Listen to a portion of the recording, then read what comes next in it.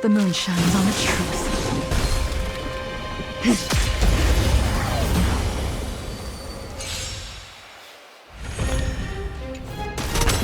We're in trouble now.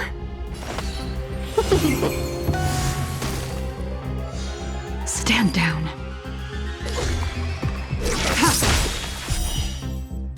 Blade of moonlight. In lunar flame.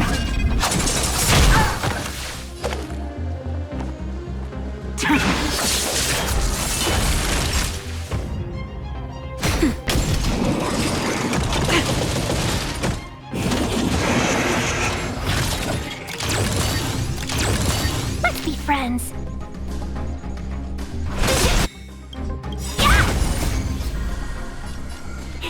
Fight as one! Blade fodder.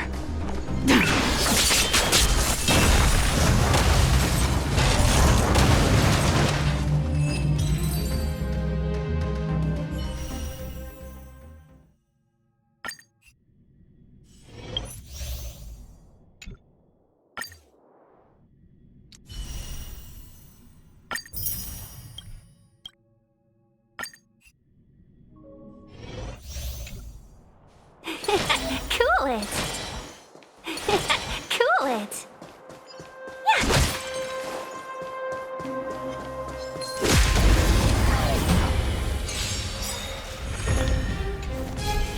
Welcome, customers. 1,000 wonders to fight as one.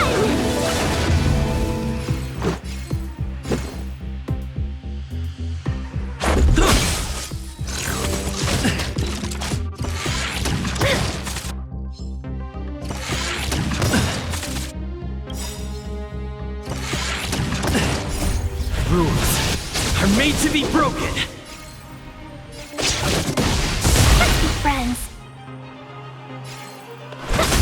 This is our chance.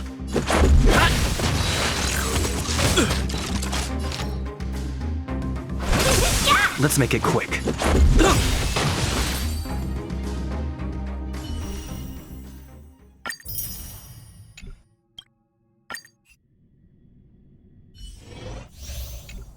Feeling lucky. Someone there.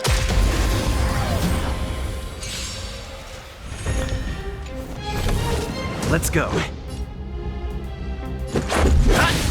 My turn. Phew. Wait for the tiles. This is our chance.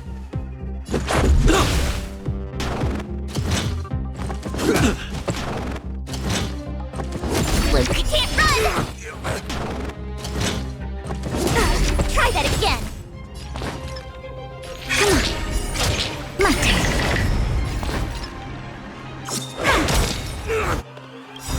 Luck of the draw, please. And victory!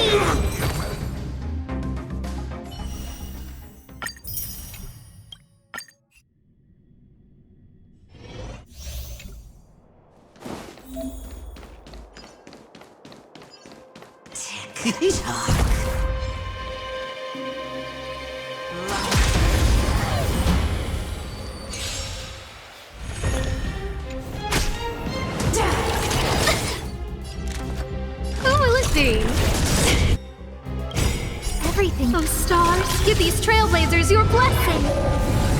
We're just having fun. What are you waiting for? To betray my customers? I charge extra. That'll take more nap time. No manners, huh? Time for a shot. Who invited you? Who will it be? Naughty child, nap time. No manners, huh? We're just having fun.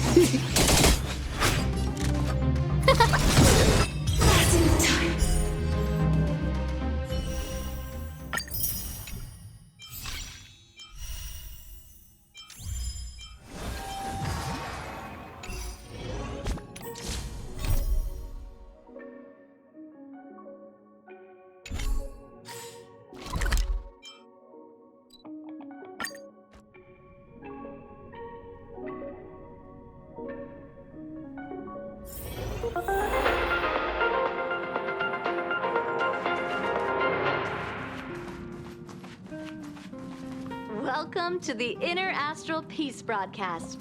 Good evening, everyone. Sick is this? But we both. Thank you. You really don't.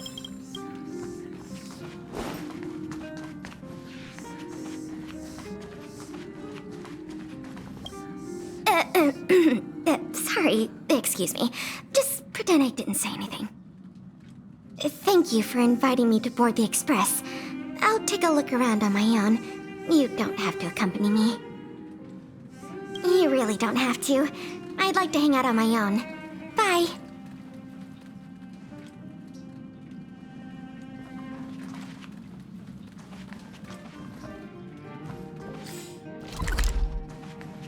What the? Is this a letter?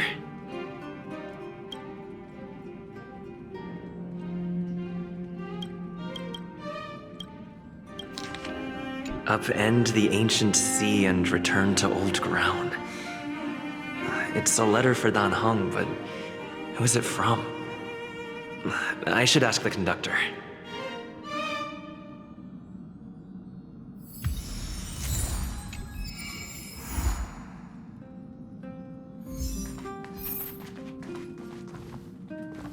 Hey, did you hear about our next stop? It's a world called Penacony. I hear it's a beautiful, dreamy place. I'm so excited.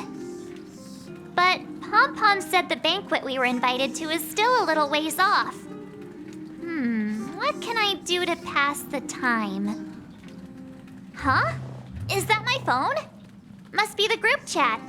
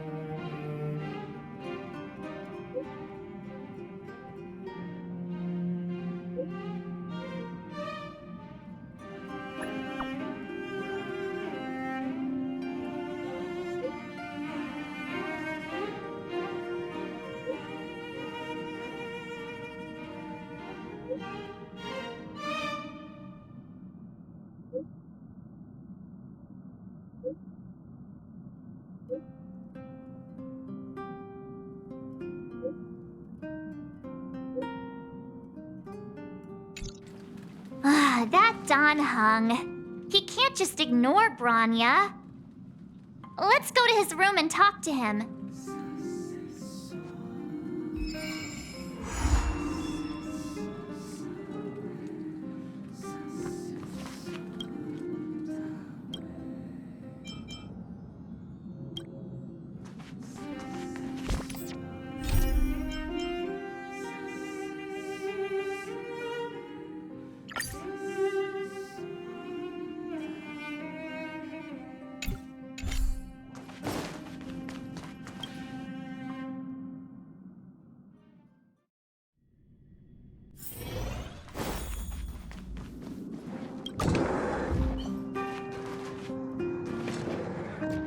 Dan Heng, Branya just sent all of us a message. Did you see it yet? Yes, I saw it. Then why didn't you reply? Branya's a good friend of ours. I'm sorry. I'm just not in the mood for idle chat. There's been a lot weighing on my mind since the Lo Fu. It was tough on the spirit. Dan Heng, I'm the one who should be sorry. I was being too pushy. You're right, you went through a lot on the Xianzhou. Take all the time you need. Thank you for understanding. It's great that Belobog is able to host a celebration. I hope your trip goes well. Say hi to our friends for me. Okay. Rest up. You're not allowed to miss the next Trailblaze expedition. I'll be there next time. He won't budge, huh? Looks like it's just the two of us then. Pity. He's gonna miss out. We never get the chance to go on a stress-free adventure. I know, but it's still a shame, don't you think? If only Himeko could come with us. Maybe not. He's still wheezing from the trouble we got into on the Xianzhou. You didn't notice? At his age, he might not appreciate the extra... excitement. Why don't we go ask Himeko to tag along? She might be up for an adventure. You've been on the Express for a while now, but you've never gone on a trip with Himeko before, right? Well, now's your chance.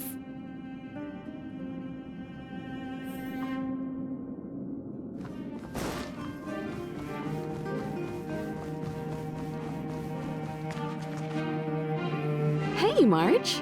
That's a big smile on your face. What's the good news? Himeko, there's a celebration coming up on Yurillo 6, organized by the Supreme Guardian, and we're invited to go take in the sights and sounds. Don Hung won't be going anywhere for a while. He's still resting up, so wanna come with us? I mean, considering how you helped us out with Cocolia, I'm sure Branya would be happy to see you. So that explains the grin. You're excited about the celebration. Thanks for the invite, but I'm afraid my hands are full right now. Please send my regards to the Supreme Guardian. Make the most of the festivities. You've earned it. You two and Don Hung did help save Yurillo 6 after all. I'll be sure to join you guys next time. Navigators really do have their plates full, huh? Seems like it's just you and me this time. Let me go pack some stuff for the trip first. Come and find me when you're ready to set off.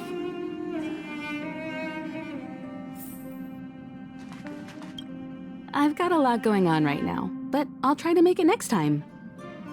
I'm sure you'll have a great time. Don't forget to send my regards to the Supreme Guardian while you're there.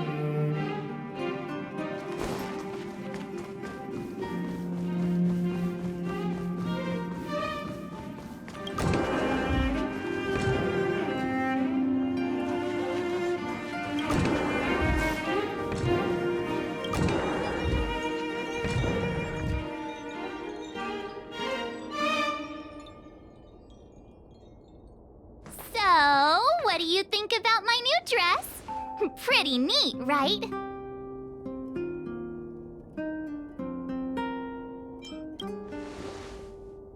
It's been sitting in my wardrobe collecting dust for far too long, but now I finally got the chance to wear it. This kind of event doesn't come around every day. Why shouldn't I dress for the occasion? You're not really gonna wear that same old outfit, are you?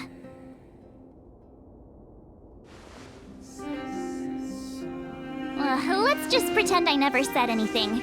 As long as one of us is making an effort.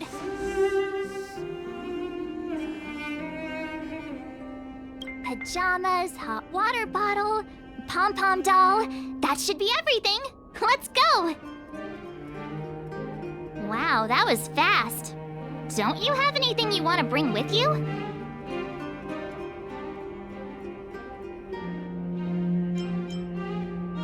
Other people might fall for that, but I won't. I was just taking a look at Mr. Yang's records, and it seems like Yurillo 6's average temperature has warmed up quite a bit. It's much warmer than it was on our first trip there. I wouldn't call it livable just yet, but things are looking up. I'm so happy for Branya and Zila. Ready to go? Bellabog, here we come!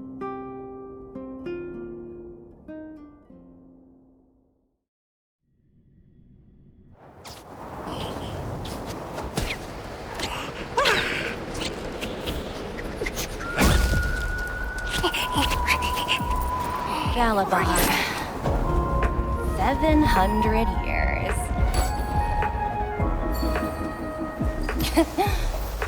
It's never too late to pick up the tab.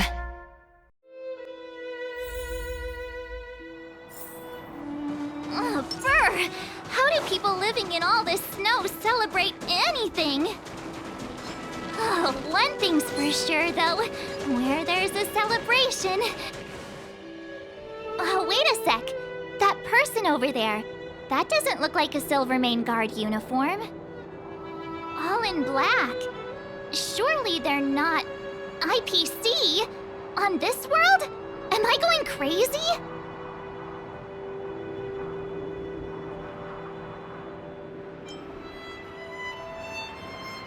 That's what I'd like to know.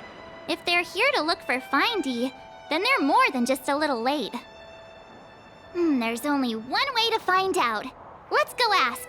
I've always found IPC staff easy to talk to.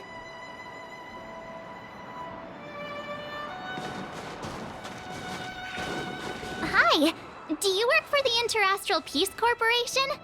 Or are you just dressing fancy today?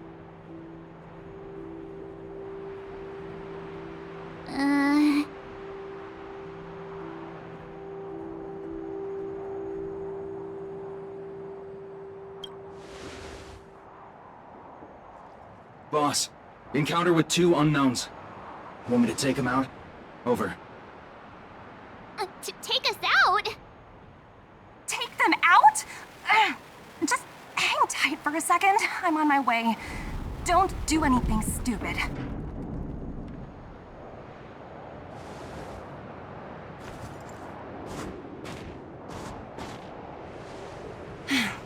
Glad to make your acquaintance.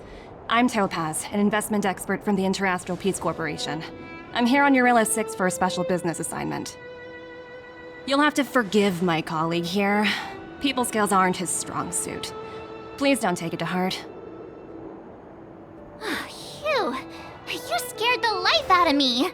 We're here for the celebrations. We're not looking for more conflicts. Oh, right. We should probably introduce ourselves. I'm March 7th, a passenger of the Astral Express. You may have heard of it? And this is my friend and fellow passenger. No kidding. I could tell you weren't locals from a mile away, but I didn't expect to run into 2 nameless here. Fate is such a curious thing. I heard that Eurilla 6 only stepped out of the Stellaron's shadow thanks to the direct intervention of the Trailblazers. Surely you 2 aren't...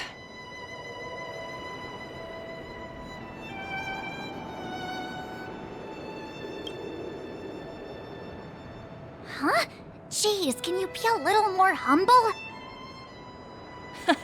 I never imagined I'd run into living legends here. Must be your lucky day, huh, Numby?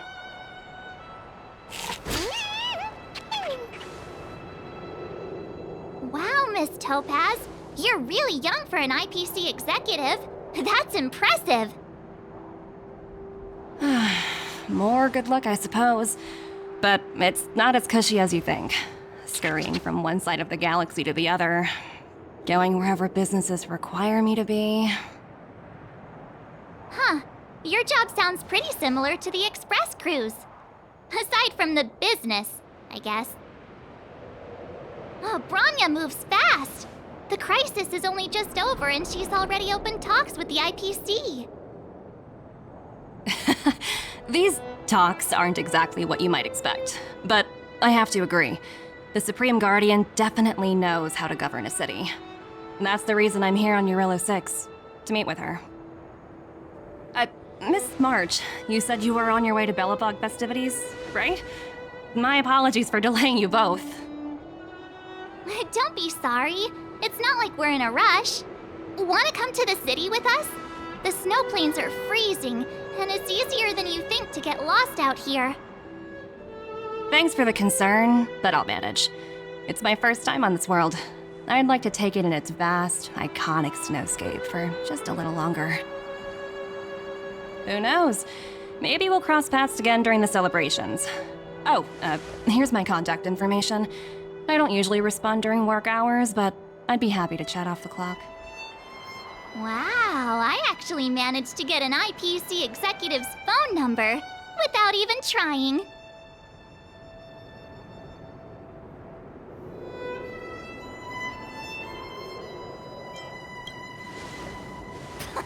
As if anyone anyone would ever believe that. You two make a cute pair. Anyway, I'd better be on my way. See you next time.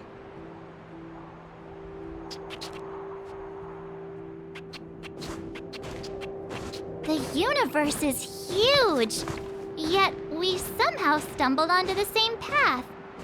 Fate truly works in mysterious ways, don't you think? Come on, let's head into the city.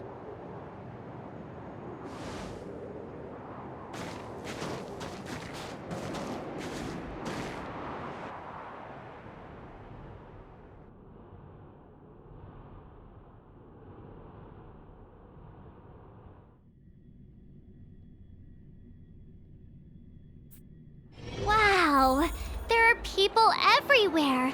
Are you sure we're in Belobog? And now to check out the main event, the food. Come on, keep up.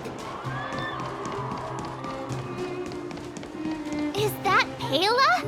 Looks like she's teaching the kids again. So cool. Make sure you're all paying attention.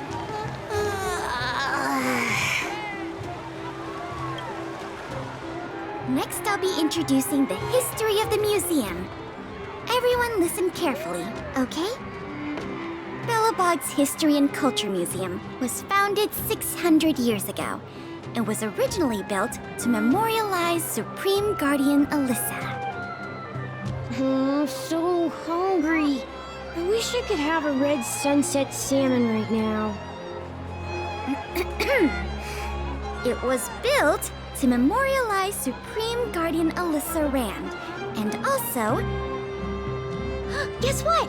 I heard there's gonna be a Silvermane adventure camp opening in the overworld soon. It's gonna be super awesome. Also, those who sacrificed their lives in the war against the invaders 700 years ago. Miss Pela, Peter is falling asleep. Enough! From now on, no whispering allowed. If you don't want to have any homework later, you'd better start listening. Sorry, Miss Pela. That's better. Now, where was I? Oh, I never knew Pela had a strict side.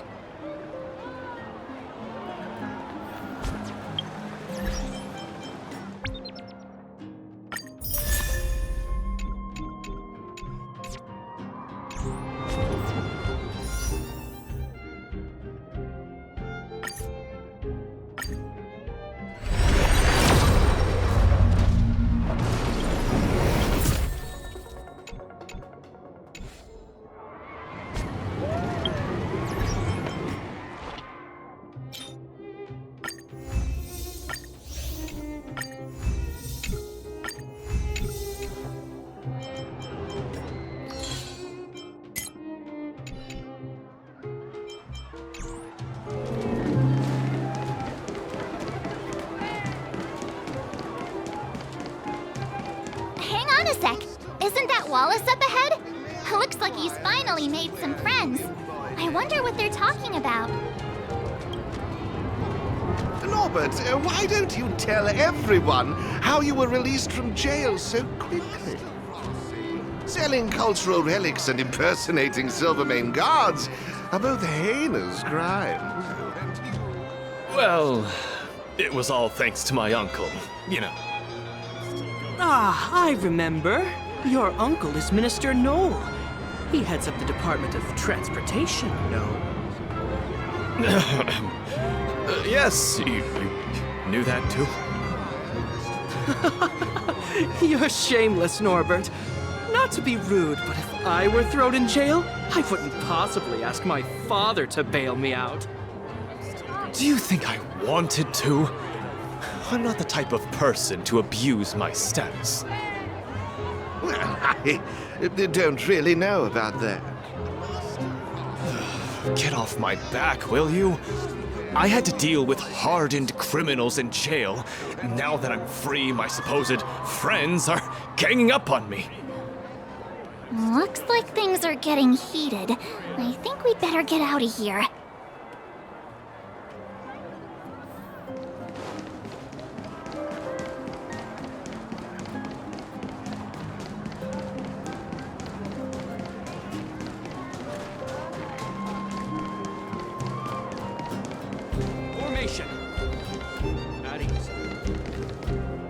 Foes are rife during times of celebration. We must be vigilant. Yes, sir!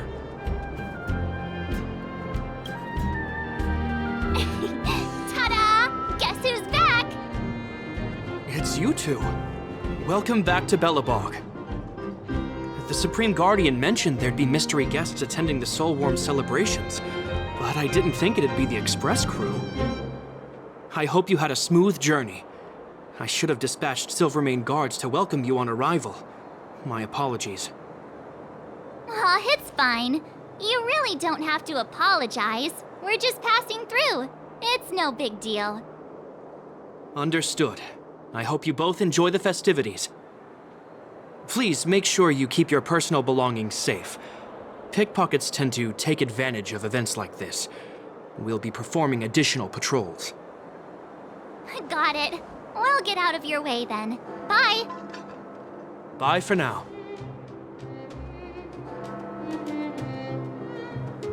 Phew. Who'd have thought just taking a stroll could be so tiring? Say, I think we should probably pay Branya a visit. After all, she was the one who invited us here. Or we could go check out some other fun stuff elsewhere. Your call.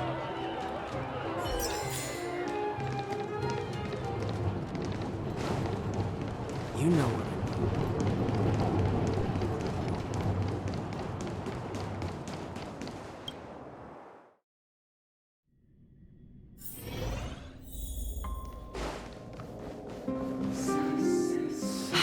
I understand the difficulties that this world is facing, Supreme Guardian. Belobog's current financial burden cannot be pinned on you, nor anyone else for that matter. However, objectively speaking, since Belobog has existed as an independent entity to this day, its debt cannot simply be written off.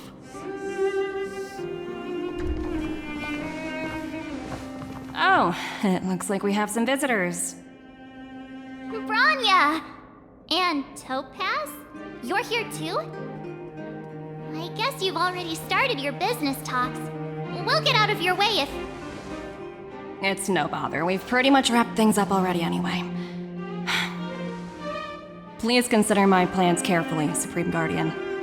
If Eurilo 6 wants to rebuild its connections with the rest of the galaxy, your credit record with the IPC will be of great importance. You've made yourself clear, Miss Topaz. I'll require some time to consider my next course of action. Naturally. However, while you're deliberating, my colleagues will need to carry out some operations in Belobog.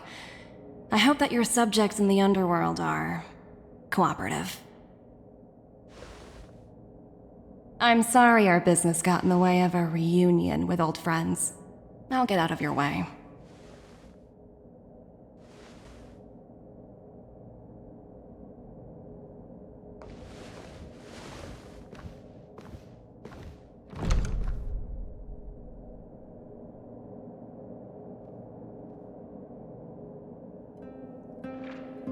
Is everything all right, Branya?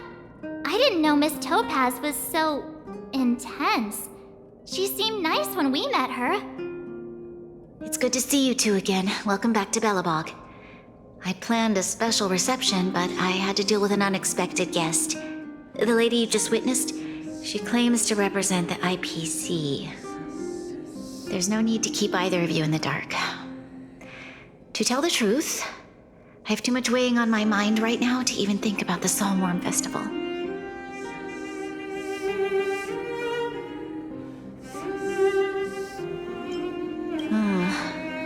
Since you've already made her acquaintance, I needn't explain who she is.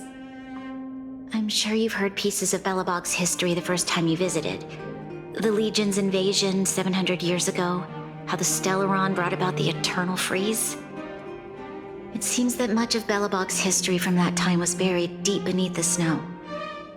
Those memories were lost and weren't passed down to the subsequent generations of Supreme Guardians.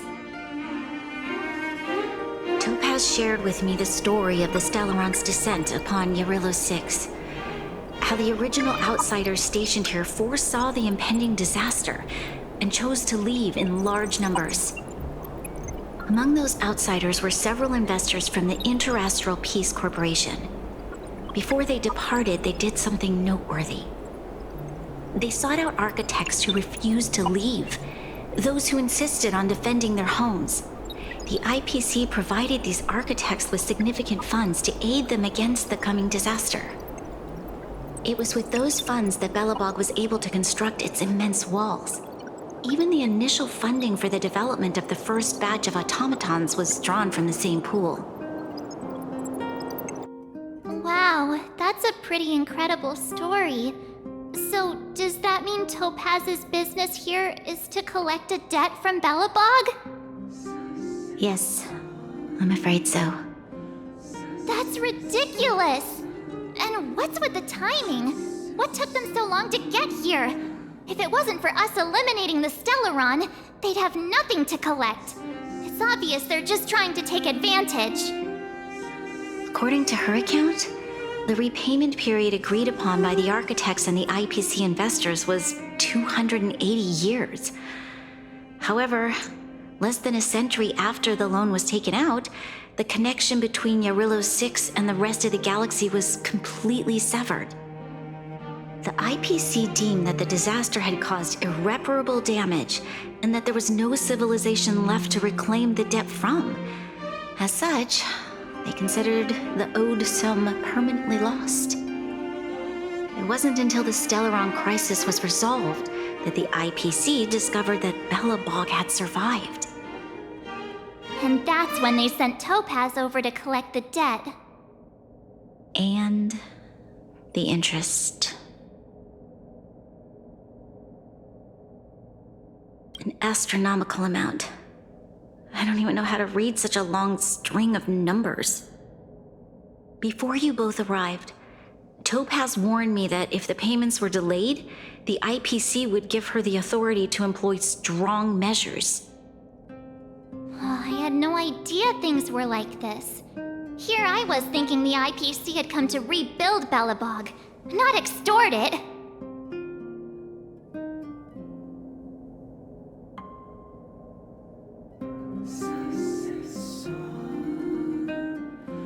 Yeah, we have to help Bronya out. The IPC is too big and powerful. The Belobogians won't be able to resolve this problem on their own. You seem to have a deeper knowledge of the Interastral Peace Corporation than I do. But if the records are accurate, and they truly have a presence throughout the galaxy, the IPC could crush Belobog like a bug if they wanted to. I'm glad you're both here. I know you came for the festival, but now I must ask you and the Astral Express for help. Do you think you could persuade Topaz to reevaluate the situation? The Express's reputation precedes it. Perhaps there's still hope? Have no fear, Bronya. When a friend's in need, the Nameless will always be at their side. I don't think we're at that stage yet. Miss Topaz seems like a reasonable person. With your silver tongue, I'm sure we'll make some progress. Thank you so much, both of you. I'm so sorry for dragging you into more trouble. While you're out looking for Topaz, I'll see if I can think of a strategy to deal with the situation. Best of luck, and stay safe.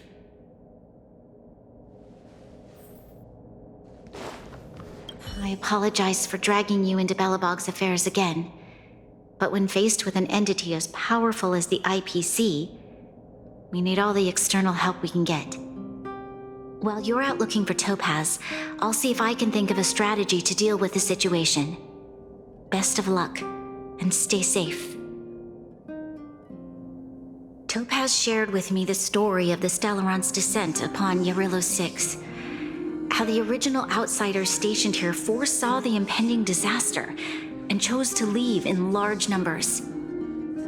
Among those outsiders were several investors from the Interastral Peace Corporation. Before they departed, they did something. They sought out architects who refused. It was with those funds that Belobog, according to her account, The repayment period agreed upon by the architects and the IPC deemed that the disaster had caused irreparable damage. It wasn't until the Thank you. I believe in you.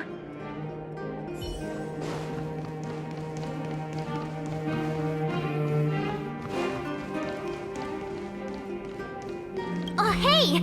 I just remembered. Topaz gave me her number. We might as well just be direct and ask her where she is. She seems like the type of person who appreciates a straight approach.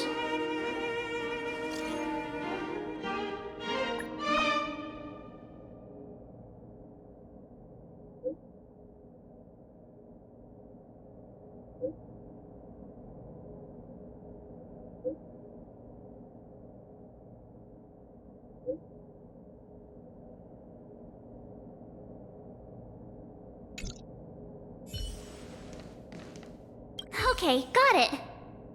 She's at the museum. Let's get going.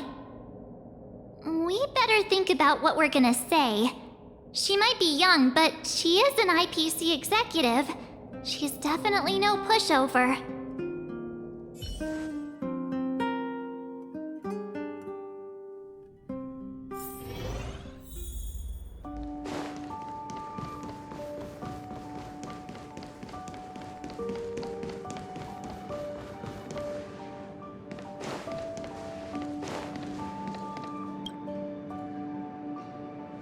Oh, it's you two again. This is the third time today we've run into each other.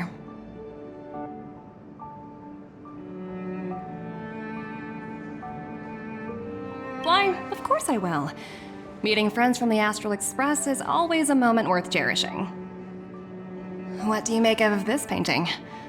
I'm no expert, but just from the artist's strokes, I can tell it's no ordinary piece. It portrays a certain kind of sorrow, you know?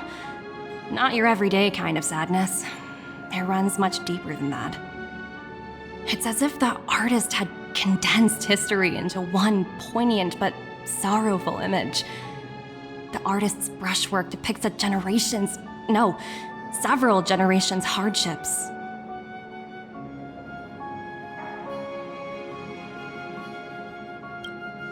Not at all. The analysis of an aficionado. I wouldn't take my word for it. The Express has visited many worlds. I'm sure the Nameless have a far greater knowledge of such things than myself. I suppose what I'm trying to say is, what I'm drawn to isn't the style in which a piece is painted, but its overall value. Its intrinsic value may only be 50,000 credits, but its added value might push the total up to 200,000. Sorry for crashing your artist party, but we came to talk to you about something else. Oh? A collaboration between our two sides, perhaps?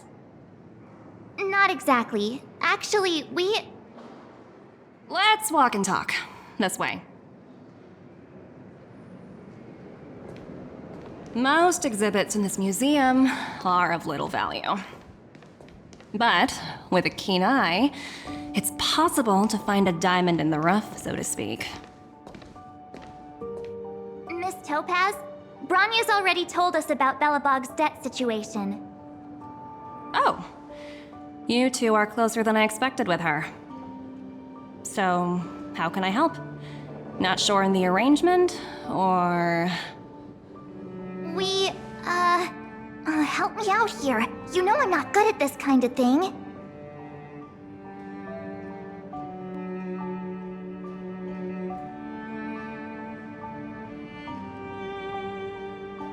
I see. I understand. From your point of view, I can see how unreasonable it appears. However, you must understand that debt collection is a big part of my job. I've dealt with cases far more difficult than Belobog's. I appreciate each case has its difficulties, but if I treated every late debtor as a special case, the galaxy's economy would come to a grinding halt.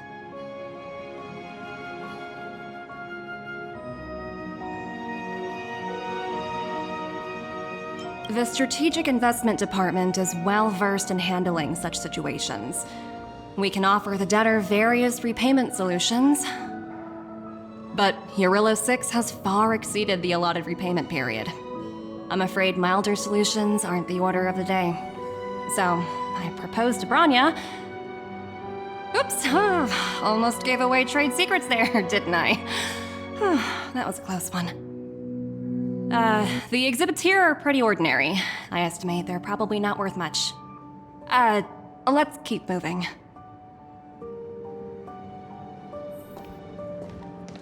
So you're basically saying the Belabogians must pay off their ancestors' debts. When you think about it, it's just another part of the cycle of life. I'm not sure it's as poetic as that. Wow, look!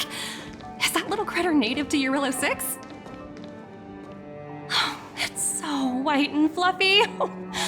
Where can I find a live one?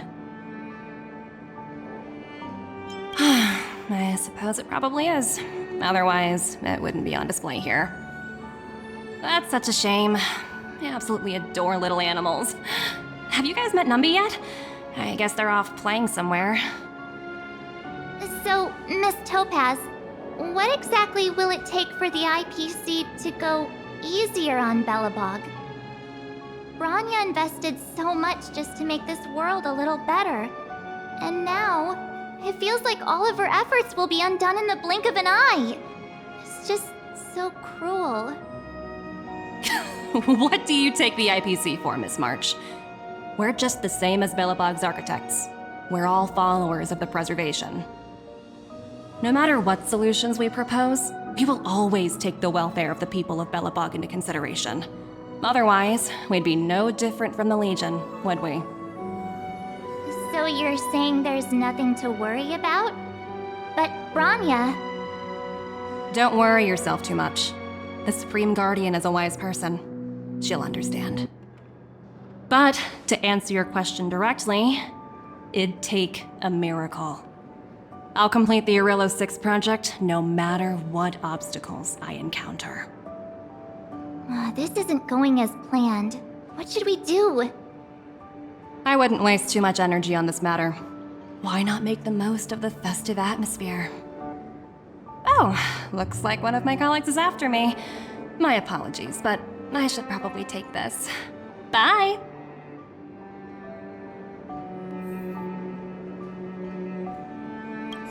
So, what now?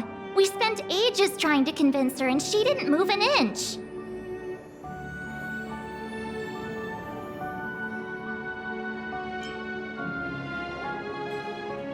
I guess so, but that still doesn't fix Branya's problem. I guess Miss Topaz is just doing her job. And as far as the Express is concerned, I think it'd be unwise to make the IPC our enemy. All these vested interests. It's so hard to undo any of it. They teach this stuff in school. Wait, did I even go to school? Did someone send you a message?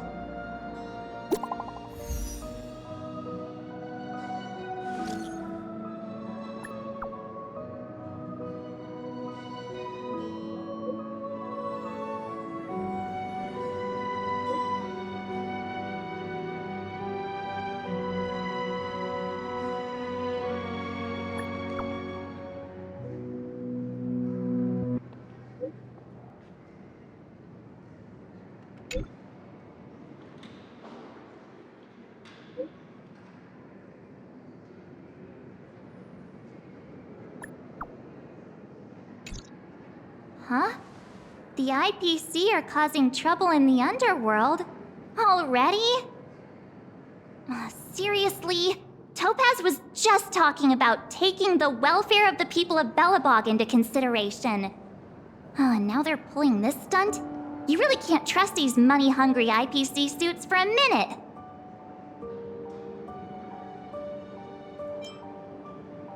I really did jinx us. I don't think I have it in me to play the hero today. I guess complaining won't get us anywhere. Let's go lend them a hand.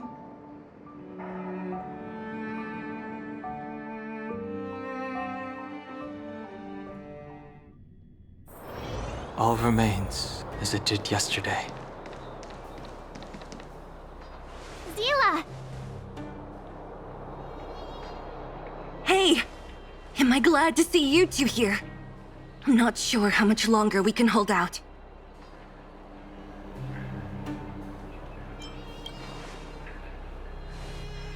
Nobody's been seriously hurt, but a few Wildfire members got minor injuries. Fortunately for us, it seems like they were holding back. Their weapons and automatons are much stronger than anything we have. You see those two in black? They've been guarding the mine entrance. They're not letting anyone in or out.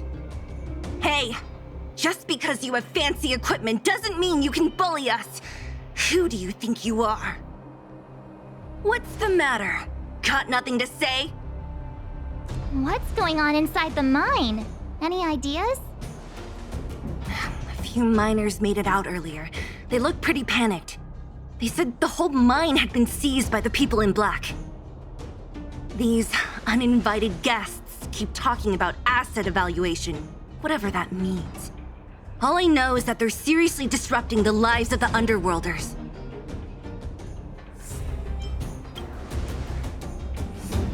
Do you think Topaz is around here somewhere? Maybe her cronies are acting without her authorization. The person you're talking about, are they in charge of the people in black? Potaz, Pazto, whatever her name is, she can wait. Right now, the most important thing is to free those trapped in the Great Mine. Are you two with me?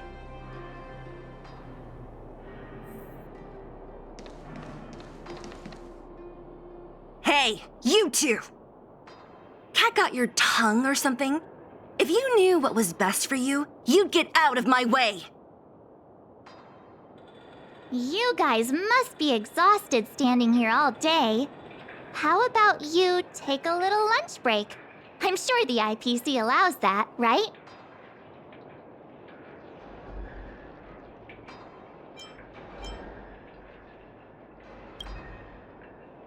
What's their deal? You two were talking to the director in the snow plains. So it's you! You're the one who was threatening to take us out in the snow plains! Do you even know who you're talking to? If your boss knows to treat us with respect, you'd better start showing some yourself. I can't let you pass. My team leader said that if anyone gets through, I'll lose 6 months of performance bonuses. Team leader? You're even lower on the pecking order than I thought. Shut up! I spent 7 years on a forsaken asteroid preparing to join the IPC. I went through 17 interviews before they finally hired me. What right do you deadbeats have to criticize me? IPC? Interviews? I don't know what you're rambling on about, but you're really testing my patience. No need to waste our breath on this idiot. Let's do this.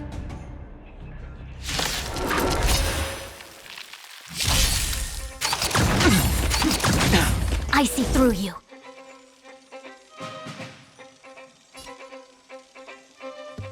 Converge and awaken! Let's be friends!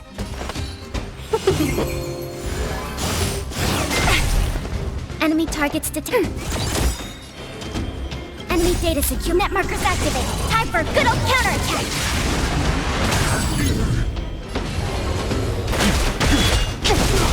We came together.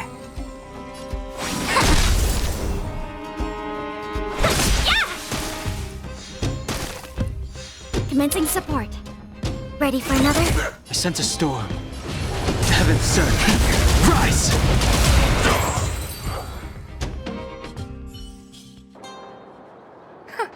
That's it? He sure took off quickly. 17 rounds of interviews and these are the best people they can find? What a joke. Let's not get ahead of ourselves.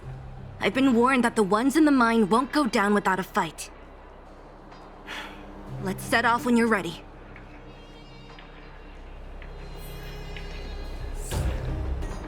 Caught your breath yet? time to show these IPC fools who they're dealing with. Right after we finished chatting with Topaz in the museum. Did it take you that long to notice? I thought you were supposed to be the observant one. The quicker we handle the IPC, the faster we can get back to enjoying the celebrations. Let Zila know when you're ready to go.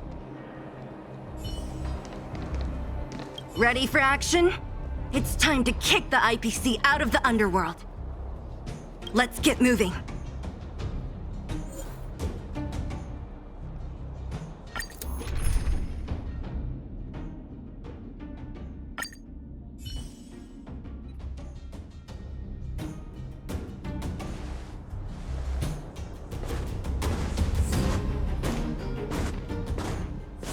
Hello, it's Mr. Svarog, isn't it? And this cute little girl must be Clara. Hello, miss. Are you... I'm Topaz. I've come to have a chat with Mr. Svarog. Clara, go inside and wait for me. Huh? But if you have a guest, maybe I should... She is not a guest. Neither is she a friend. Go, Clara. Everything will be fine.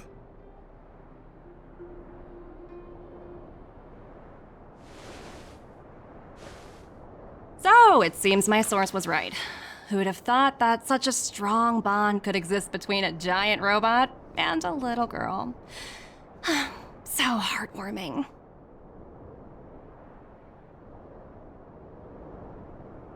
You bear the insignia of the Interastral Peace Corporation. What is your motive for coming here? Straight to the point, huh? I like your style. Eurillo 6. Are robots familiar with that term? Anyway, it refers to the planet we're currently standing on. It's about to become the property of the IPC. No one can reverse this outcome.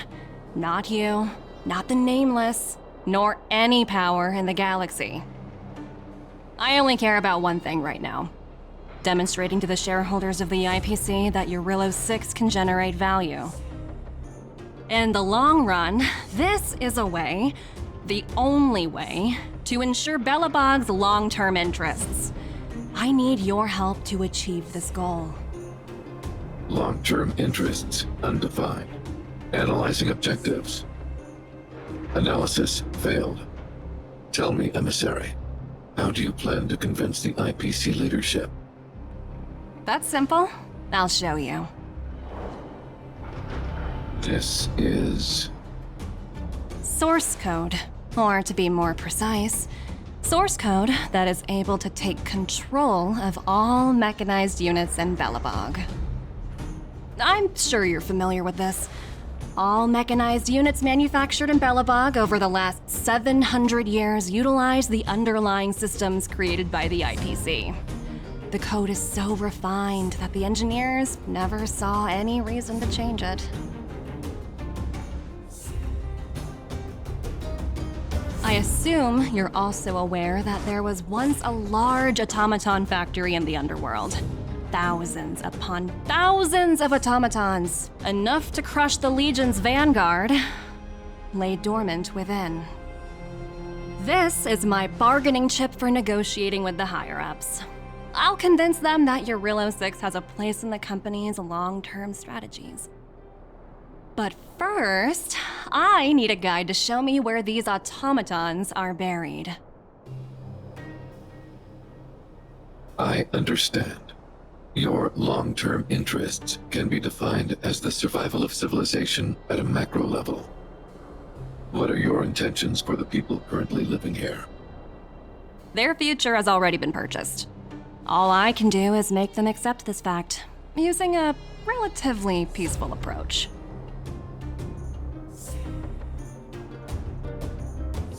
I understand. I will assist you with your plan.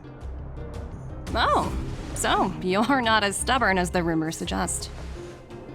The future you speak of is beyond my computational range, but my emotional analysis indicates that you are indeed trying to find ways to ensure the survival of this world. Additionally, Calculations indicate a 96.4% probability of compliance through force if I refuse to cooperate. Your calculations are slightly on the conservative side. Here's to our future cooperation. If you wouldn't mind leading the way, Mr. Svarog.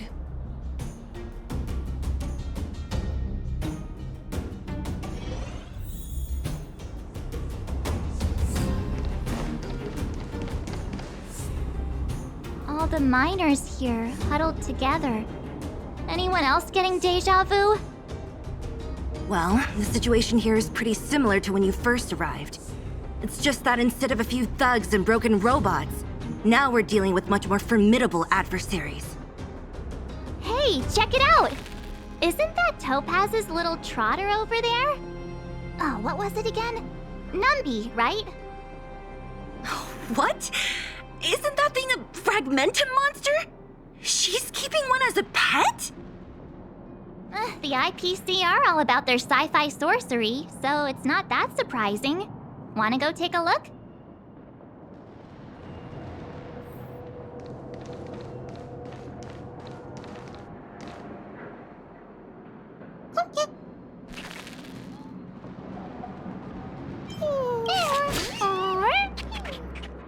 Sounds like you two are getting along. What's Numby saying?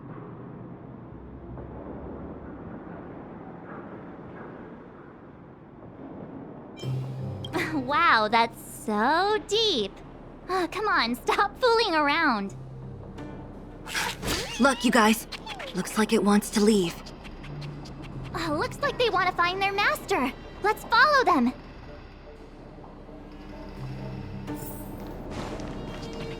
Help! Those people dressed in black are attacking us!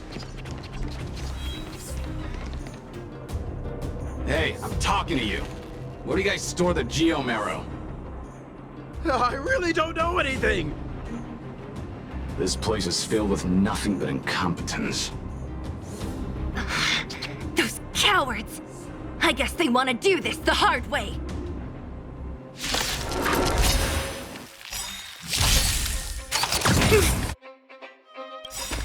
Awaken, dormant scales. World-cleansing dragon. Together as one. Let's be friends.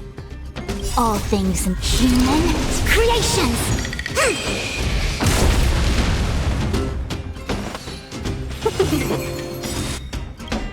1,000 wonders to raise and fight as one.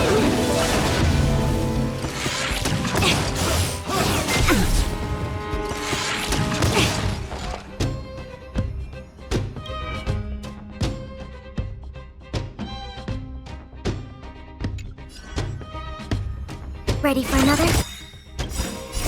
Net markers activated. Time for a good old counterattack. The times are changed. Heaven surge. Break! Awaken, dormant world-cleansing dragon.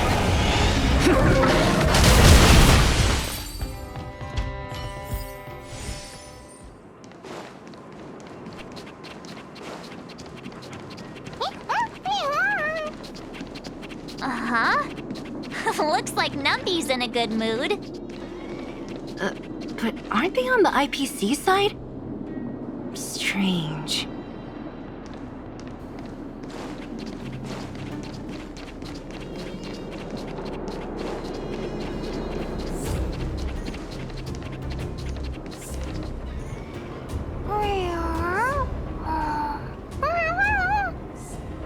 Look! That big guy down there. Is he the one in charge? We'll see who's really in charge. Let's go! Huh? Where'd Numby go? Wow. For something so short and stubby, they're surprisingly nimble. Well, guess that's that. We're on our own now. Let's keep going.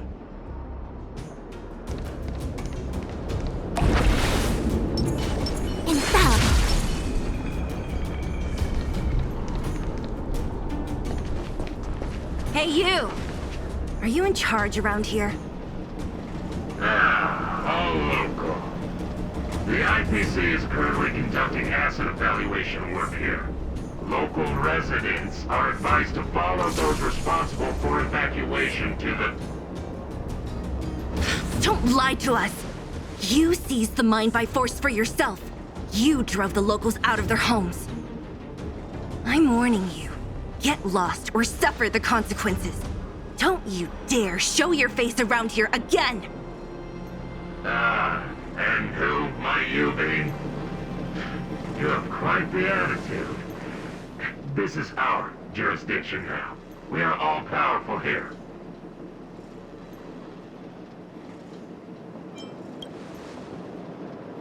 Yeah, we demand to speak with Topaz.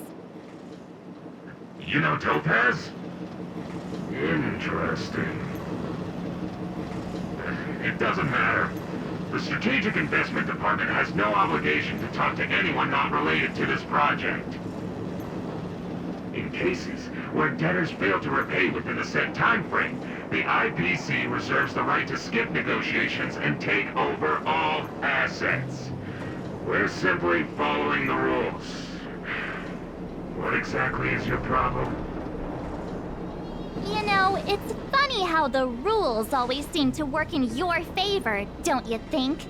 This world's been hanging by a thread, and now you're here to pull the plug on it. Don't blame me. I'm simply following orders. Do you think I get to make those kinds of decisions? Save your breath, March. I never held out any hope of resolving this problem peacefully. Didn't you claim the IPC was all-powerful? Well, now's the perfect chance to show us what you can do. If I knew things were gonna get this heated, I'd have applied for overtime. Anyway, since you seem intent on settling this matter with violence, prepare yourselves for my heavy laser cannon!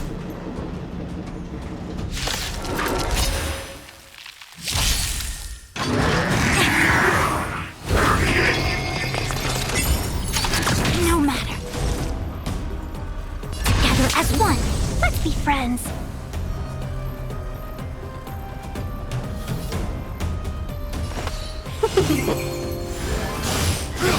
Grace. Enemy targets detected. Ready for another? I sent a storm.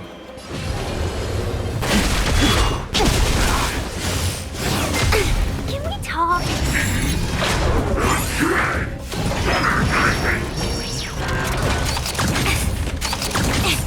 Yin and yang. Welcome, customers.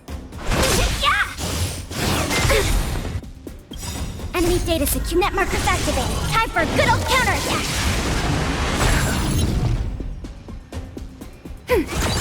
The strength. Heaven's surge. Break! No matter. Can we talk?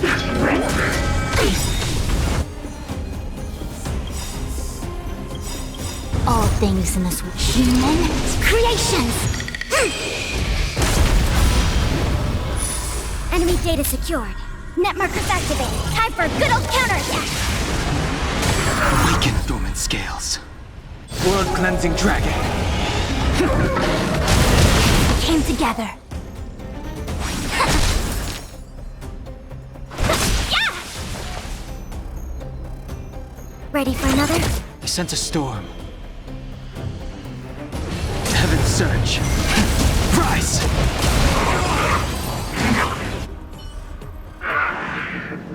Who are you people? Not even our tech could take you down. We took down the Doomsday Beast, the Stellaron, and Fantilia. Did you really think you could stop us? Darn it! I'm all out of ammo!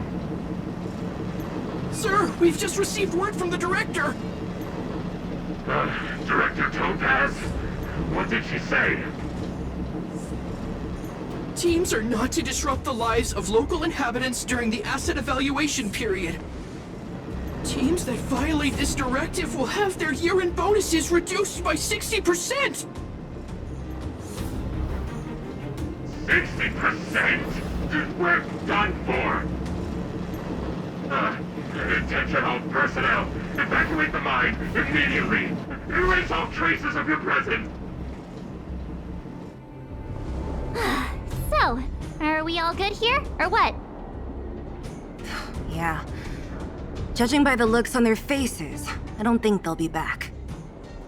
So, who is this Topaz anyway? She seems to have no problem ordering these idiots around. Or taming fragmentum creatures, for that matter. It's a long story.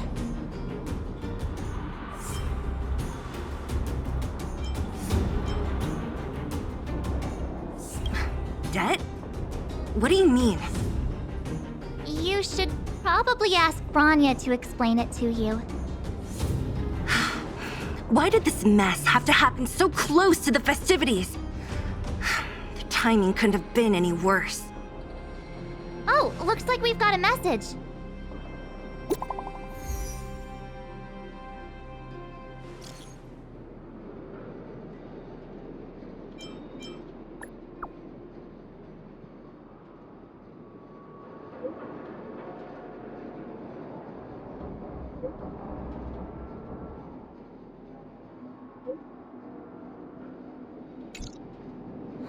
I get the feeling Branya's worried about something.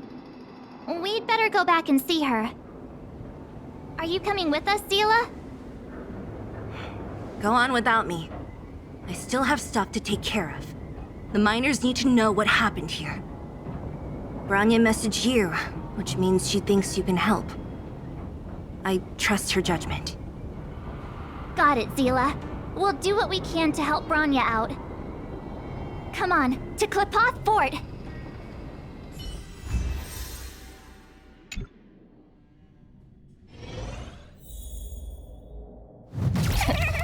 These guys don't look like thieves. By order of the Supreme Guardian, proceed no further, Miss Topaz. Belobog might be in arrears, but I'm out of pocket.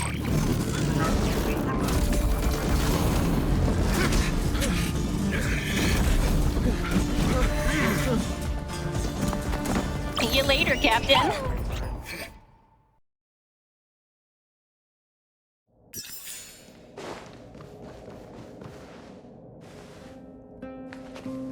Welcome back.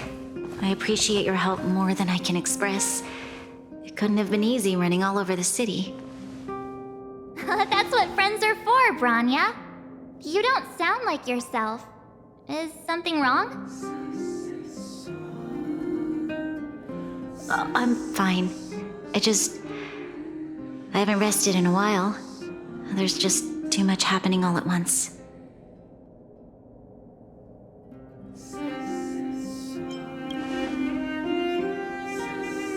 Perhaps, but the IPC won't wait for me to catch up. They're moving quickly.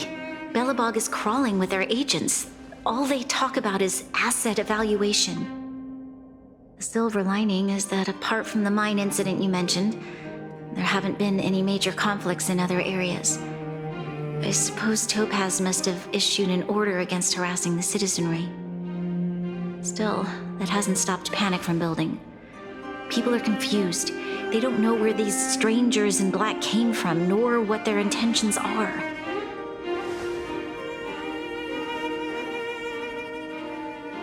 Did you manage to get in touch with Topaz again? We're curious to know what solution she has in mind. That's the reason I asked for you to come here. I need your advice. Look.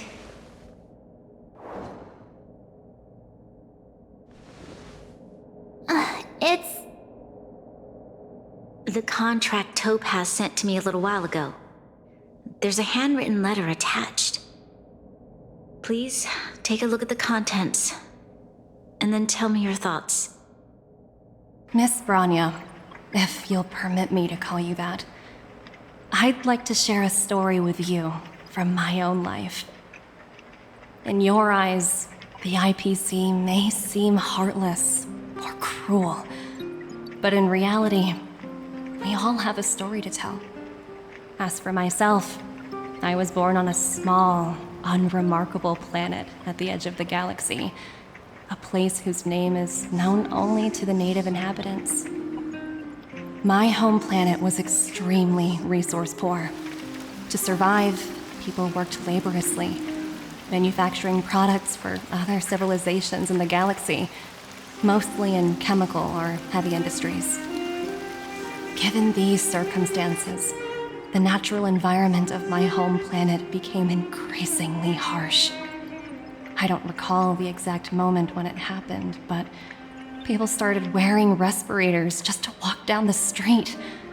All you could hear were the wheezing coughs of the people, day and night.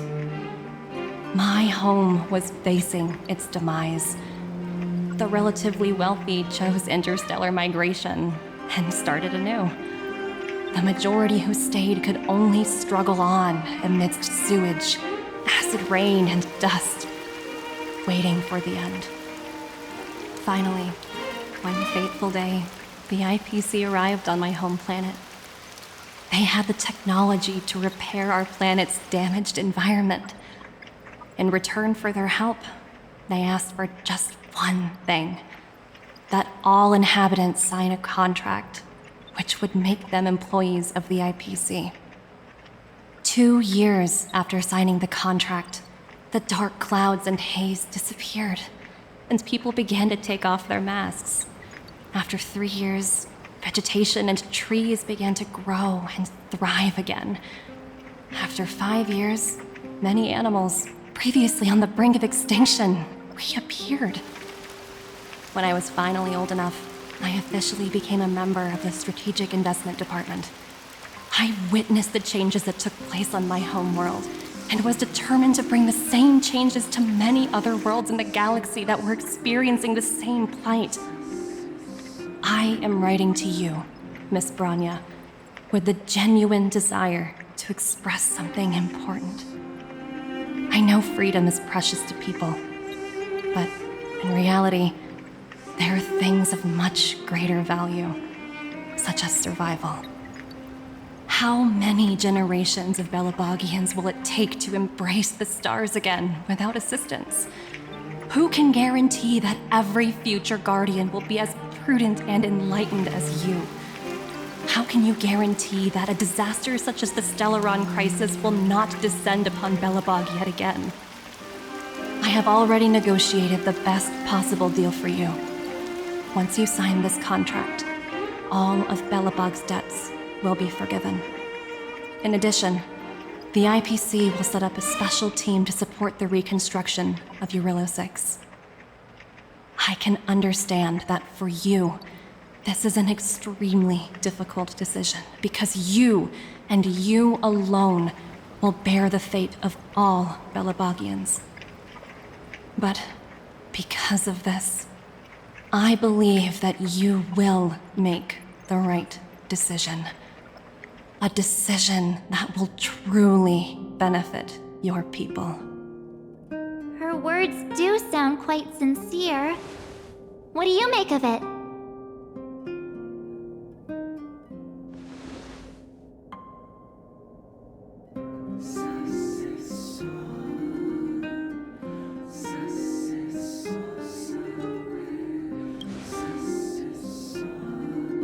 I'm inclined to agree.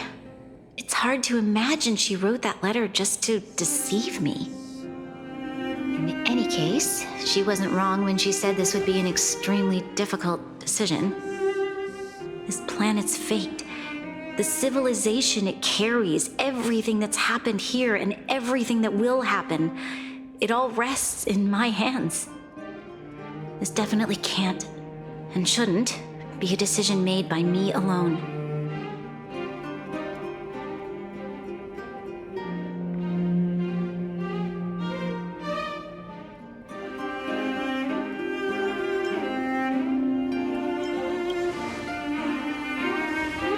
That thought has crossed my mind, and it comforts me to hear you say that. Right. I don't think it's fair for you to carry the weight alone. Why not discuss it with others first? Topaz hasn't given me much time to consider. She wants me to decide as soon as possible. I wanted to put it to a vote, and let all the citizens of both the overworld and the underworld have their say. But with such little time, I'm afraid that's a lost cause. I'll convene the Klapoth Fort architects immediately to discuss the contract. As for the locals, I'd like you to gauge their stance on the matter. The people of Belobog hold both of you in high regard. They'll most certainly be willing to tell you their thoughts.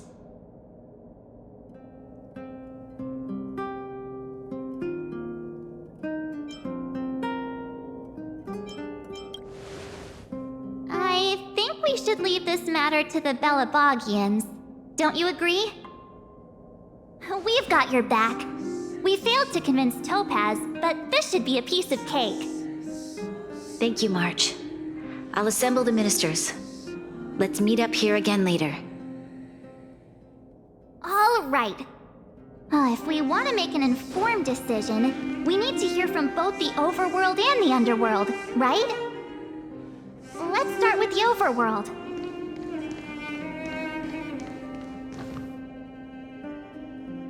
We've got your back. We failed to convince Topaz, but this should be a piece of cake. Thank you, March. I'll assemble the ministers. Let's meet up here again later.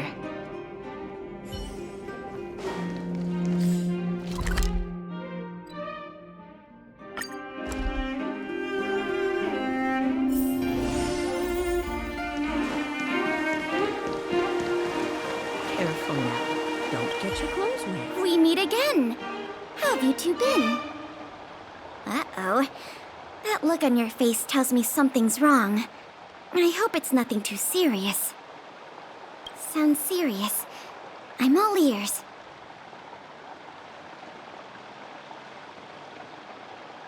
Really? You better not be making things up. I wish it were made up. Unfortunately, it's all true. We don't have much time, Pela. Branya wants to get everyone's opinion. Wait, you're telling me I have to make this huge decision on the spot? At least give me a few seconds to think it over. Okay, I think I've got it. If it were up to me, I'd probably agree to the IPC's conditions. Huh. Okay. Any particular reason? I've looked at some of the climate reports, and based on the data I've seen, it'll take 3 or 4 more generations for the snow to completely subside. And that's assuming no other disasters occur. I care more about those in the present than a future I can't be sure of. If the IPC is able to bring about immediate change, then I think that's a price well worth paying. Building a better world for future generations sounds great, right? But is it any fun for the engineers and architects who are directly involved in such a pursuit? I see. So compared to a distant and uncertain future, what you really care about is making sure the people around you have a good life. Thanks for your input. I'll make a note of your opinion. Careful now. Don't get careful now. Don't get your clothes wet. If the IPC is able to bring about immediate change, then I think that's a price well worth paying. Building a better world for future generations sounds great, right? I'm not sure how much...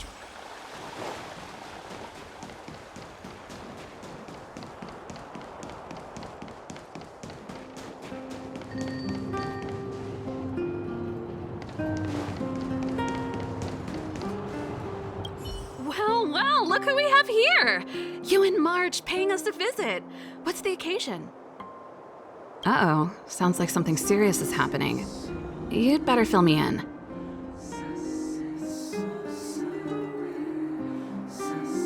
What? How is that possible? I need a moment to wrap my head around this. Serval, we're racing against the clock.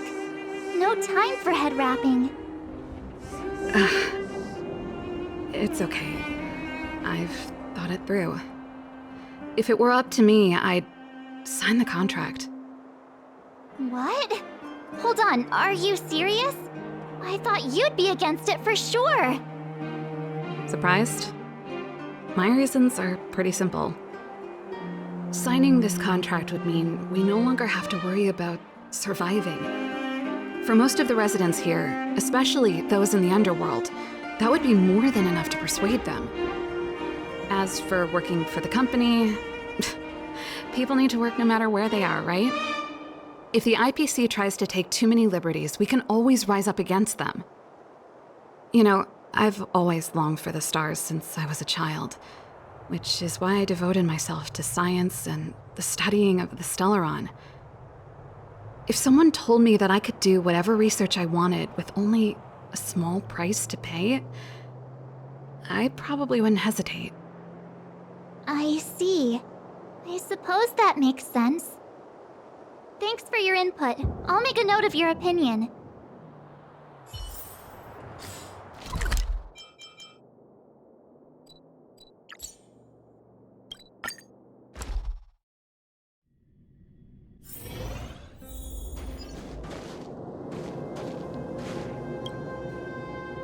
Is that the Trailblazers?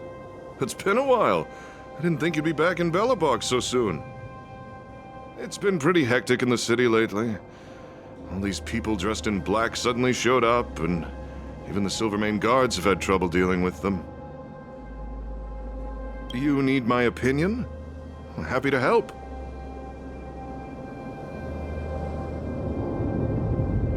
So that's who they are. It's worse than I imagined. The Madam Guardian must be under a lot of pressure. Is there really nothing we can do to assist her? We're here to gather everyone's opinion on the matter. I know this is a little sudden, but we're running out of time. What's your take? Why, I'd refuse the contract, of course. There is no room for compromise. Just look at them. Arrogant, stomping around here as if they own the place. How can such people be trusted? Who's to say they won't breach the contract? Faced with this sort of coercion, we must resist them with all our might. Surrendering is not an option. You must warn the Madam Guardian not to allow herself to fall into their trap. A soldier's perspective is always valuable, Dun. Thanks for your input. I'll make a note of your opinion.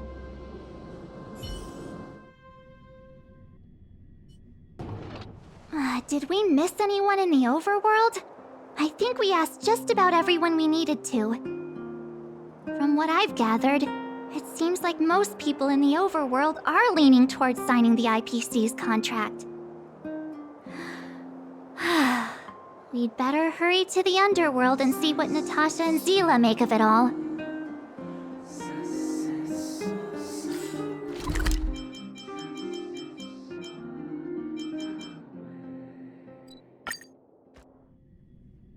I heard that thing's been... All remains as it did yesterday. What brings you two to the underworld? And why the long face? Seems a little out of the blue, but since you came all this way, it must be urgent. Go ahead.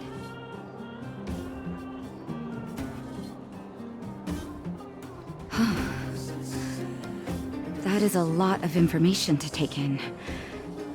Sorry, both of you. I know you're in a hurry, but I need a moment to think. No stress, Nat. Just tell us what you really think. I've thought about it, and... well, if I were Bronya, I wouldn't sign it. I won't deny the offer on the table is a very tempting one. And if we refuse, Belobog will not only have the burden of a huge debt, we may also incite the wrath of a very powerful force. But even so, a quote I read back in school came to me just now. Those who are willing to give up freedom for security will end up with neither. Living in the underworld has taught me that this phrase is true. I'd rather trek through the frigid snow plains than live in a beautiful cage. Wow, that's a pretty convincing argument. Another vote for the against pile. Thanks for your insight, Nat.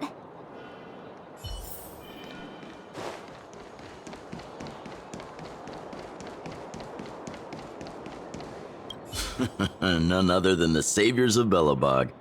To what do I owe the pleasure? To be honest, I'm surprised you even remembered an old geezer like me. But I can tell by the look on your faces you're probably not dropping by to say hi. Let me guess. Something to do with these unruly people in black showing up everywhere? Well, ask away. It just so happens I'm curious about them myself. Maybe I can be of some help.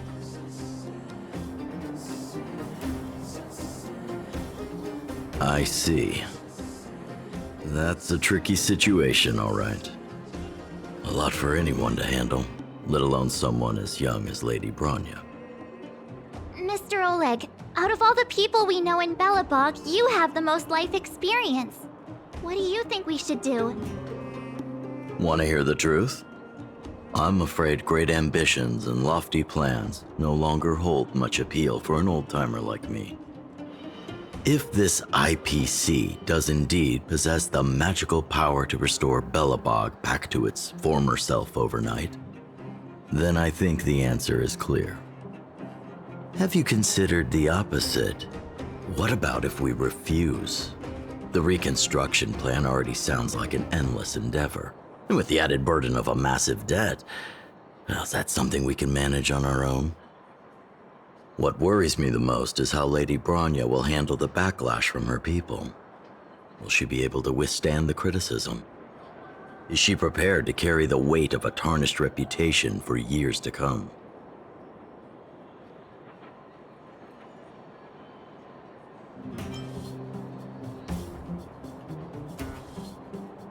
I think so too, but could you imagine having to hear names?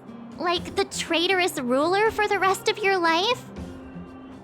Thank you for your thoughts, Mr. Oleg. Another vote for the 4 pile.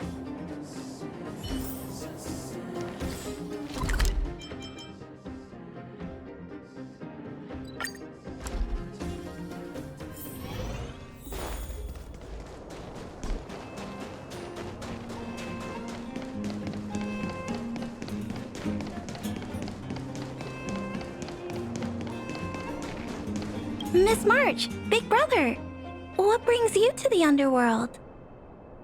Hey there, Clara. Is Svarog not around? Mr. Svarog went out for a walk with a lady called Topaz. What? Topaz? Do you know where they went? I'm not sure, but Mr. Svarog promised he'd be back soon. What now? Svarog's super logical. We should definitely get his opinion. True. Don Hung's always saying that Clara's really insightful for her age. Huh? Miss March, do you want to ask me something?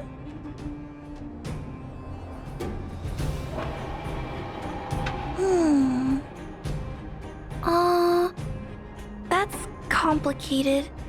I don't know what to say. It's all right, Clara. No pressure. Just tell us how you feel about it.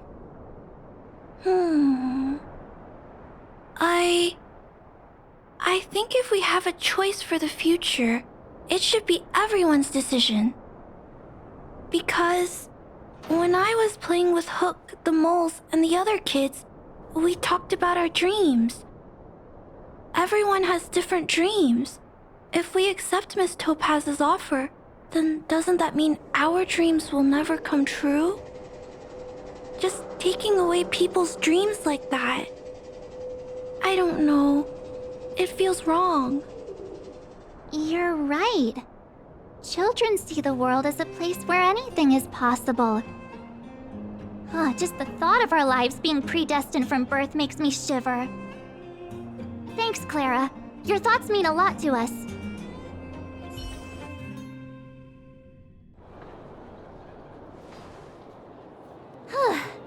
All that running around has worn me out. So, the final conclusion is... the votes are completely even. I don't know what to do. Both sides have really compelling arguments.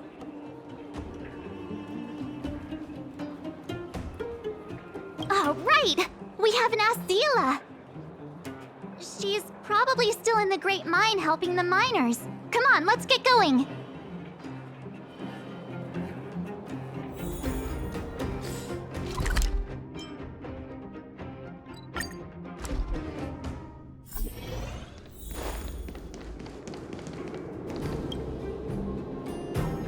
Back so soon? Any news? Are you feeling all right? You look a little uneasy. Important matter, huh? I can tell from your tone that this isn't gonna be a lighthearted chat. But I'm ready to hear it.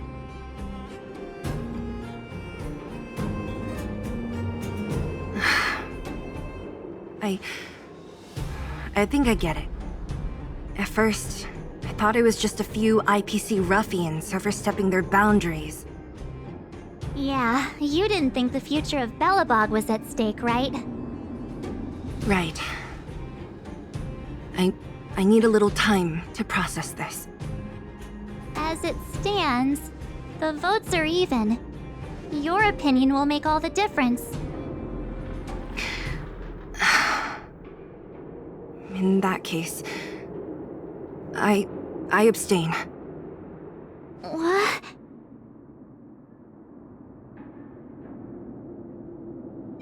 No. This responsibility rests on Bronya's shoulders.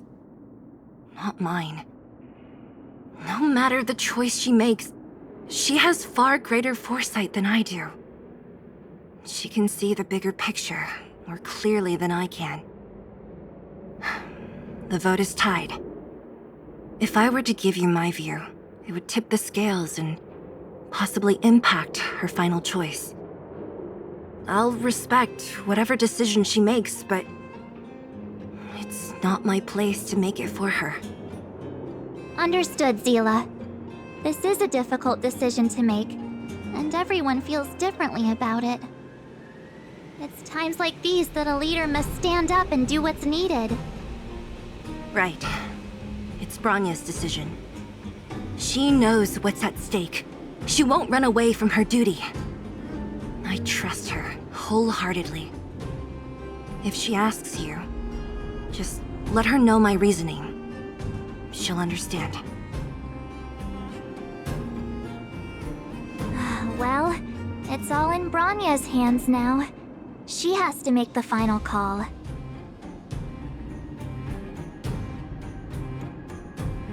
Right? I'm glad Belobog has someone like her in charge. The time has come. Let's go fill her in. I'm curious to see how she's handling those Klapoth ministers.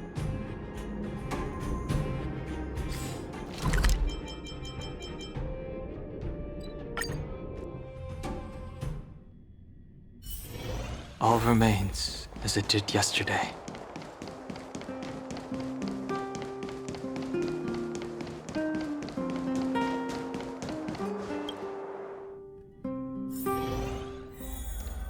Whoa, the fort's packed! I've never seen this many people here before. Oh, jeez, I can barely even hear myself think.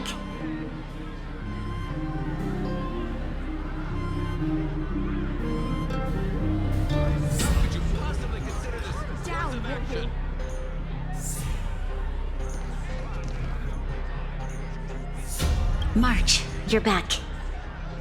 So, what's the verdict? What do the people think? We talked to people in both the overworld and the underworld. The final result was a tie. I see. I suppose everyone has their own way of seeing things. I can't say I'm surprised. What was Zila's perspective on the matter?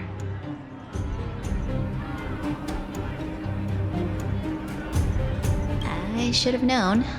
That sounds like Zila, all right. Did you come to a conclusion with the ministers? Oh, it's so loud I can't tell what anyone's saying. It's pretty much the same situation here. Neither party is willing to compromise. The time has come to make a decision. This Chaos cannot be allowed to continue any longer.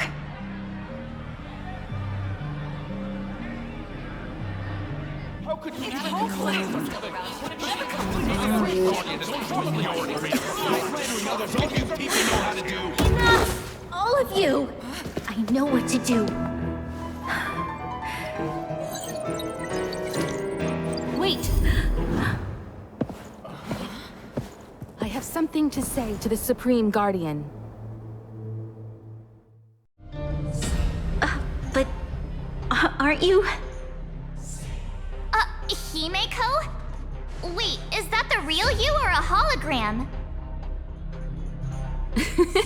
It's the real me, March. Real as they come.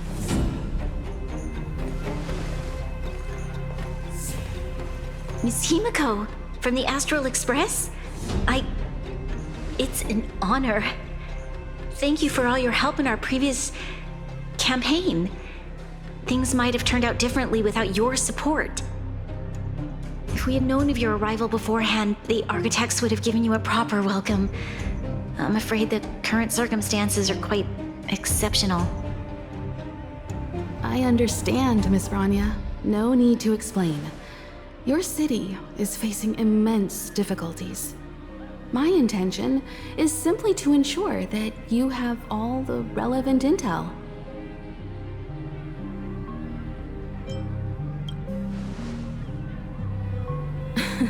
The life of a navigator is a busy one. You should be glad that I made it in time. There is some important information that I must pass on to you, Supreme Guardian. It is my hope that it will better equip you to make a wise and informed decision. Information? Please, tell me what you know, Miss Himeko. I happen to have a friend with knowledge of Topaz. What Topaz said about her home world is indeed true, which is why she believes that the IPC's takeover of Belobog is the only way of ensuring the city's survival. But there is one thing she intentionally left out. Not all worlds that have accepted the IPC's terms have been saved.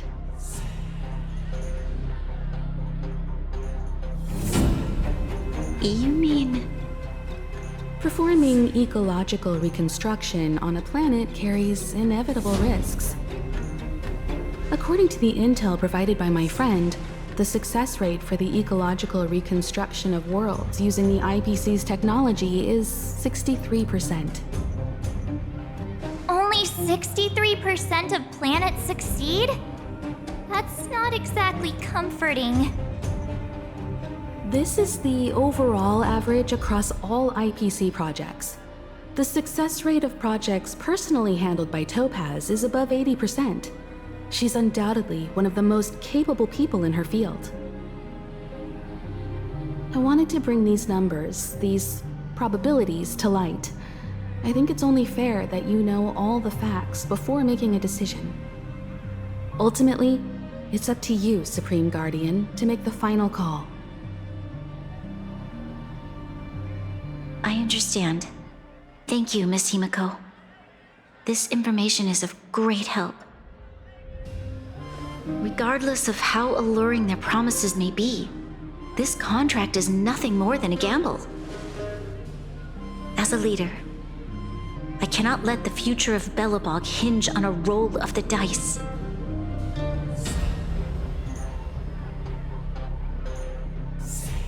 Now that you've decided, I don't have to pretend to be impartial anymore.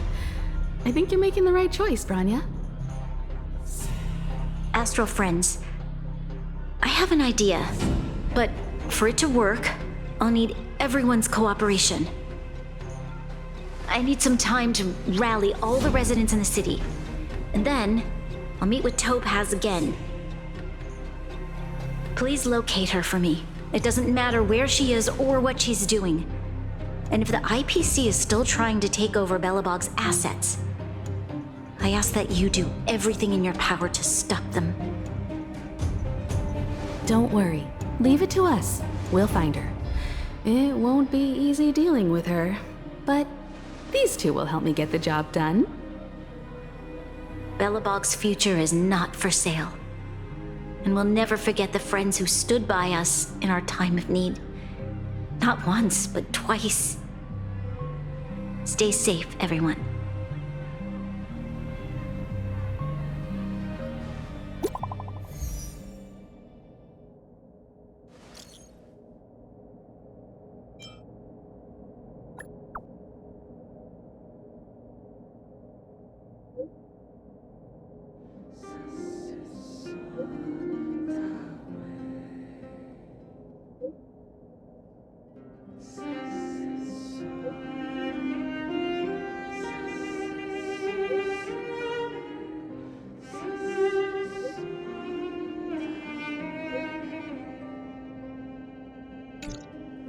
Gepard should be waiting for us in Rivet Town, right?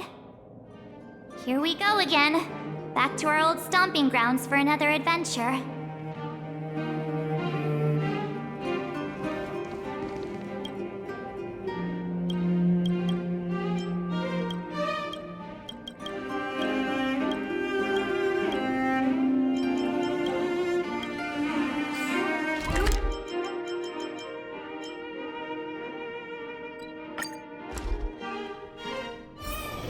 All remains as it did yesterday.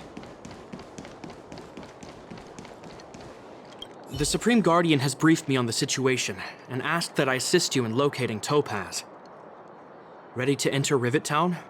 We'll go in together when everyone is set. Keep your guards up. We might run into IPC agents ahead.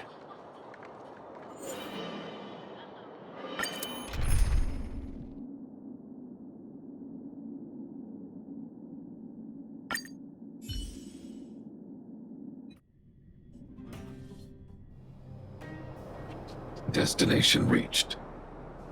Wow, would you look at that? Huh. I never would have guessed it'd be here. But I don't see any mech or weapons. This place is completely surrounded by mountains. Surely they can't be. Affirmative. The weapons are concealed within the towering rock formations. No wonder we couldn't find the automaton factory. It was right under our noses all along. Wait a minute. You said these weapons have been hidden here from the very beginning? That means the architects of Eurillo 6 never used them in their fight against the Legion. Correct. After the IPC departed from this world more than 700 years ago, no one has possessed the necessary knowledge for activating these weapons. The architects used the IPC blueprints to construct replica automatons. However, the overwhelming majority of the combatants, commanded by Elisa Rand, were human. I see. The stories about this world are truly captivating. I would like to ask you a question, Topaz. You're awful polite for a big robot. Ask. Don't be shy. If the IPC does not intervene, this world is doomed. Are you convinced of this conclusion beyond any doubt? Yes. I've gone through countless case studies, and they all point to the same conclusion.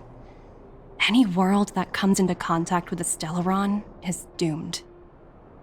On the surface, things may appear to be getting better since the Astral Express lent a helping hand. But sooner or later, the underlying problems will resurface.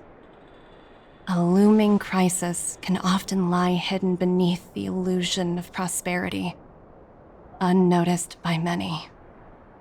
Understood. Understood. That's it? You don't have any thoughts on the matter?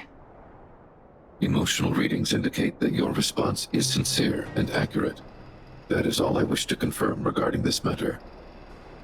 While my opinion on the future of this planet may differ from yours, it ultimately holds no weight. I am merely a tool, not a decision maker. Huh.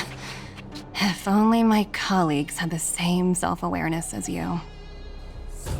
Come on, Numby.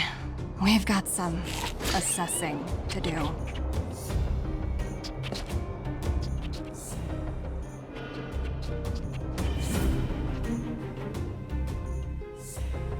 Topaz disappeared after leaving Rivet Town. In her absence, her subordinates flooded in and took over. The IPC soldiers are well equipped. It wouldn't be wise to fight them head on. Captain, what do you have in mind? You're right, Miss Himiko. We'll be using the automaton stealth bomb to cover our tracks. Automaton stealth bomb?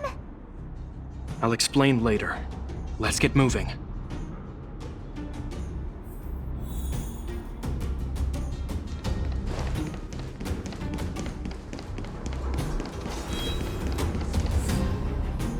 Look, down there! It's the IPC!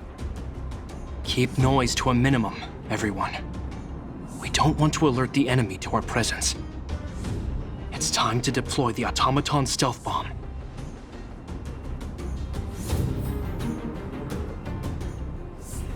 Are you ready? Use the automaton stealth bomb to wipe out the IPC threats. Remember, try to avoid being noticed. Remaining hidden will increase our chances of success.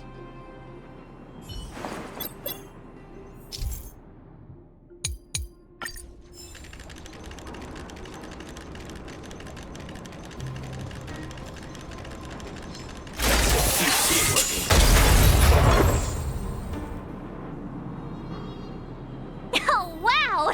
We wiped them all out in a single explosion! That's what you call efficiency! It's a shame we had to resort to this method. I've seen standard issue robots like these before. It's an IPC field team leader. Correct. The exterior is similar to the Grizzly, but its weapons and armor are more advanced. Hopefully the automaton stealth bomb will still be effective. Let me know when you're ready. Are you ready? Remember, try to avoid being noticed.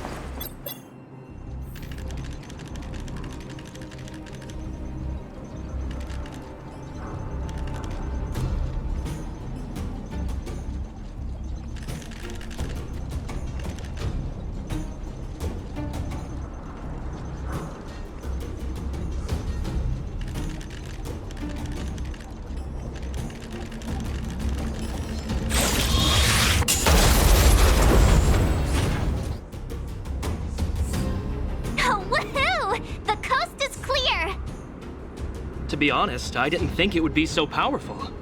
Good thing everything went according to plan.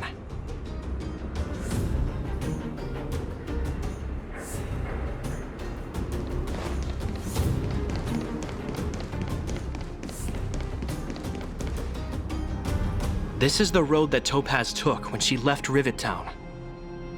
Let's find her and tell her about Bronya's decision. This time, the gloves are off!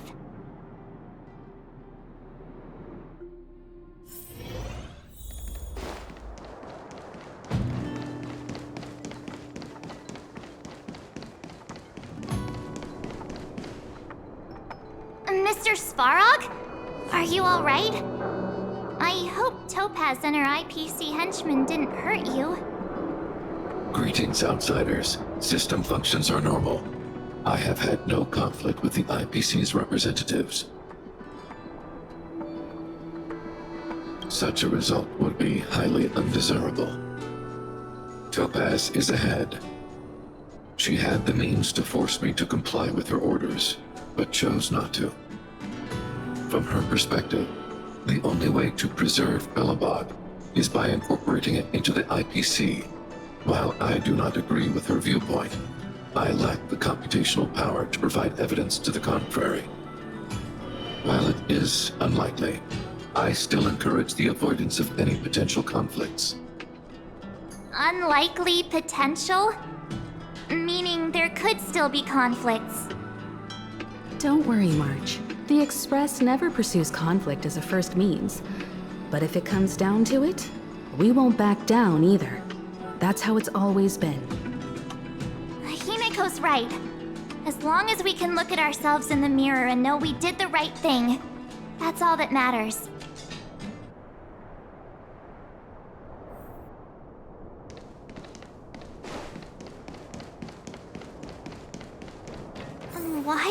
Topaz come here? Is she looking for something? It's possible. Many mysteries lurk beneath the surface of this world.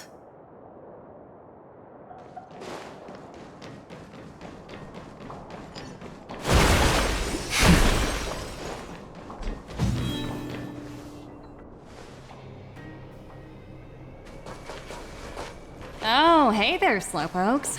I was starting to think you weren't gonna show up.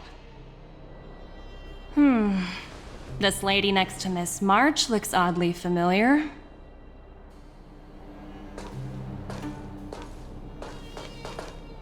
Pleasure to meet you, Miss Topaz. I'm Himiko, the Astral Express's navigator. Oh, wow! I remember now. The illustrious Miss Himiko. Some of my colleagues dream about meeting you.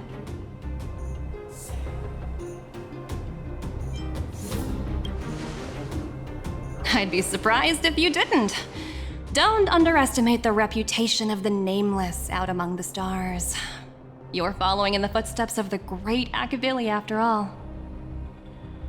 I'm pleased to see how well everyone's been getting along. Topaz, based on your greeting, I presume you have a good grasp of the current situation? Of course! The deadline has already passed, but Branya still hasn't signed the contract.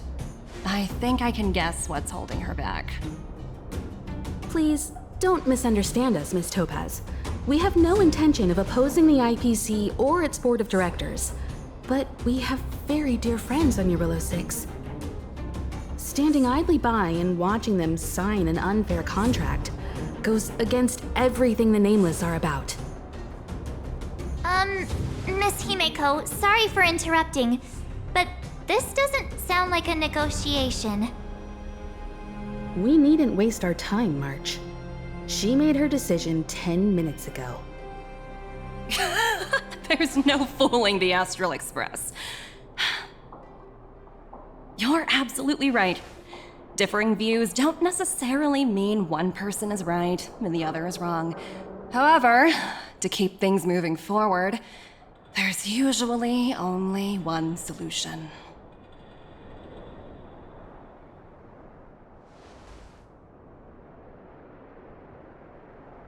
Huh?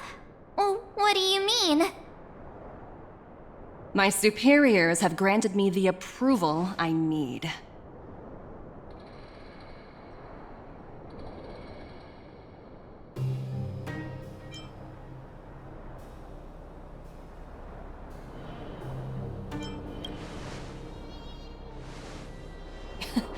You're very curious about my work, aren't you?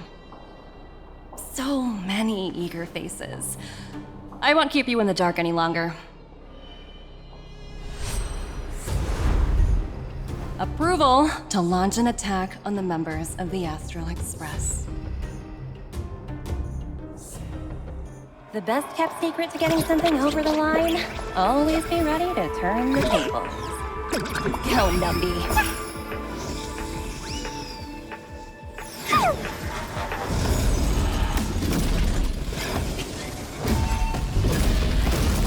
Projects under my wing have no room for error.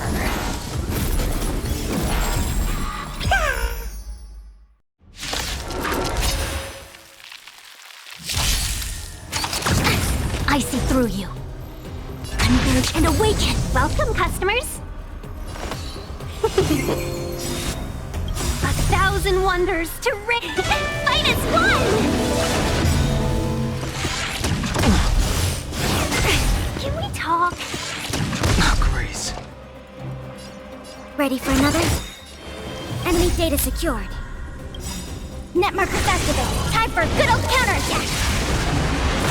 Awaken, dormant scales. World-cleansing dragon.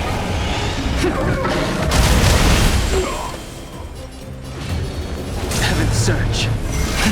Rise! Let's be friends.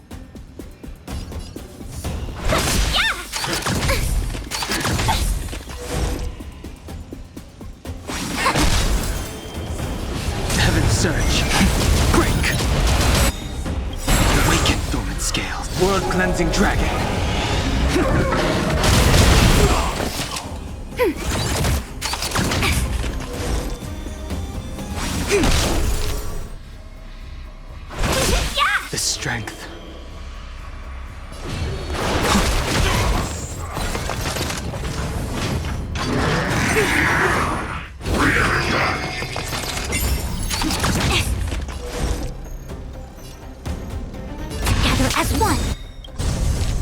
things in this world. Human creations!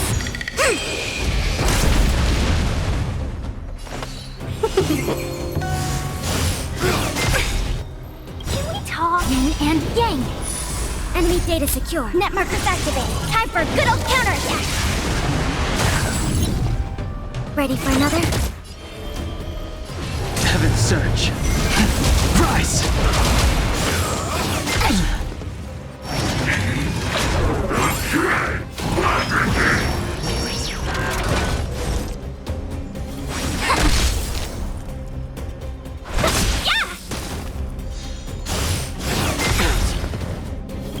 Awaken, dormant world-cleansing dragon.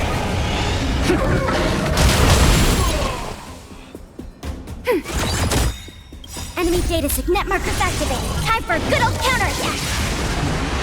The times are changed. Heaven surge. Break! I see through you. Welcome, customers. Yeah! Fight is one! Ready for another?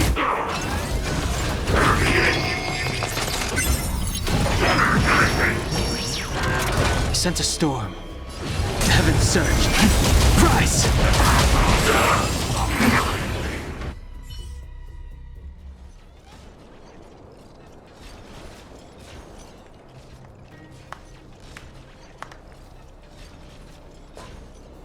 Incredible. No wonder the Astral Express is so highly regarded. Finished warming up? Now it's my turn. Stop! All of you, put down your weapons. Branya! You're here just in time. Things were about to get out of control. Supreme Guardian. I was starting to wonder whether you'd left the Express crew to fend for themselves. That would hardly be becoming of you. I would never do such a thing. There was an important matter that required my attention. More important than this? Yes. I think you'll understand the significance once you see it. In short, I need you to help us evaluate our current progress. Help you? That's interesting. I was under the impression you'd already decided to obstruct our operations here. I have read your letter word for word, Miss Topaz. And your childhood experiences truly touched me. Your hometown once experienced a similar catastrophe to Yarilo 6. So I can understand your perspective on the issue and the position you have taken. It's because of this empathy you have that I still hold out a glimmer of hope. Despite all that's happened, I hope we can still find common ground through peaceful means. I have to admit, talking to you is always such a pleasure. I apologize for my behavior just now. It was, inappropriate. I admire your determination, seeing as we've come, this far. I've changed my mind. I'll hold off a little longer and see what you have to show me. But remember, winning over the higher-ups won't be easy. I understand. That's why I've been taking things one step at a time. The first step was changing your mind. Members of the Express, we'll need your help too.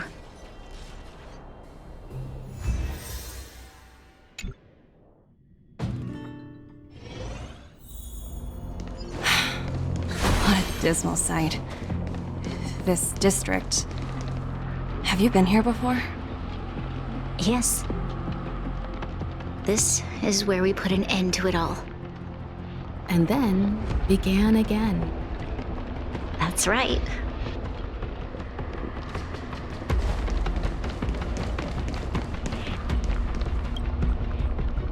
Kyle, sorry for the delay. Are we clear to proceed? The path ahead is clear, Madam Guardian. You and your companions can proceed north without hindrance. Excellent. The mountain road ahead is a little treacherous. Watch your step. Let's go.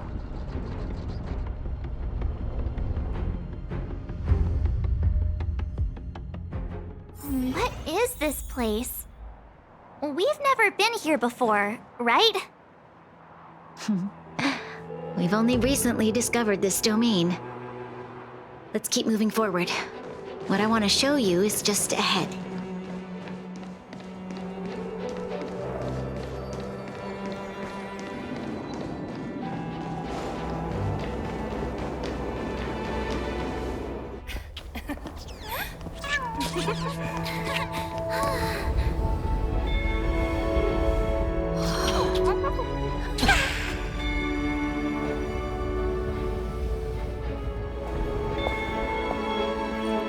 Look, the people of Belobog have not given up. I just want to give them a chance.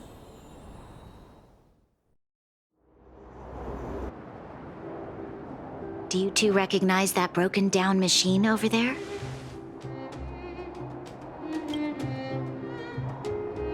I thought you might.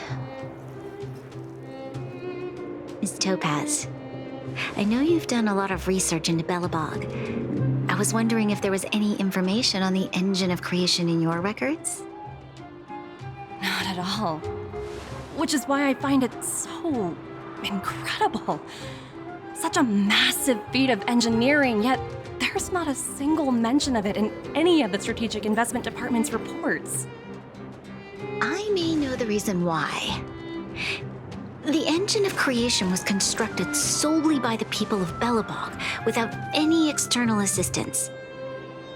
The project was led by the first Supreme Guardian, Alyssa Rand. While warriors fought on the front lines, the engineers worked tirelessly behind the scenes, designing and constructing it. So what you're saying is, the engine of creation was a weapon constructed by the Belabogians themselves? Yes, but not entirely. The engine of creation was commissioned for combat shortly after its completion, and played a significant role in the battles against the Legion. But Alyssa Rand had a long-term vision, one that nobody anticipated. For a long time, this feat of engineering was codenamed the Geological Reconstruction Unit. It was actually given a much grander purpose: to help the Belabogians rebuild their homeland and restore their world to its former glory, after driving away all those who threatened it. Remarkable. A vision that would transcend both time and generations of Belabogians. Madame Rand was truly an inspiring leader. Not to take away from the Supreme Guardian in front of me. She's quite the inspiring leader as well. Thank you. But I didn't really do anything.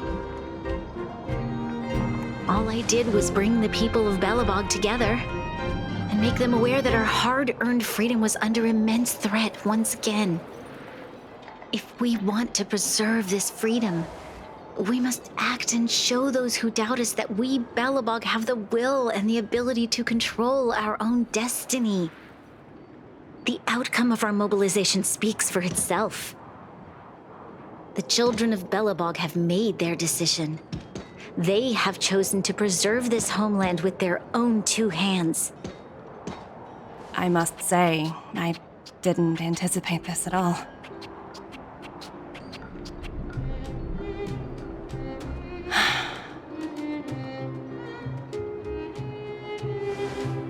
I'll fight for this opportunity for you, Branya.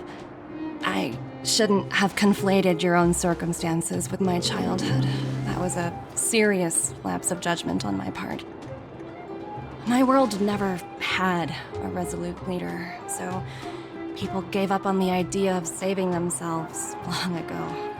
But Your civilization has persisted through the snow and storms for 700 years.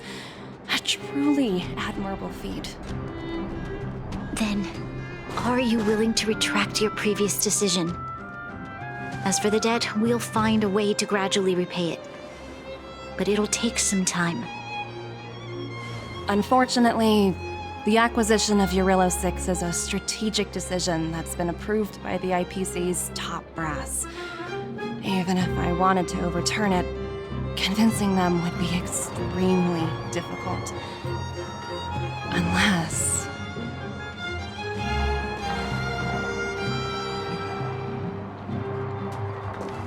Don't worry, Miss Topaz. Myself and all of the Nameless aboard the Astral Express are willing to vouch for this world. Fantastic. That might just work.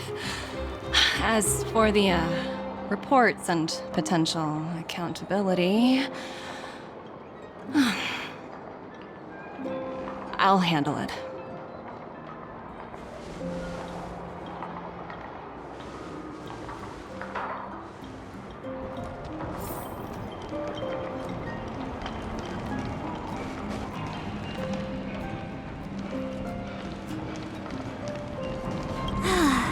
Worried things were gonna get ugly again. A peaceful solution is always the best solution. Speaking of solutions, are they repairing that giant robot? The one we fought against? I remember you took control of it and helped us defeat Cocolia. Right, I'd totally forgotten. That's the whole reason we came here in the first place. Looks like everyone in the city's helping with construction. Doubt there'll be much time for celebrating. Still, look on the bright side. We got to meet a top IPC executive. The trip wasn't a complete waste, right?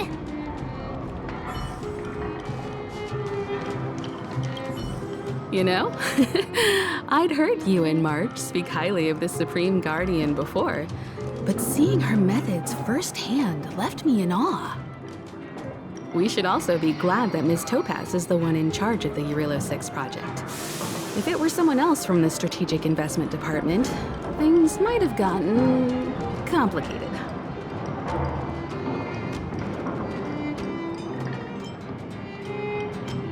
That tells me you really don't understand the Strategic Investment Department. Let's talk about this later, when you're back on the Express. You and Marge must be tired after such an incredible journey. It's time you got some well-deserved rest. Miss Topaz, you mentioned accountability. Don't worry, it's nothing I can't handle. There are more important things than titles and ranks. Finding the best solution is what matters most.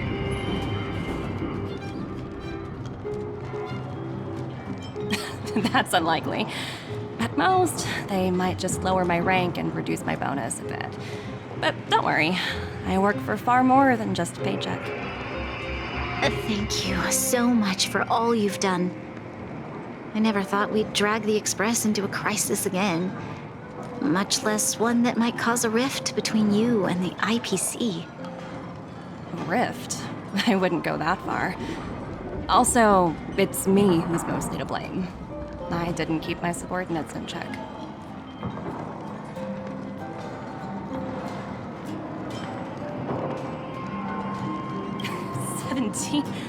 Oh! I think I might know who you're talking about. You could say he's a special case. For most people, the interview process is much shorter. I'm glad we're able to discuss some lighter topics. Well, you all need some rest after everything you've been through. I have arranged rooms for you all at the Goethe Hotel. Miss Topaz, if you need somewhere comfortable to stay. I appreciate the offer, but I need to head back and deliver my reports. It's been great getting to know you both. I hope we can work together again in the future. Only next time under better circumstances.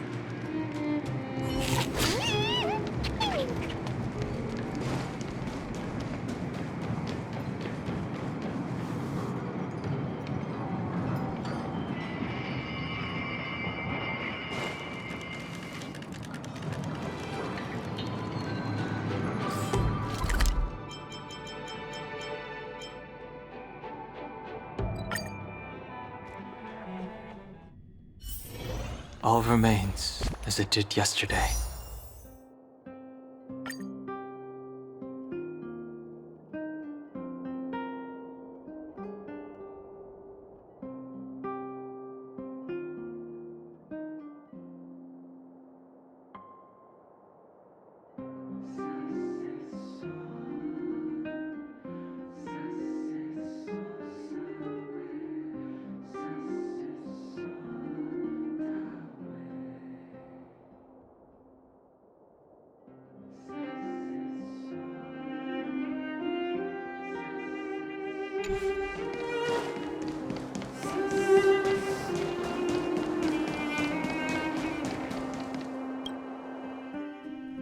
I've been wondering, how did you figure out what was happening here on Belobog, Himeko?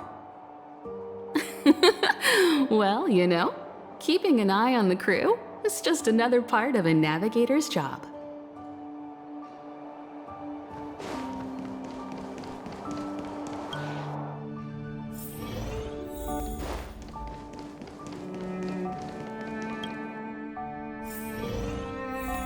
March was looking forward to the Soulworm Festival for ages. Looks like she's missed her chance this time. I never thought this trip would be so... tiring. Time for bed.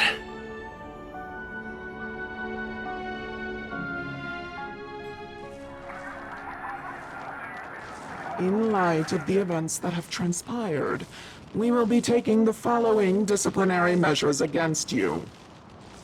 Your rank will be demoted from P45 to P44 with corresponding adjustment to your basic salary.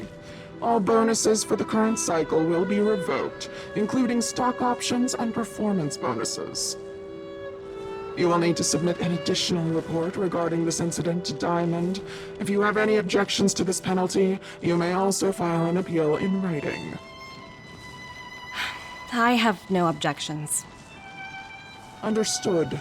Is there anything else anyone would like to add? If there are no further remarks, this meeting is concluded.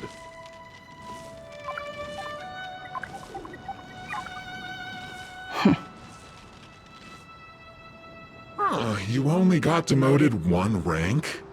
Whew, you dodged a bullet there. Pretty big project to mess up on. Someone must be looking out for you. Oh, they've already left the call. Ugh, this voice changer is driving me crazy. Let me turn it off.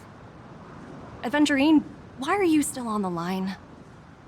Hey, what's with the hostility? It's not like I'm your boss. Oh wait, I guess I am now. My apologies. I'm still getting used to my new place in the hierarchy. Can I help you? If you've got something to say it already. Oh, nothing important. Just checking in on you. I told you Eurillo 6 would be a high-risk, low-reward case. Why do you even bother? In our line of work, having a kind heart can be more of a liability than an asset. If you're not careful, you'll end up leading yourself down a dead-end road. Anything else? If not, I'm hanging up. Wait, hold on a minute. Don't hang up, I get it. You're not in the mood for this conversation right now. Okay. How about this? Something that might interest you. While you were enjoying your playtime on Eurillo 6, Diamond was busy taking care of the head honcho of the Building Material Logistics Department. That's why he didn't attend today's meeting. A Terravan? That's right. The renowned Terravan. One of the 7 board members. He's throwing his support behind us instead of the Marketing Development Department for once. Oswaldo won't be laughing anymore. Diamond's been a great help to both of us. Your antics on such a crucial day can't exactly have painted the Strategic Investment Department in a good light, you know? Since you get the point, let's get down to business. I'm currently at Pierpoint. There's a major deal that could affect the whole department. I just so happen to need a reliable project manager for the job. What do you say, old friend? Huh. And what prompted the mighty Aventurine to start collaborating with others? Penacony. What else? What? That's right. Now that's the kind of reaction I was hoping for. Hold on a minute. Diamond picked you for this project? I was expecting someone like Opal or Obsidian to handle it. At least someone higher than rank P46. Honestly, who knows? The family has some pretty questionable characters. If you ask me, doing business with them is a lost cause. But as we both know, the IPC does more than just business deals. Guess it's my time to shine. So, how about it? This is a rare opportunity. Consider it. You never know, you might even be able to make up for your blunder on your Rillo 6. I'll get back to you later.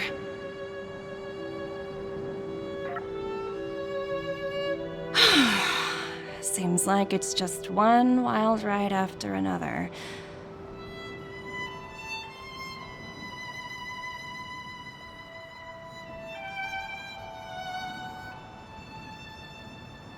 I hope I made the right decision this time.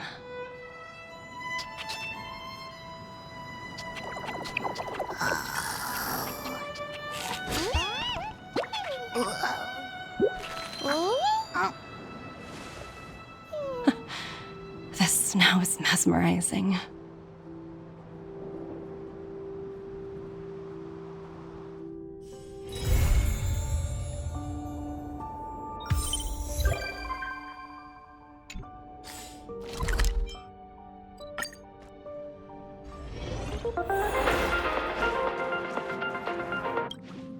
Hey!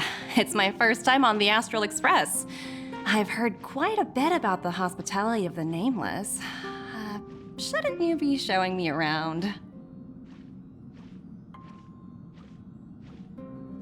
I'm just messing with you. Lighten up. I'm definitely not the first IPC staff member to board the Astral Express. I've heard that the IPC and the Nameless cooperated frequently when Akavili the Trailblazer was still around. I've also heard that the board once considered spending a fortune to buy out the Astral Express and to make it part of their business. However, all their offers were quickly declined. Just between you and me, I think declining the offers was a smart choice. Capital definitely plays a critical role in the universe, but if everything in the world revolved around it, then life would be a lot less romantic. Don't you think?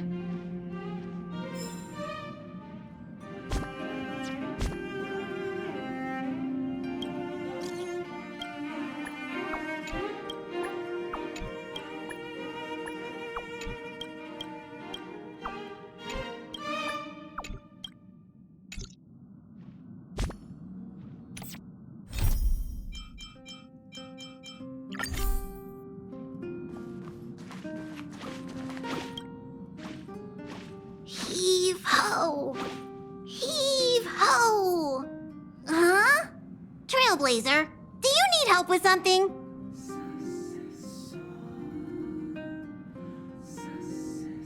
Pom-Pom's been cleaning up this whole time and didn't see any letters. What? Huh? Don't scare Pom-Pom like that! Why are there always strange things sneaking onto our train? Pom-Pom is going to upgrade the security level around here. What does the letter say? It looks like an invitation. Who could have sent it? Does Don Hong have any friends on the Law Fu? If Pom-Pom remembers correctly, he said he was exiled from there, right?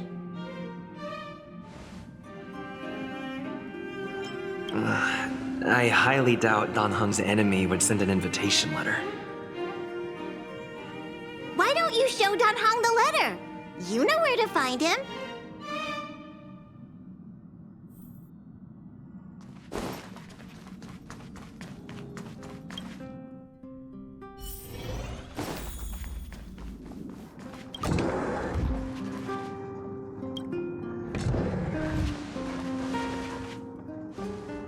Huh? What is it? Do you need something?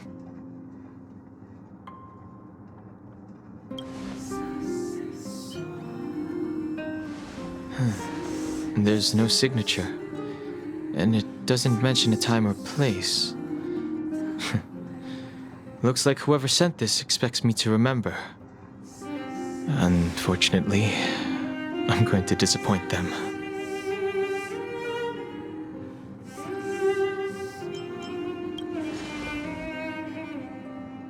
The handwriting does seem like that of a swordmaster, but Blade would have gotten straight to the point. It's an invitation, all right, but this is too mysterious to be him. Let me hold on to the letter. Anything related to Dan Feng's past should be handled with care.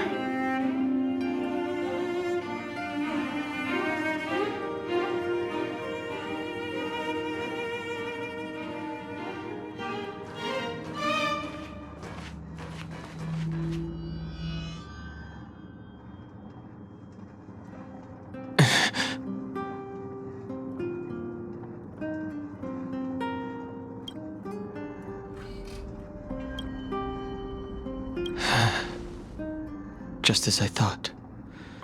There was more than met the eye. Letting him leave first was a wise choice. I can't put him in danger again because of this. But if he didn't send the letter, then who did? Maybe I should make a trip to the seat of divine foresight. I need to ask Jingliu about the Stellaron hunters.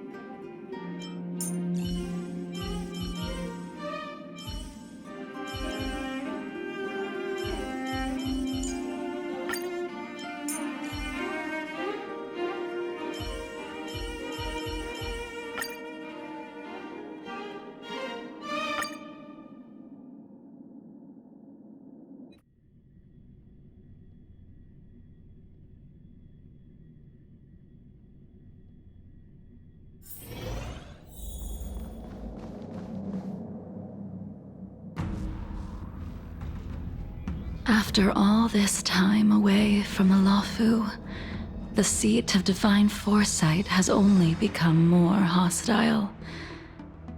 It's quite reassuring. Relax. You needn't be so cautious, young man. I'm just reminiscing about the old days. However, I never thought Jingliu would send you to accompany me. It would seem our fates are intertwined. Huh?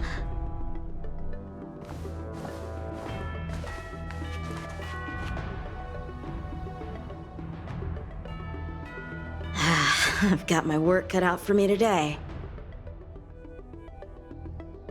Well, if it isn't Dan Heng. Greetings. I need to speak to the General about something. Looking for compensation for the injuries I gave you? I accept full responsibility. They can deduct my next 100 years' salary if they like. The Cloud Knights were doing their duty. I'm here to ask the General about the Stellaron hunters. You came at a bad time. The General is busy with urgent work. You probably won't be able to meet with him today. But he did leave a message. Dan Heng, do you recognize the person on the steps? No. If the General isn't available, I'll come back another day. You don't remember her? I see. I suppose the memories of your previous life really were wiped clean after the rebirth. That is Jingliu, the previous sword champion of the Xianzhou La Fu. She was the closest friend of Imbibitor Lune, your previous incarnation. She was also the General's master. According to records of wars past, her blade has slain countless denizens of abundance. Not even the feather guards of the Wingweaver, the father wolf of the Borazon, or the gigantic mecha beast could withstand a single strike from her. She's a renowned legend. However, those are ancient stories. It's a shame that even a hero like her wasn't able to break free of Mara. It is said that in the end, Jingliu lost her sanity and slaughtered anyone in sight. She was deemed a criminal and fled to outer worlds. With her powers, you'd think there would be no one capable of bringing her in. For some reason, she arrived on the Luofu with a suspect disguised as a traveling merchant and said she wanted to turn herself in. Her surrender came with one condition: that she be allowed a day of freedom before the trial. She wanted to travel to Scale Gorge Waterscape and meet with her old friends one last time.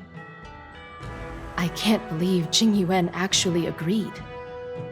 Before he left, he ordered us to accompany Jingliu during her last day on the Luofu. We're hosting an honored guest. We're escorting a criminal.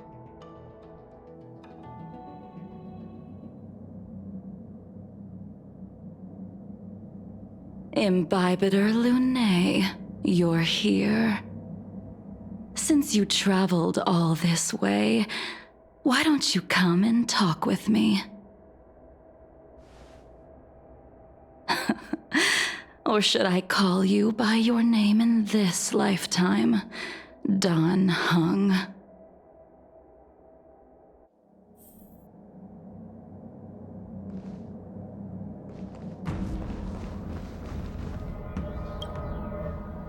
When I left the Xianzhou, I heard they took away your scales and horns, forced you into a hatching rebirth, and detained you in the Shackling prison. I thought Imbibitor Lune had been wiped from this world, but then I returned to the Luofu and watched as you parted the sea. After all these years, it was a magnificent sight to behold.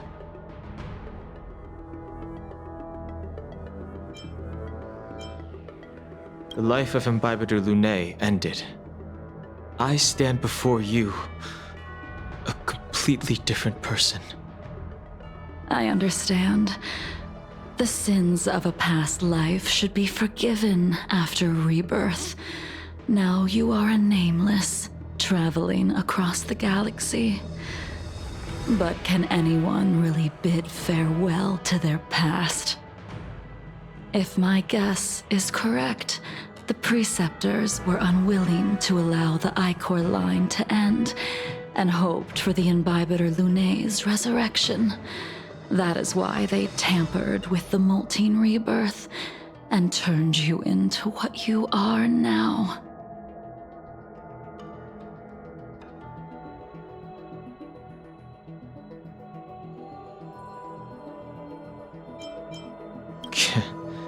You're not here to reminisce on old times. Tell me why you're here. You didn't hear? That Vidyadhara girl explained it clear as day. I returned to the Luofu so I could surrender myself to the Alliance and atone for my sins. I did, however, have one request before the trial. I asked to be given a single day to go and see old friends, and to fulfill promises I made long ago. Jing Yuan has always been an understanding person. He heard that you would be coming and agreed to my request. So, you're the one that mailed the letter to the Express. That's right.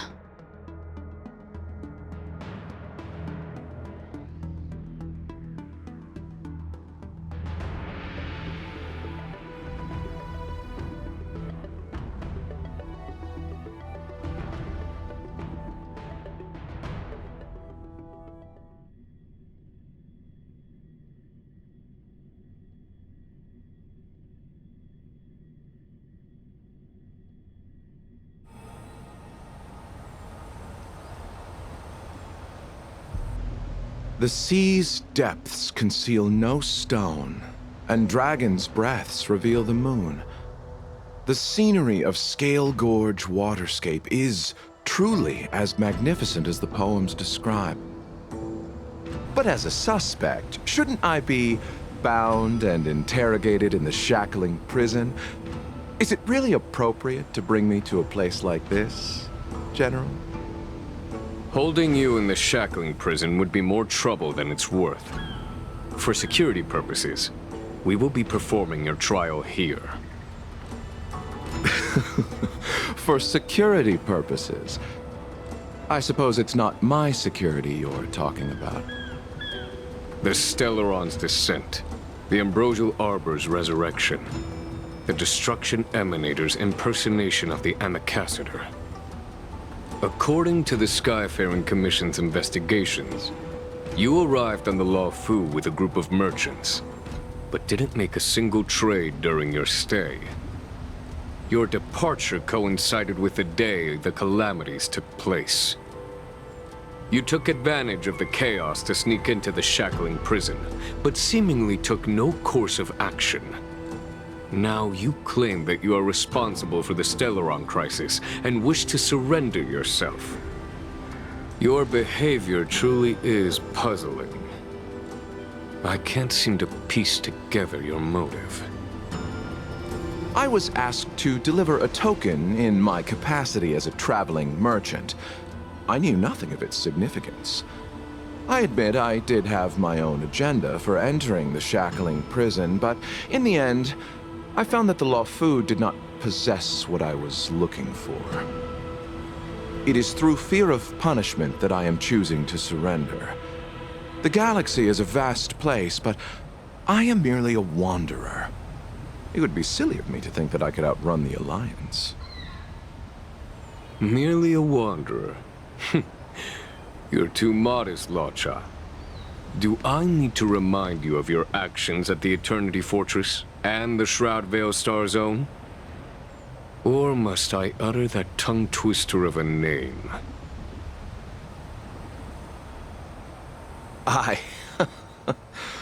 Well, they don't call you the Divine Foresight for nothing, General. You flatter me. Fortunately, I did my research, or this conversation would have been quite dry.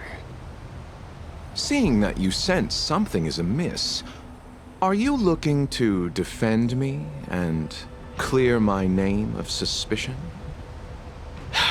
That is beyond my control. Attempting to undermine the Alliance is a grave crime.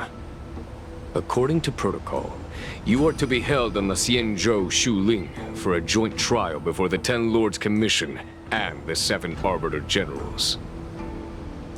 However, at present, you have the opportunity to enjoy the beautiful scenery of Scale Gorge Waterscape. It will be the last view of the Law Fu you ever lay eyes on.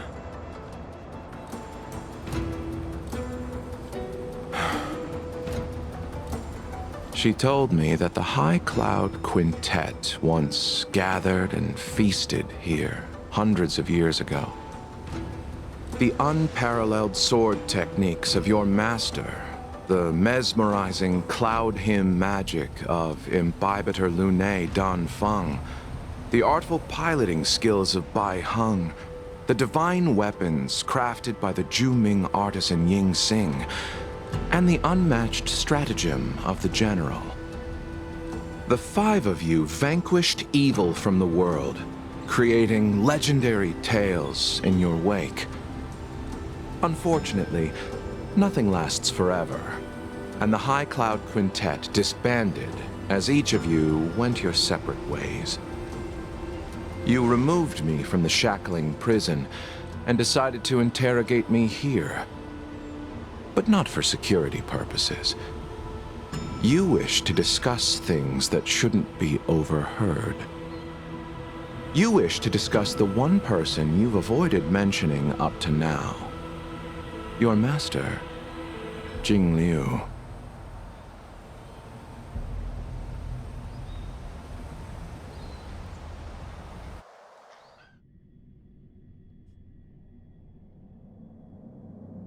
We can head out now. I would like to visit a few places from my memories, enjoy a glass of wine, and reminisce about the good times. Have you mistaken yourself for a tourist? I would make a wonderful tourist. Lower your guard, young man. I have already surrendered myself to the Alliance, and I will keep my word. Besides, your general has already agreed to my request. Imbibitor Lunae, you must accompany me. I won't take no for an answer, regardless of whether you're still interested in your previous life. Accepting my letter means that you've accepted my invitation. Lead the way. Where should we start? Should we go to Stargazer Navalia first, or to the Artisanship Commission? So many memories are swirling inside my head. I can't get a grasp on any of them. When the people of the Cienjo live to be more than 1,000 years old, each day is like carrying the weight of a mountain through an interminable maze. How hard is it to choose a destination? We're going to Stargazer Navalia. Problem solved. The young are the antidote. Stargazer Navalia it is.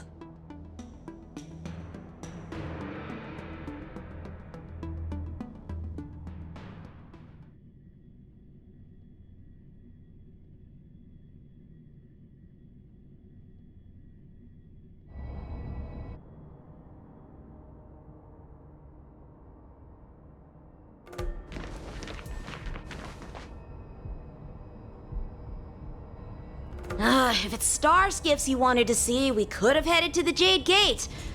Why did we come all the way here? Young man, have you ever heard of Bai Hung, the Foxian pilot? Bai Hung? I think I've seen that name somewhere before.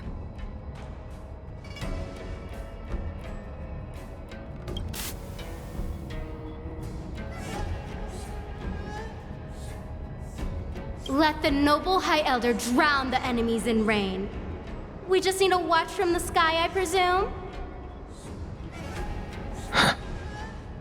Imbibitor Lunae, if memories are returning to you, share them.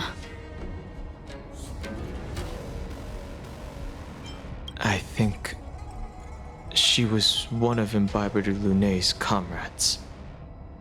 She was a comrade and friend to both Imbibitor Lunae and all of us. Well, that's all in the past now. The reason we came to Stargazer Navalia is because I wanted to pay tribute to her here. Huh? You mean the Foxian soul-soothing ceremony? Yes, the sending off of a star skiff. It represents the voyage of the deceased into the stars. Due to circumstances beyond my control, I never had the chance to bid farewell to her. It is something I have regretted to this day. As for procuring a star skiff, I know they can be manufactured here, but I know nothing of the process. I see. Follow me. I don't know anything about manufacturing star skiffs either. But getting these... Careful. There's still Stellaron spirits lurking around. No need to worry about the two of us.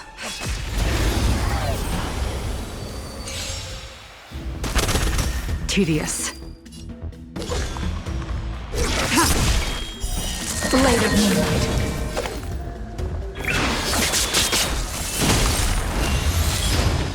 settle this. Converge and awaken! Ready for another? Net markers activated. Time for a good old counterattack!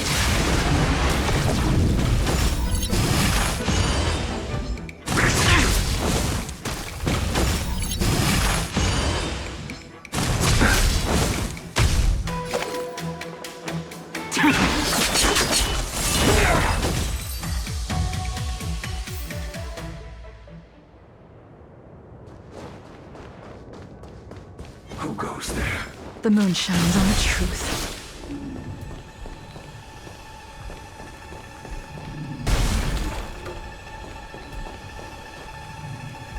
Right choice.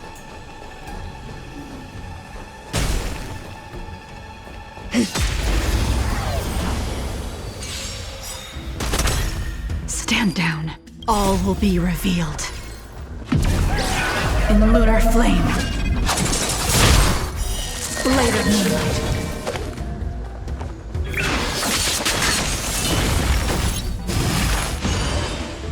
You chose the wrong enemy. Ah, the dead return! I see through you. Enemy targets detected.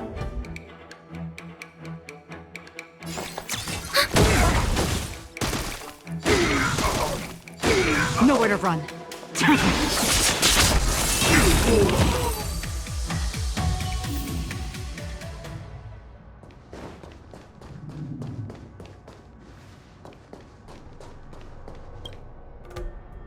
We've arrived. All ship production in Stargazer Navalia starts here. Just enter the command into the device. The vessel used to cultivate starskiff seeds will be activated, and a ship will appear in the skyport soon after. I remember now. I've seen Bai Hung's name in books before. You like to read? I couldn't tell. Hey, I don't read much, but the General forced me to finish a bunch of ancient volumes during my training. I remember one called Views of the Universe from a Starskiff. The author's name was Bai Hung. That's right. Bai Hung was the one who wrote that travelogue. It was actually really interesting. 90% of it was about starskiff crashes on different worlds and dangerous situations. It also had records of local species and ecosystems. I remember thinking, how could an ace pilot crash land her starskiff so many times? Then I realized that every time, she made the best of the situation and got back alive. Her luck really was out of this world. Indeed. Her luck always astonished us. Whenever she piloted a mission, you could almost guarantee a narrow escape from the jaws of some abundance behemoth, or a miraculous return from behind enemy lines. Very few starskiffs she piloted were able to return to port in one piece. The folks at the Skyfaring Commission secretly referred to her as the Starskiff Killer. She also possessed an uncanny ability to predict future events, inauspicious ones at least. Every ill omen that came out of her mouth would sure enough come true. Very few Cloud Knights had the courage to accompany her on missions. However, when it came to surviving, her fortunes were incredible. Even in the worst situations imaginable, she was always able to turn the tide. Luck is a type of strength, after all. I hope that this ship, built for the Starskiff Killer, will also be able to return to the stars. Ha! That'll do it. The Starskiff assembly line has been activated. The Starskiff will take shape and enter the skyport. Let's go wait for it there. It won't be long. Thank you, young man. See, the Starskiff is complete. After being away from the Luofu for so long, I can finally say farewell to you. So, what happened to Baiheng in the end? In the end, I do not think the details are necessary. We are here today to commemorate her. In Bybiter Lune, do you still remember the battle against Shuhu?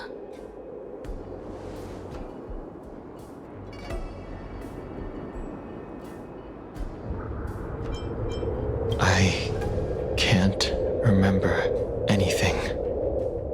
Let me refresh your memory. During that battle, Baiheng, being the headstrong girl that she was, managed to exhaust the luck that was bestowed upon her by the Rainbow Arbiter. She charged ahead and shattered the enemy's defenses, allowing the Xianzhou soldiers to break through Shuhu's sanguinary abyss and awaken you from your dragon's delirium. She was not able to walk out of that fight. We all shoulder a debt that we will never be able to repay. For the Cloud Knights, giving up one's life on the battlefield is an honor. But that wasn't something you believed in Bybiter Lune. You couldn't accept that Baiheng was gone.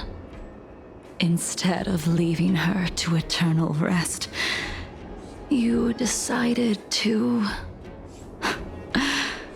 You made a mistake that can never be undone.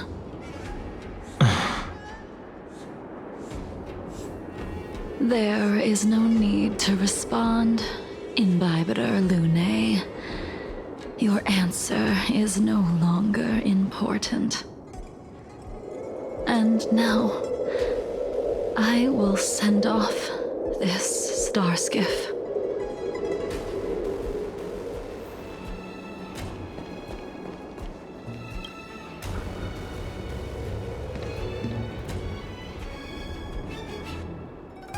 Baiheng, I've brought your flagon. This was a gift handmade by him, though he never got the chance to give it to you in person. I'm sorry it took so long for me to find it. Only by bringing it to you will my nightmares be calmed.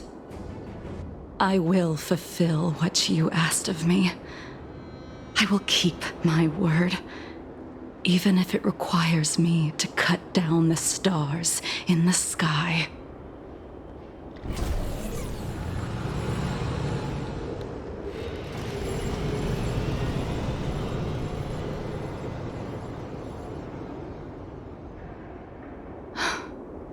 Let's go. The Artisanship Commission is next.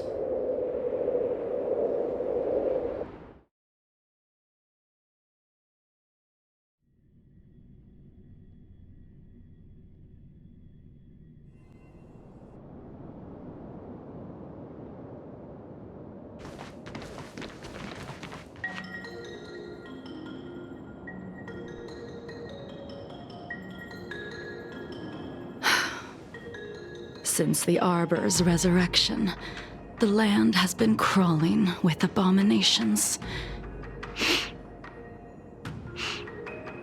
Even the Artisanship Commission's prized creation furnace is hanging on by a thread. The crisis happened too suddenly. All the craftsmen and apprentices fled. Only a single master craftsman was left to hold the line until reinforcements arrived. That's how the creation furnace was saved. Interesting. Stubborn beyond valuing his own life. That reminds me of an extremely arrogant acquaintance. If he were to see the chaos of the Artisanship Commission today, he would burst into laughter at the Xianzhou's incompetence. What's that supposed to mean? What's wrong with saving your own life and waiting for the Cloud Knights to arrive? And yet, where were the Cloud Knights when danger was at the door? From what I heard, it was a group of Outworlders that came to the rescue. The Luofu's delves are big places. Besides, some of the troops were deployed to the Yao Qing's campaign. The Cloud Knights were spread thin. It was impossible to guard everywhere at once. Young man, why don't we continue our previous contest? Show me whether the sword techniques you are so proud of have improved. You just want me to do all the work. You think I'm gonna grant endless requests for a criminal? You go on ahead this time. We'll meet up at the Creation Furnace. Why did you send him away? It is of no importance. But you and I haven't had a decent contest in ages. I don't plan on fighting. I'm not asking you to point your spear at me. Could it be that the abominations here aren't enough to motivate you?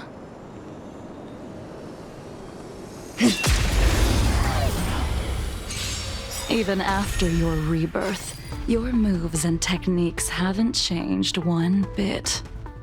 When I move, it's like... Like you never forgot. Network effective. Time for a good old counterattack.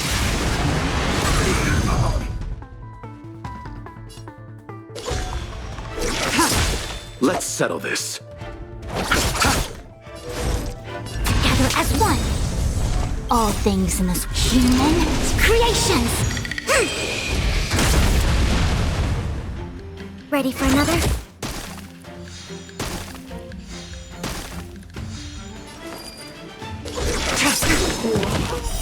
Later, Moonlight.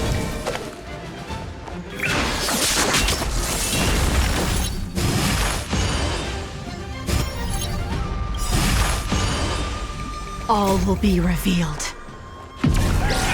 In lunar flame.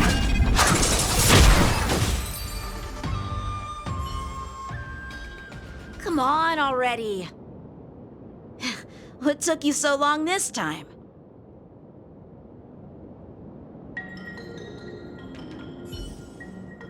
Don't get anxious, Imbibitor Lunae.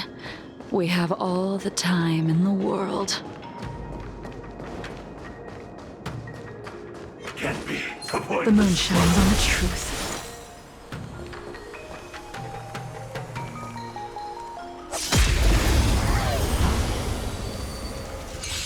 This spear still recognizes you as its master. Imbibitor Lunae, do you know who crafted it for you? It's been with me ever since my exile. I don't remember when I started wielding it. Later, Moonlight.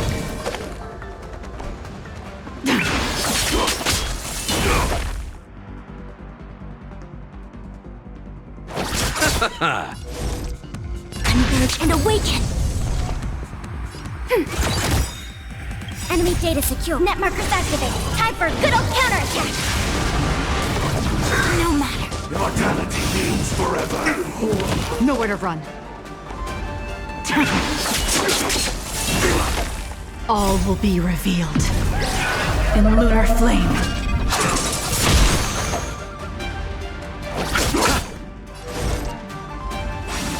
Enemy targets detected. Unworthy. Later, Moonlight.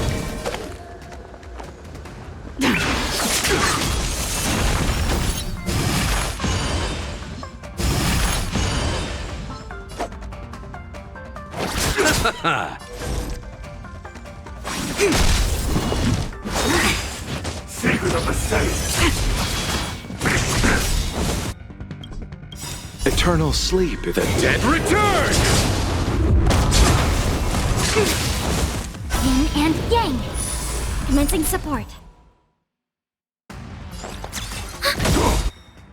Enemy data signet markers activated. Time for a good old counterattack. Ready for death. You chose the wrong enemy. I see through you. Together as one. Human creations. Beauty existence.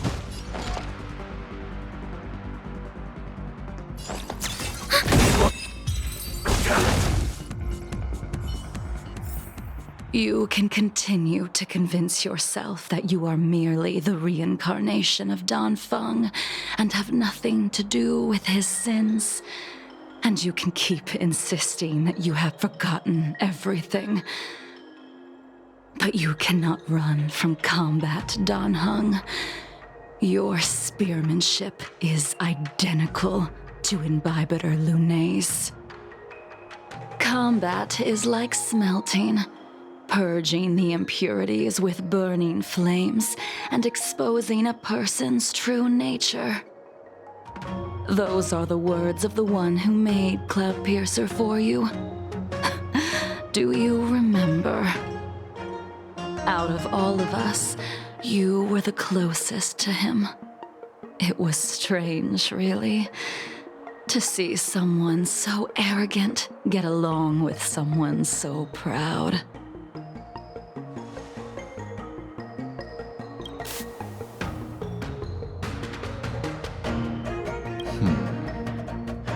This spear is sharp enough to pierce dragon scales. Be careful, High Elder, lest you hurt yourself with it. Yingxing. You still remember his name. When he was but a child, he swore to take revenge on the abominations. That's what drove him to travel across the stars to the Xianzhou to receive training.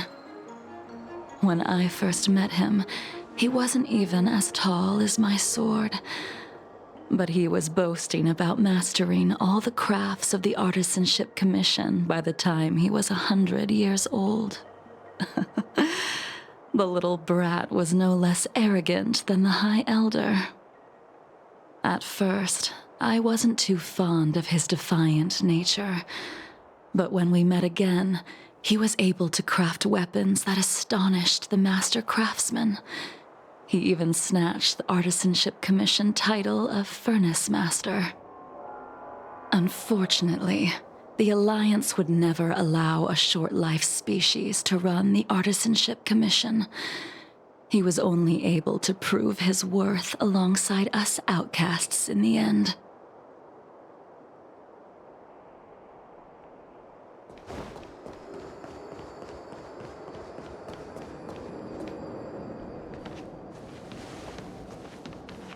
You didn't go easy just so I would get here first, did you? Of course not. Your technique must have improved so much that I simply couldn't keep up with you. So, are we here to commemorate your short-life species friend? Eavesdropping is a bad habit. Besides, when did I ever say he was no longer in this world? Even the cryocapsules wouldn't be able to extend the life expectancy of a short-life species for long. If he is still alive, he must be ancient.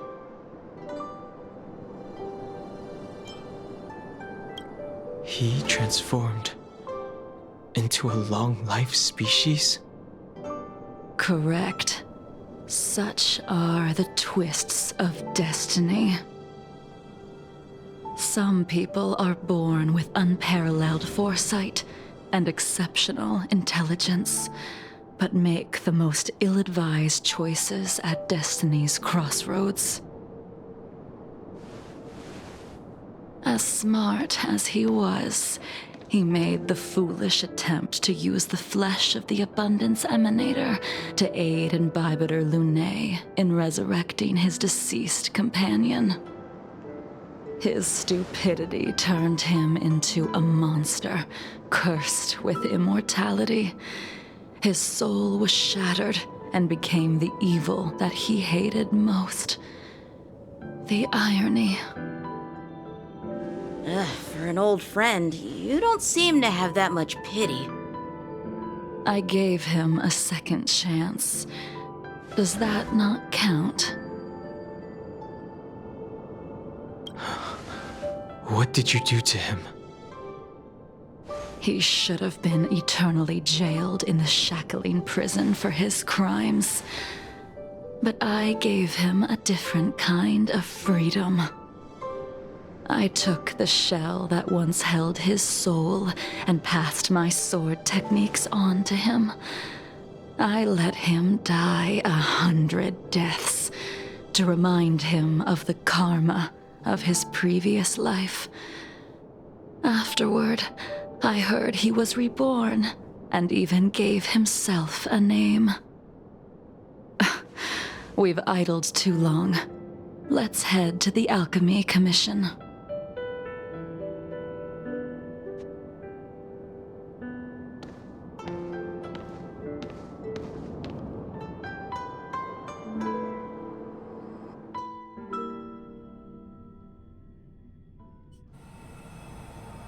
As a follower of the Rainbow Arbiter, you have witnessed the catastrophe brought upon by the plague's author, General.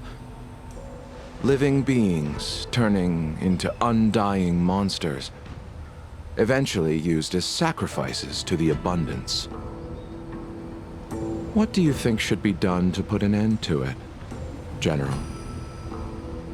The Alliance follows the Rainbow Arbiter's edict to continue ridding the world of evil, so that one day Yaoshi might be vanquished and the cycle of life and death restored.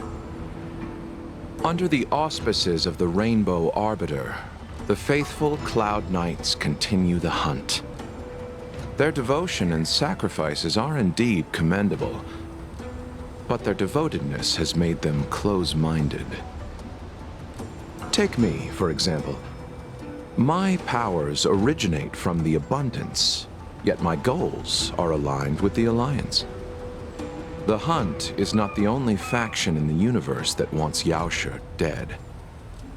It is natural for short-life species to yearn for immortality. That is expected of any intelligent life form.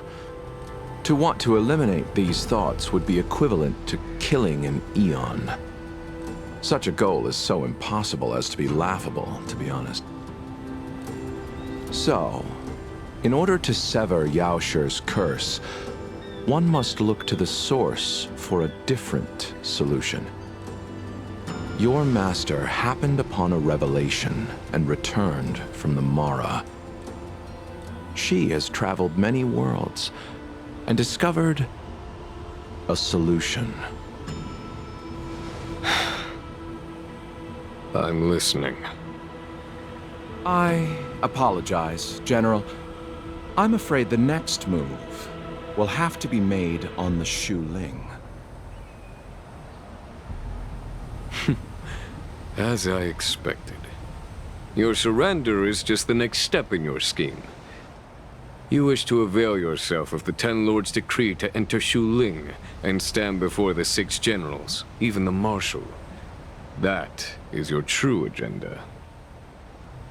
And the purpose of the contents of your coffin.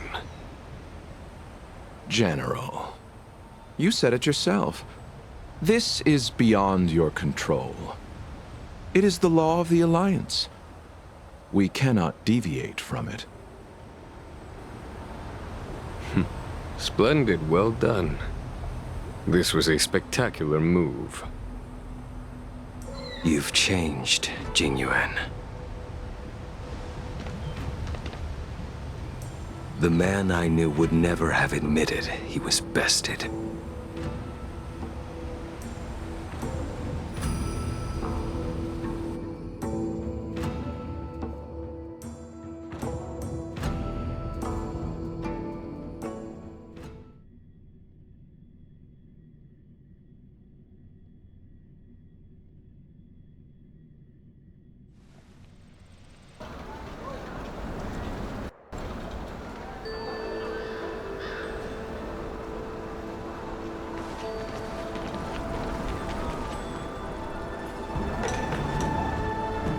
Order's already been restored to the Alchemy Commission. Why are we here? I heard the healer lady is capable of curing all diseases. I'm here for the same reason anyone would be. For a checkup and consultation. Patience, young man. We're not far from Scale Gorge Waterscape. The mission the General tasked you with is about to come to an end.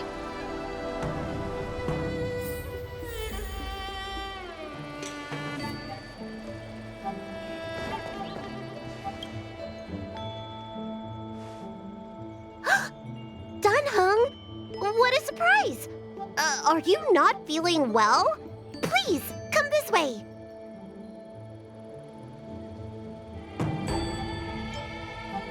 Miss Bailu. She's here for a consultation.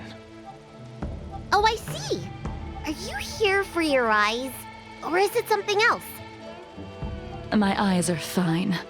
I cover them to avoid seeing that which reminds me of the past and riles my inner demons. My thoughts have been disordered lately, and I experience occasional night terrors. Do you have a way to soothe my mind, Dragon Lady? Those symptoms don't sound like my area of expertise. Bah, who cares? The healers of the Alchemy Commission don't get to pick and choose their patients. Give me your hand. We'll start by checking your pulse. You'll need to take some translucent worms so I can take a closer look.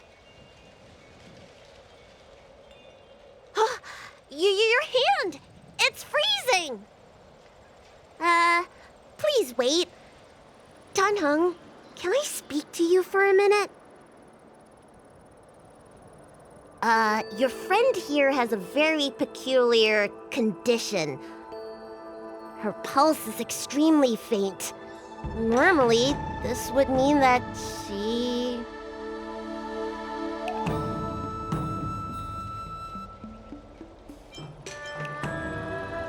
She won't live much longer. Let the healer make the professional diagnosis. Your friend's situation is unique. She looks healthy, but her hands are cold as ice. It feels like there's a dark current running and pulsing between her core esse and her veins. I've never seen anything like it. With more research, I might be able to make a new entry in the medical records. Can you and your friend come back for follow-up visits?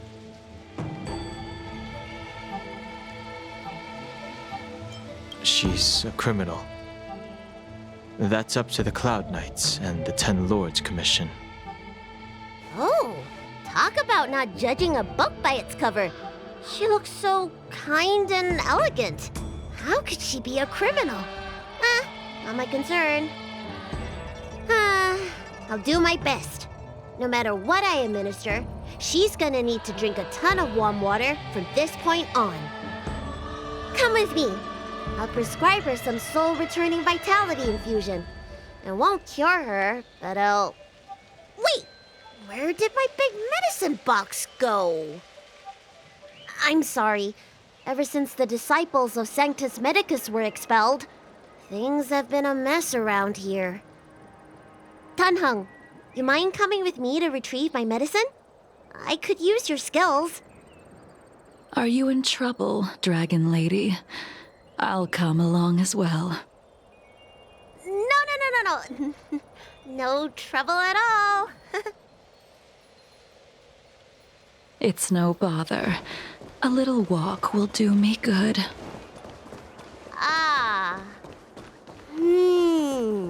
I can smell the herbs. It's around here. Hey! Give me back my medicine box! That thing runs so fast! Don't let it get away!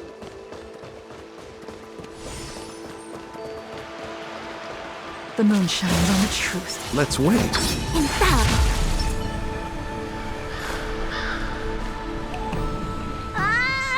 There's an even bigger monster protecting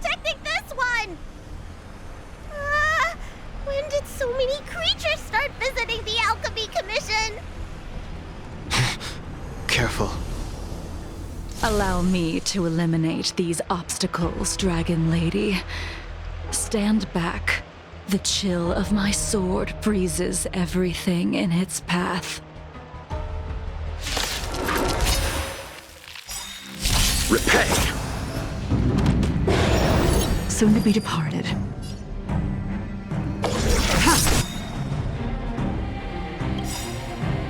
Enemy data network. So this is why your hands are so cold!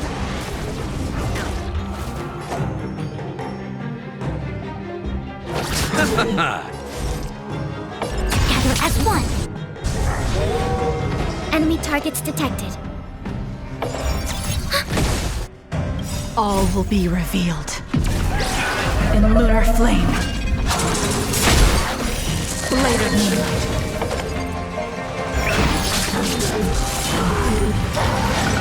This cold isn't something normal flesh could withstand! You chose the wrong enemy.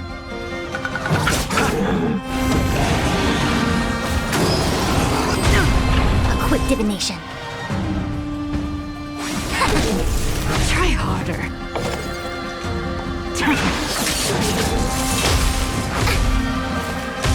We have the upper hand. Enemy data sync net markers activated. Time for a good old counterattack.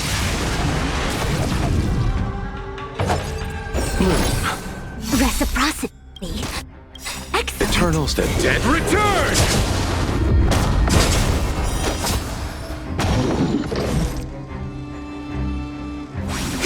Stand down.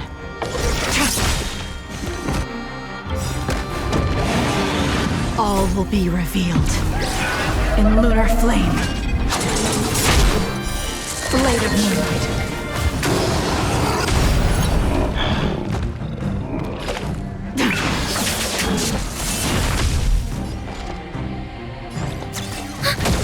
I'll see you off.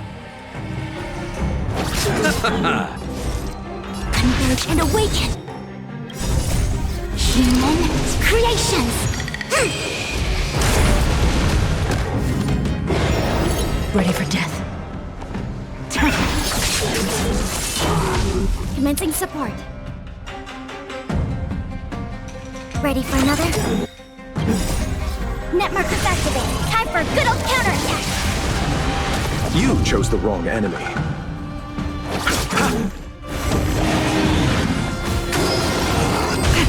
I see through you.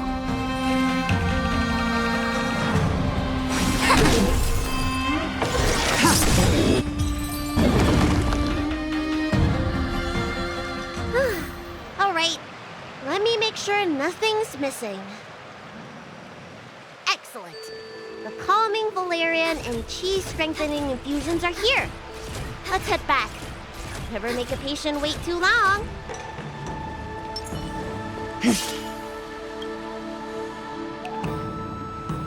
Apologies again for the delay. This prescription won't cure you, but it will nourish your body and calm your mind. Very well. The fate of a long-life species is inevitable, even with the best doctors. You're Mara-struck? I don't see the symptoms in you at all. What with the incident on the Law Fu, I've treated a number of Mara-stricken patients recently. They all presented with signs of incoherence, delirium, or frightening physical mutations. You don't seem to have any of that. I made a deal that allowed me to retain what life I had left in me. I may be sane, but one thing is certain. My mind is already at its limit. And yet, I still have many unfulfilled wishes, and plenty of unfinished business. I see. So you've learned to live with your illness. I can't help much with issues of the spirit, but the medical records do mention that calming the mind is a way to heal the body. If you're able to forget about the past, there might be a chance for your symptoms to regress. Really? How unfortunate. My hatred overshadows my other emotions. I chose to hold on to it, to embrace it, and to use it to maintain my existence. All I have left are the sword in my hand and my hatred of the past. If I am without either of them, I would fall into an empty void. Thank you for your advice, Dragon Lady. Meeting you has provided more healing than any kind of medicine or remedy. By the way, among those you've treated in recent days, did you notice a person in bandages? Bandages? That's a vague description, you know. I'm not sure. We get injured patients from all over the Xianzhou for treatment, and the number of injuries we see has skyrocketed since the Ambrosia Arbor crisis. The person I'm inquiring about is tall, with a serious expression. He also carries a crude sword with him at all times. Have you seen someone like that, Dragon Lady?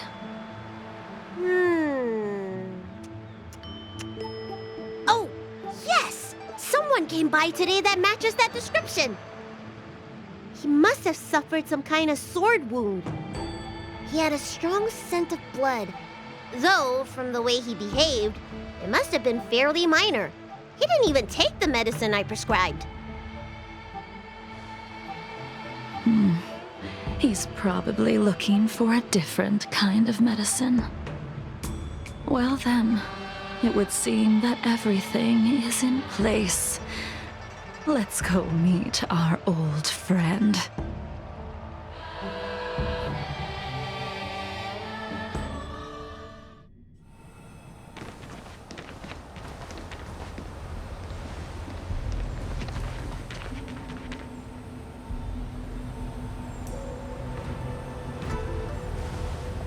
Take this man away. This does not involve him. Yanqing.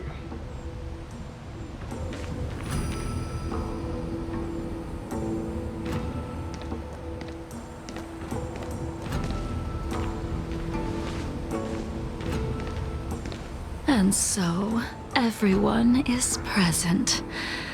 I never thought the High Cloud Quintet would be able to gather again in the same place after hundreds of years. If I remember correctly, the five of us made a promise here 7 centuries ago. We promised that no matter what happened, we would gather here together and share a drink. How sad that Scale Gorge waterscape remains empty while the world continues to turn. Some of us have been reborn, while others were denied death. Some have become criminals, while others can no longer fulfill their promises. And in the end, our friendship is no more. Soon, I will be shackled and tried. This will be the last you see of me. This is why I sent out the invitations before departing, hoping that everyone would be gathered here for my final farewell. Of 5 people, 3 must pay a price.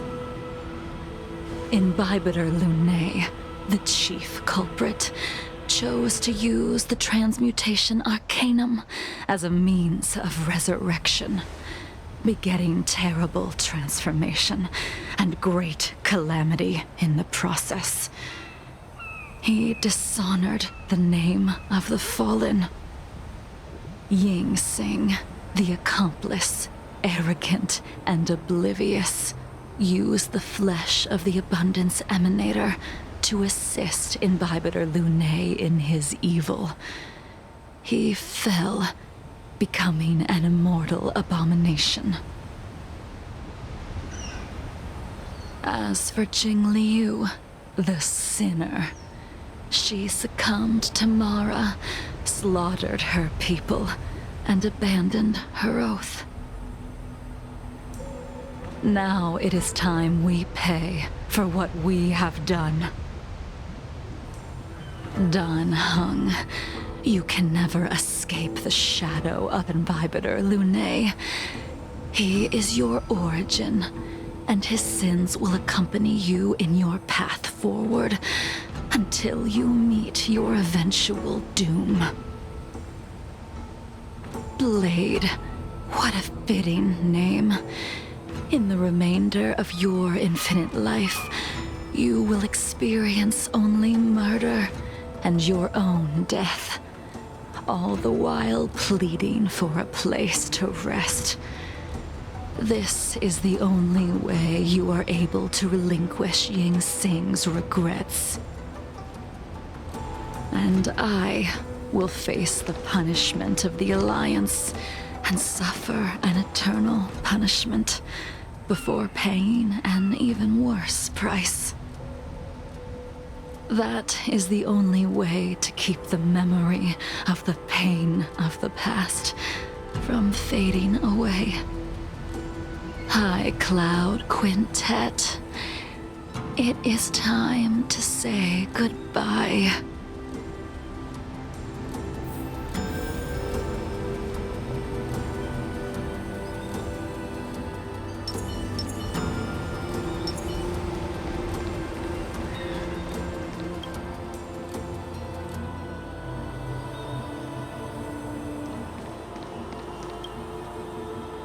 A wineless gathering, accompanied by only sadness and bitterness.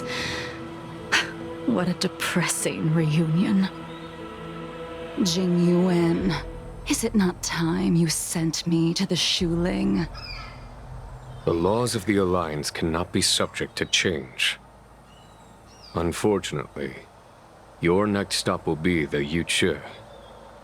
I reported everything to the Marshal, and the Seer strategist just so happened to take an interest in the case. They set up a Deca-light reflection barrier in hopes of meeting the two of you beforehand. Jingliu, you haven't changed at all. Always trying to destroy the plans of others. But in the end, whether it be you, me, the Cloud Knights, or the generals of the Rainbow Arbiter, we are all just pawns in a game of the gods. I am sick and tired of treading on a predetermined path. No matter, I will deviate if you insist, but this does not change how things will end. Ultimately, I will stand on the side of victory. Then I shall see this gamble through. Wait. Jingliu, before you leave, you still owe me my due. I have tried. Besides inflicting more wounds on your body, there is nothing else I can do for you. The immortality that you possess is not something that can be dealt with so easily. I am sure Destiny's Slave already told you that the swords of mortals are incapable of killing someone with the flesh of an emanator. He did. But you still owe me the attempt.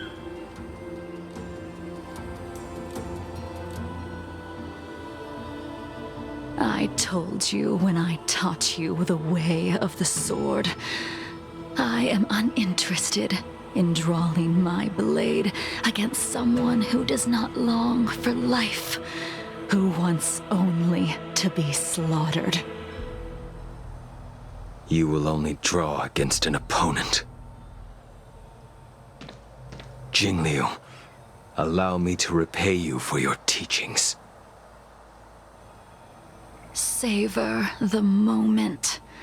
I will deliver you a brief moment of death. We were here once, 700 years ago. Laughing sparring and thinking about the future. Their faces still linger before my eyes, like a bygone dream.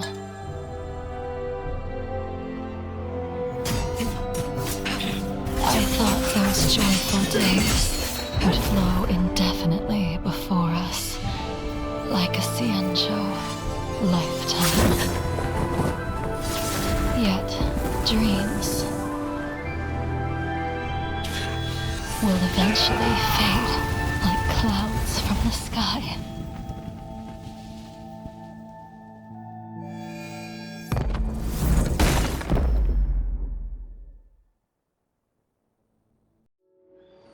A familiar feeling. Almost as if we've returned to my first sword lesson. You used the sword Insing crafted, and pierced, sliced, and impaled me time and time again. The swordplay used to slay our enemies of old is still engraved on this despicable shell. All I can do is watch my flesh become severed, healed, and restored. It's as if they're saying, Why? Why did you and Imbibitor Lunae commit such an unforgivable sin? I know that you have no interest in my answer. Which is why I asked the question as you looked me straight in the eye. I've asked myself that same question infinite times, but was never able to find the answer. Why? Why is it that only the abominations can return time and time again? Why does someone like her have to be buried, burned to ash, and eventually forgotten? Why? In the end, you unleashed the final piercing blow and left both me and the sword in the withered grave. The miraculous thing is that in my brief moment of death, all the pain went away.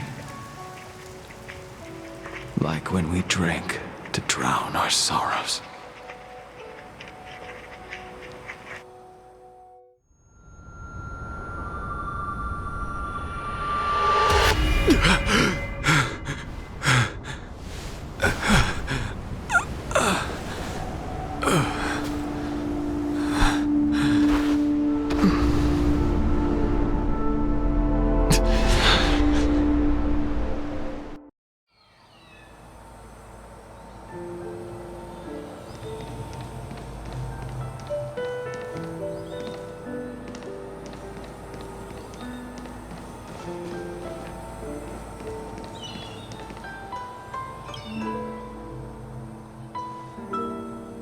Imbibitor Lunae, what do you plan on doing next?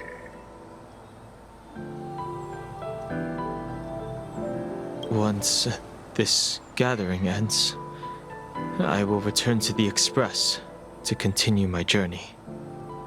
The Express won't be able to carry you forever. Your friends all have burdens of their own, just as we did back then. I did think about giving up on revenge and letting go of everything when I fled the Luofu years ago. However, as time passed, it became more and more clear. It was like an old friend that accompanied me every passing day, always nagging in my ear. The memories of what I did when I was Mara-struck are deeply rooted. Since I am unable to rid myself of them, I decided to face them head-on in the end. Maybe when I witness the fall of the abundance, you and Ying Sing will find true release. Goodbye, Imbibitor Lunae.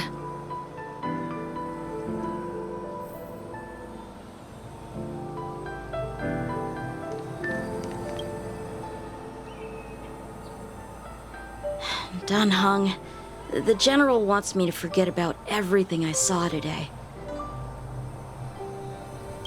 I understand.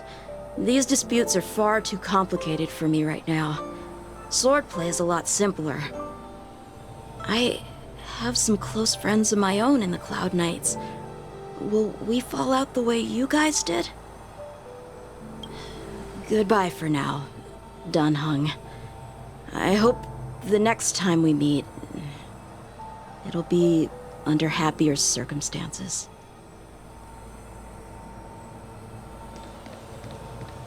Let's wait and see. She couldn't do it with her sword either. She still couldn't do it. We have no choice but to continue the pursuit. This is the price the two of us must pay.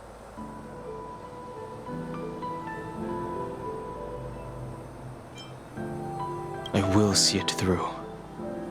Elio's script still requires you to stay alive. For now. I don't mind prolonging my vengeance. It might be more interesting that way.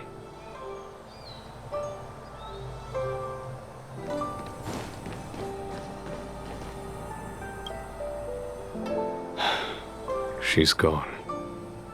All this must have seemed like a silly performance to someone newly reborn. But I am unable to prevent my old friends from taking sides against one another.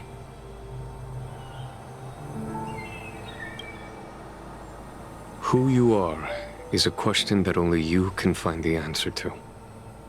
Even if the Preceptor's interference denied you a true rebirth. Yes. It has been a long day for you, Dan Heng.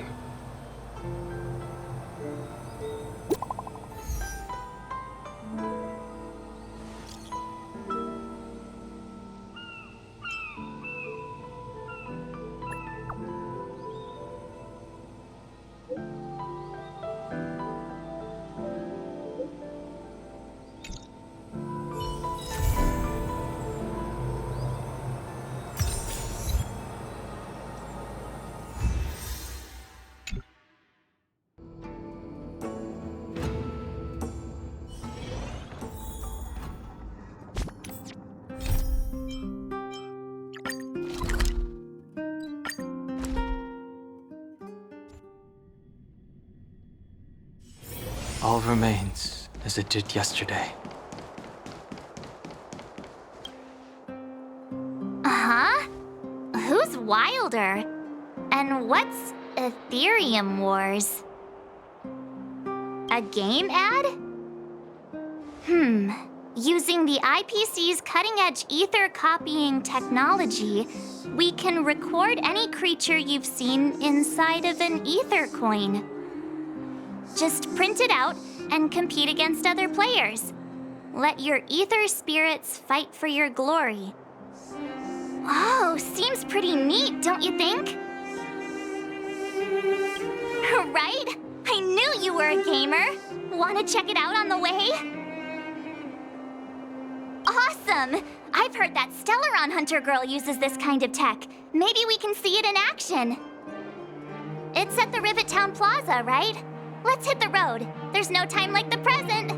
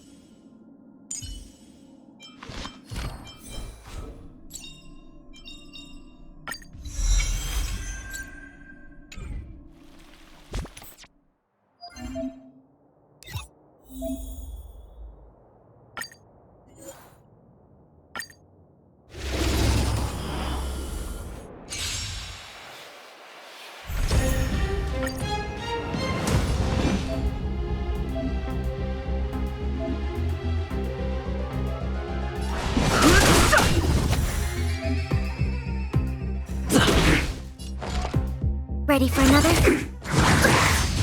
Fighting is meaningless.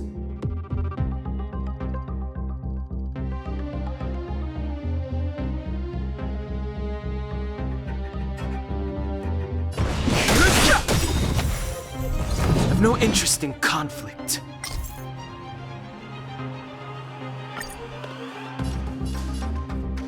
The truth of life and death. The sanctuary is but a vision.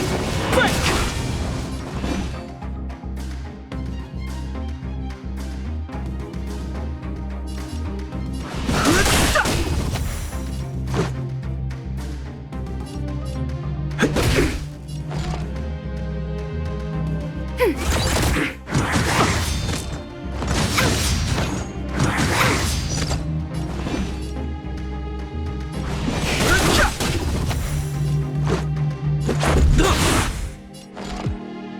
Ready for another?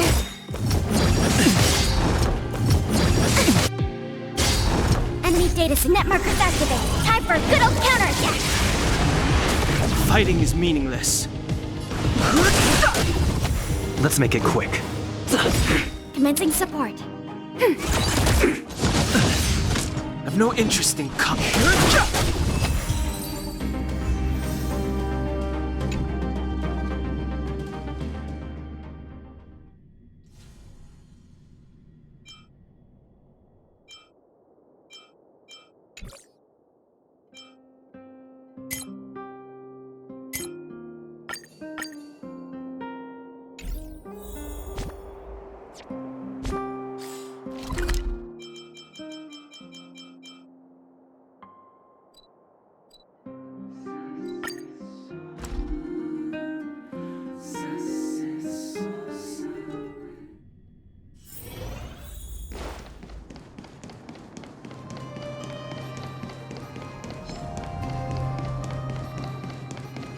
That uniform.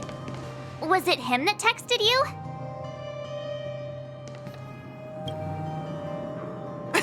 I knew you'd come! Come on, let's chat about Ethereum Wars.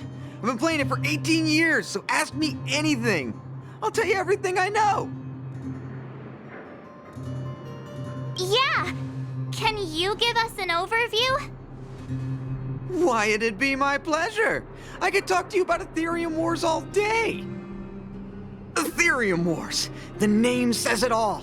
It's a collectible card game that uses ether copying tech, and ether coins are what you use to play. Using an ether coin, players can store creatures they've encountered in the form of an ether, and then manifest them as ether spirits to battle against other players. Collect, battle, train, and upgrade. That's Ethereum Wars' motto.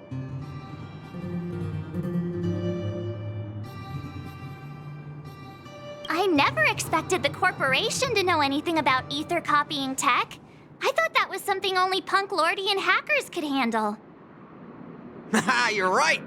The technology itself originated from Punk Lord, but with the relentless efforts of the IPC and the Intelligentsia Guild, we've also gained a basic understanding of how to edit ether. We might not be able to manipulate the data of reality as easily as those hackers can, but we're not far behind. I think it'd be better if the IPC avoided it. It sounds pretty dangerous. You mentioned something about the Interastral Tournament Festival? What is that? Oh, great question! The festival is actually a tournament organized by the Ethereum Wars Gaming Association at the end of each season and is open to players from across the universe. Gamers will come together to relax, share tips and tricks, and have a blast playing the game. However, due to Stellarons blocking interstellar routes, the festival was changed to online attendance at the last minute. Nevertheless, for those who insist on attending in person, our offline venue is still open to them. Sounds like the association really cares about their players.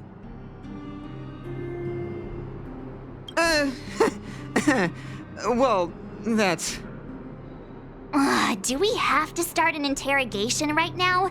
I know the IPC aren't exactly our friends, but that's not just his fault. That's right! Any idea where we can give it a spin? I can't believe it! I finally managed to successfully promote the game! Is it that difficult? Oh, wait, does this game suck? No, of course not. It's just, as someone who's been playing this game for so long, I guess it's hard for those who haven't played it to understand. I swear on my reputation that this game is truly the best form of entertainment out there. I'll take the rap if you don't like it. There's no time to waste. Since you're both interested, let me take you to the festival service hall to register your accounts. This way.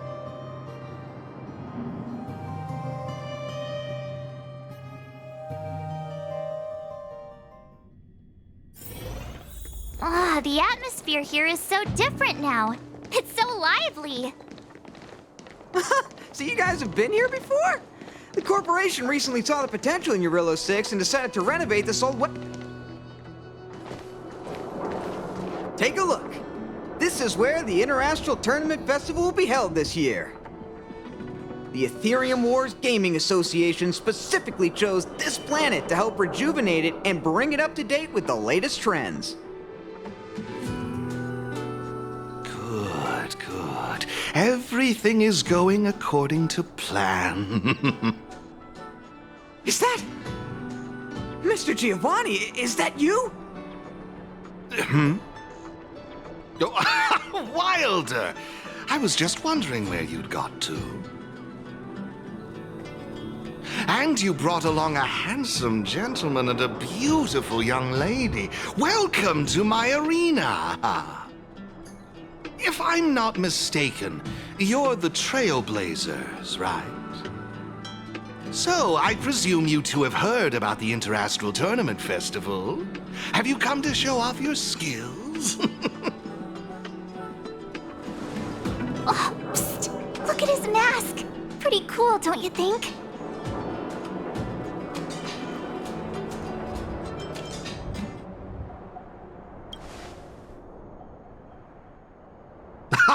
Look at me, forgetting my manners. My name is Giovanni Di Giorgio de Epsilon, a humble private trader from Epsilon and the sole sponsor of this year's Interastral Tournament Festival. If there's anything I can do for you, don't hesitate to ask. Thanks for introducing yourself, Mr. Giovanni D... something. You seem like a pretty important person. What brings you to this kind of place?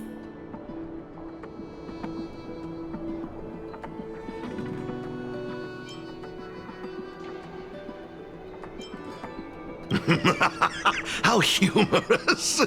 As much as I'd like to oblige, this mask is a necessary precaution for me. Let's leave something to the imagination, shall we? Now, let me answer Ms. March's question. As you can see, the Interastral Tournament Festival is about to be held on this beautiful, icy planet. And as the sole sponsor of this event, it's only natural for me to come to the tournament venue and check on its operations. Furthermore, I'd also like to get to know the players of the tournament, including yourselves. One can never have too many friends when it comes to doing business in this vast universe of ours. If you'd be willing to call me friend, it would be a great honor to have you as such. Oh, weird mask, strange vibes, a little out of touch. But he seems friendly enough, right?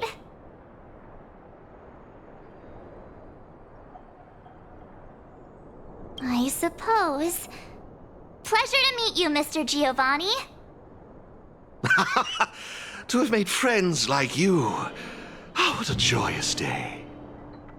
I believe Wilder has already filled you in on the Ethereum Wars, but if you have any questions about the Interastral Tournament Festival, I'll be more than happy to answer them for you. Mr. Giovanni, let me take care of it. It's my job, after all. Don't worry, Wilder. It's only natural that I introduce the festival to my new friends here. You can go ahead and attend to other matters while I show these two around. Thank you, Mr. Giovanni. I'll be off then. Feel free to ask me about the Interastral Tournament Festival and the venue. Is there anything in particular you'd like to know? Belobog's weapon testing ground. At least it was 700 years ago. While renovating this place, we stumbled upon quite a few automaton production lines, all covered in thick layers of dust. Several hundred years ago, the people of Belobog tested the performance of their combat automatons here. But now, under my sponsorship, the IPC and the Ethereum Wars Gaming Association have transformed this place into the competition venue for the tournament. In other words, this place is now my arena. Of course! This project has been approved personally by the president of the Belobog Architecture Guild and the Minister of Culture. As for whether they received the approval of the Supreme Guardian, well, that's beyond my knowledge and involvement. That's all I can share about that at the moment. Is there anything else you'd like to know? Indeed. Have you seen the big circular platform down below? When the championship commences, this space will serve as the arena for Ethereum Wars players to showcase their skills and where they'll vie for supremacy. During the festival, you'll have the chance to mingle with players from all over the universe, share experiences, level up your ether spirits, and challenge each other. Ah, yes, my apologies. I should have mentioned this earlier, but because of the well-known Stellaron problem, many players won't be able to attend in person. So it's likely you'll mostly encounter familiar faces during the event. It's simple. First, you need to register your account at a terminal in this festival service hall. Oh, you haven't created one, correct? After you've successfully created and registered your account, I'll delve into all the details of the festival. But for now, you'll have to deal with the suspense for just a little bit longer. You've certainly got quite the active imagination. Rest assured, I'm just passionate about gaming. I love observing how players compete and cooperate with each other. I have no hidden agendas, I can assure you of that. I swear on my reputation and my mask. Actually, I have a question. You've been explaining a lot about the venue, but I'm still confused about the game. Can we actually give it a go? Why, of course, not a problem. I'll make an exception just for you.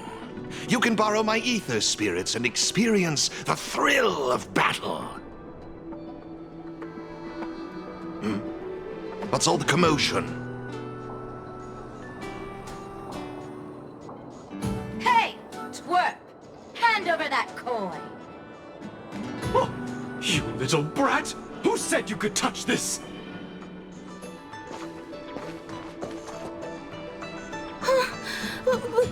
But this is mine. I found it on the ground. Hey, that's enough! Picking on a kid, are we? Outworlder lady, careful. They're dangerous. Don't sweat it. Leave them to us. I say, my IPC friends, I can see how captivated you are by that coin. Am I right in assuming that you're also Ethereum Wars players? Where did that masked dude come from? And what does it have to do with you, whether I'm a player or not? Exactly! What's it to you? Sneaking around with a mask on? You must be some kind of creep. What I'm getting at is this. Since you're both players, why not have a showdown to settle the matter? Following the proper rules of the game, of course. But instead of this young boy, I propose that this gentleman and Miss March be the challengers. If they lose, the coin will naturally become yours, and you can do as you wish with it. But if you lose, I would kindly ask that you gracefully accept defeat and refrain from causing any more trouble in my arena. Are we all in agreement?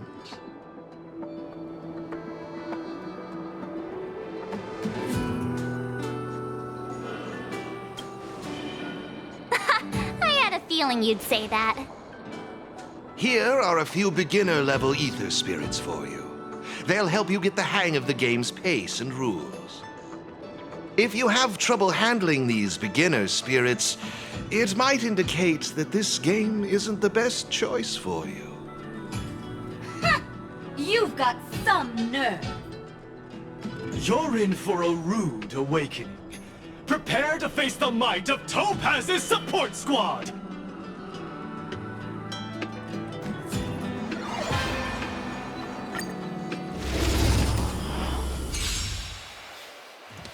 Here's a taste of our full strength.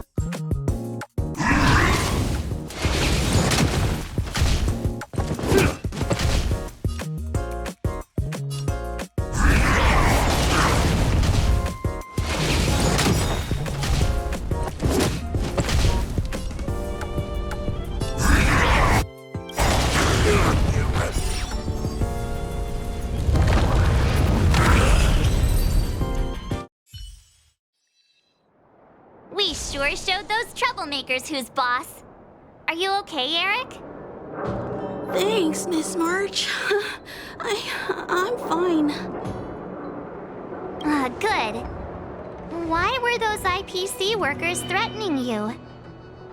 I don't know. I just found this coin on the floor. Based on the appearance of the coin alone, it's difficult to discern any significance. As for who it belongs to, that's also a mystery. Didn't they mention something else? Topaz? Yeah, they mentioned Miss Topaz. What's that all about? Oh, I know. They said they were members of Miss Topaz's support squad. They said they'd gather the strongest ether spirits from across the universe and give them to her, so she could win the tournament. Huh? Would Miss Topaz stoop so low? I can't believe she'd be that desperate. I think there must be some kind of misunderstanding. I have had some interactions with Miss Topaz, and this doesn't seem like her way of dealing with people. I suppose that means this coin doesn't belong to Miss Topaz after all. I wonder whose it could be.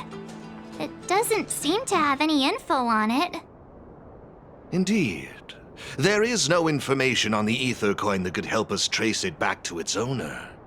It seems returning it to its rightful owner will be quite the challenge.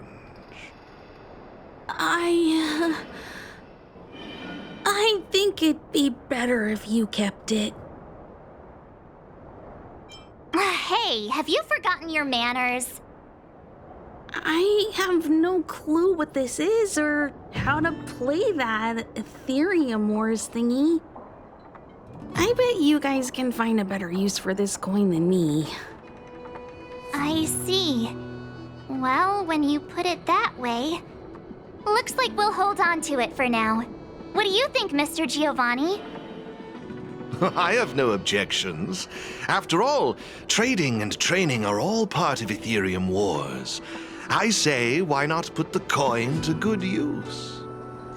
It's settled then. I need to go home now. My dad's still waiting for me. He just wandered off. Maybe we ought to take him home? What if he bumps into more IPC goons? Oh, no need to worry. The majority of the IPC's employees are quite professional.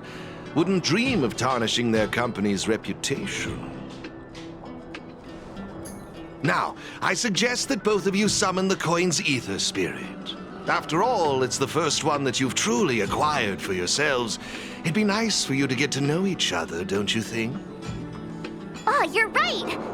Let me see. How does this coin work again?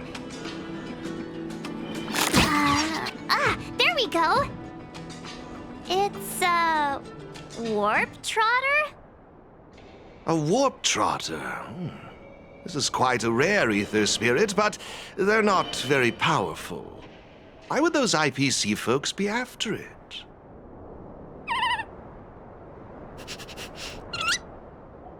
Huh? Looks like the little guy's scared. What do we do? What do we do? Did we do something wrong? Don't worry, Ms. March. It's likely the warp trotter is just naturally timid. I must say, though, this one is a bit peculiar. Ether spirits are usually just digital representations of creatures. They shouldn't possess any specific traits. According to their programming, ether spirits are supposed to obediently follow a player's commands and faithfully execute their instructions. Which doesn't seem to be the case right now. Huh? So what now? Maybe you could try giving them a command?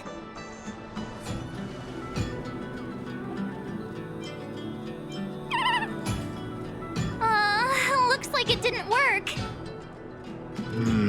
I see. They're likely acting this way due to some sort of data anomaly or discrepancy. It would be best to report this issue to the Ethereum Wars project team, so they can address it accordingly. But wouldn't that mean getting rid of them? No way! We can't hand them over to the IPC. Let's just keep them, okay? Awesome! I knew you wouldn't abandon such a cute and defenseless creature. Alrighty then. Let's take this little fella with us to the festival. Now I think it's time we came up with a catchy name for them. Got any good ideas? I'll lend you an extra brain cell.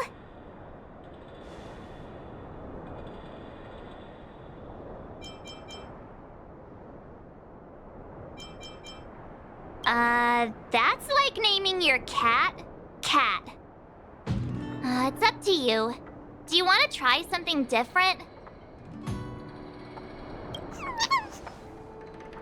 Look! They're reacting! Seems like they really like this name. Alrighty then. Even though I don't know where you're from or how you got here, let's go and win that tournament! Of course, it'd be even better if we could unravel the mystery of your past along the way. Well, isn't this a delightful turn of events? Now let me show you how to navigate the Ethereum Wars player terminal. Right this way, please.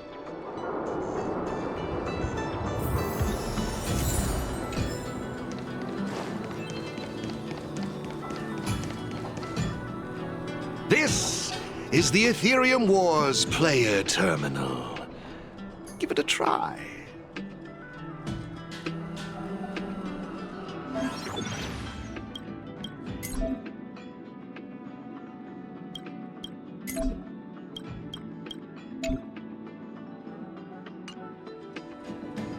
seems kinda complicated. Have you got the hang of it yet? Pretty impressive. So if we encounter any problems, we'll know who to turn to for help. To participate in the tournament championship, make your way to the various victory zones and increase your victory rating. Complete the trials in each victory zone to earn all of the mastery marks. Please excuse me if you may. I have a few other facilities to inspect to ensure the festival runs smoothly. If you have any problems, the staff at the service hall will be more than happy to assist you. I wish you all a memorable festival. Farewell for now, dear friends. Okay, looks like we've learned all the essentials. Let the fun begin! Let's head towards the first victory zone. Corridor of Fading Echoes.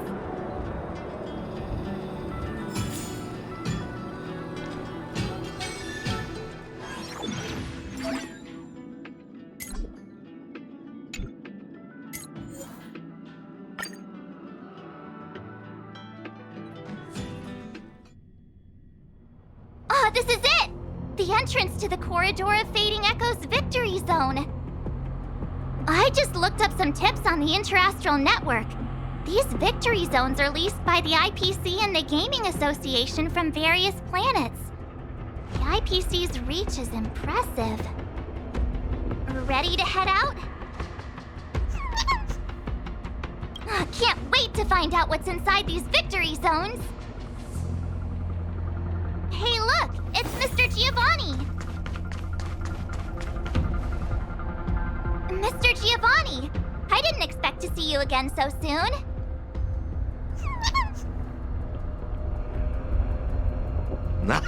You two move fast. Welcome to the Corridor of Fading Echoes Victory Zone.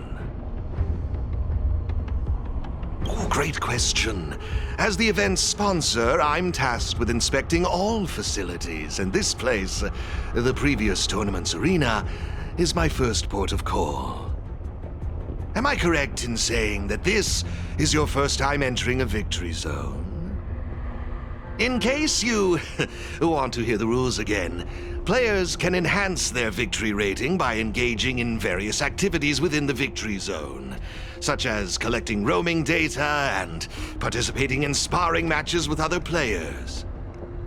Collecting roaming data is a vital aspect because it's the only way for players to encounter new ether spirits, aside from purchasing or trading them. Since you're both here, let me give you a lesson on gathering roaming data. Oh, really? We know you're pretty busy. Oh, it'd be my pleasure. Assisting new players in swiftly understanding the gameplay is just another part of the festival. I will gift you this ether data, Blaze Out of Space. With this, collecting roaming data should be much easier for the both of you. There happens to be a good number of roaming data targets in the vicinity. How about using them as practice?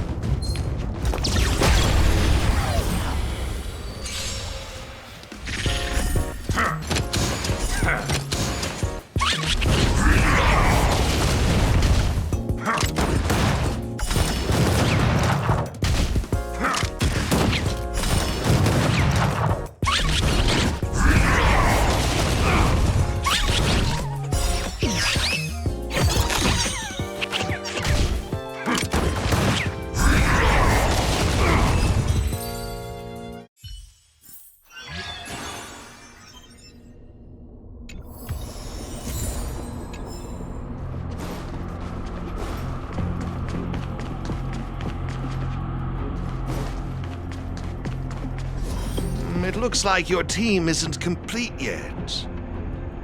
I strongly suggest you bolster your team before moving forward. Dealing with the upcoming challengers and championship contenders could be tough without a full roster. Better gather more roaming data and strengthen my team.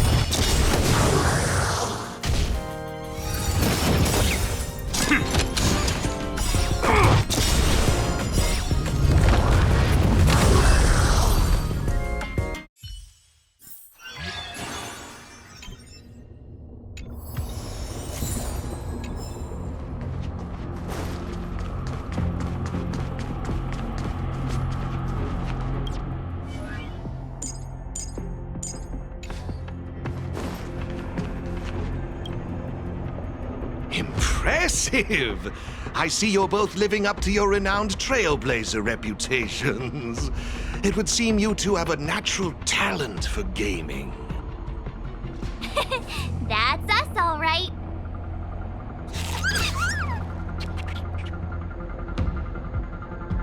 Yikes, sweet talk alert. But it's true. Thank you, Mr. Giovanni. Let me see, what next? Ah, that's it, now I remember. I prepared a few ether expansion chips for you both. You can use your ether coin to read the data on these chips. They allow your ether spirits to equip various abilities. Why not give them a go, right now?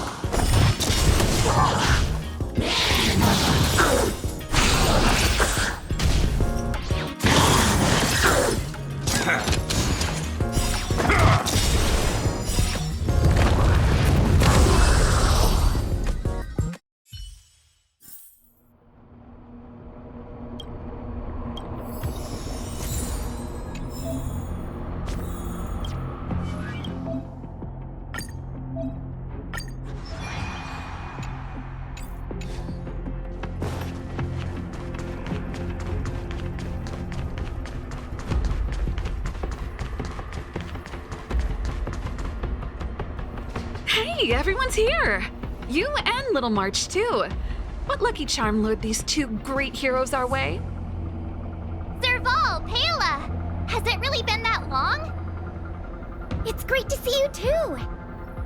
Behold, two championship contenders! It would seem the stage is set for some intense competition. Huh? Serval's the championship contender for this victory zone? I guess it's time we got our act together.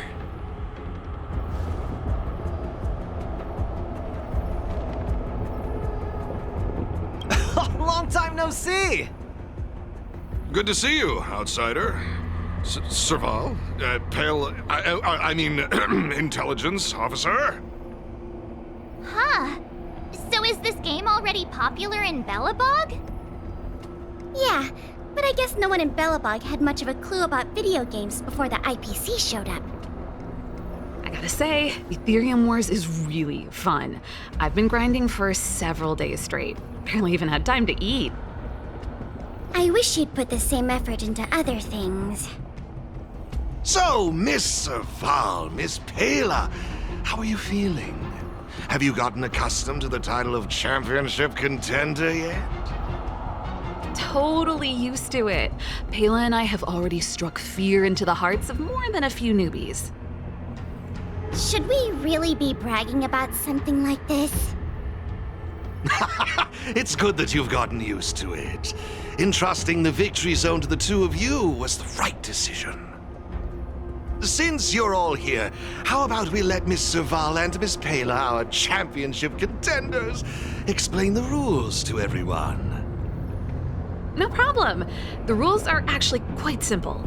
To start with, I've made some minor tweaks to the snowshine lamps, making it possible for heat to be transferred between them. Just pop a thermic core into a lamp, and all the nearby lamps will light up simultaneously. Cool, right? The puzzle for you to solve is to use the limited number of thermic cores at your disposal to illuminate all of the designated snowshine lamps scattered around the victory zone. Experience is always the best teacher. So go ahead and try for yourselves with these two lamps.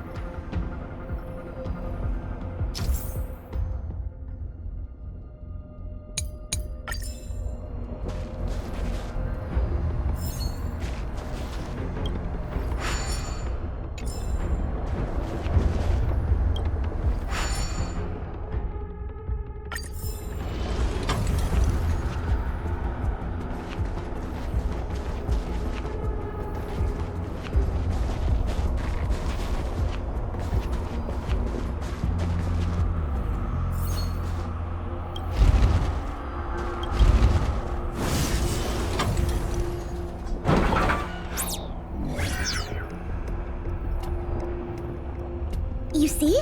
Serval's modifications to the lamps allow you to illuminate lamps that are out of your reach. You'll find several lamps like this around the victory zone. Once you've illuminated all of them, seek out me and Serval. We'll be ready to throw down the gauntlet. But don't think we'll just hand over the mastery mark without a fight. You'd better make sure you're ready before you even think about challenging us. After seeing this special modification, I can't help but wonder, do all victory zones have a similar kind of setup? Of course! After all, it's just another part of the tournament. Each victory zone has its own unique puzzles. But don't worry yourselves too much. The most important thing is that you have fun. I can feel the adrenaline rushing through my veins. That mastery mark is mine. Brace yourself, Serval. I'm about to rock your world. Yikes! Everyone's so fired up! Quick, let's say something! Woohoo! Yeah, let's... Jeez, did you join the Antimatter Legion when I wasn't looking?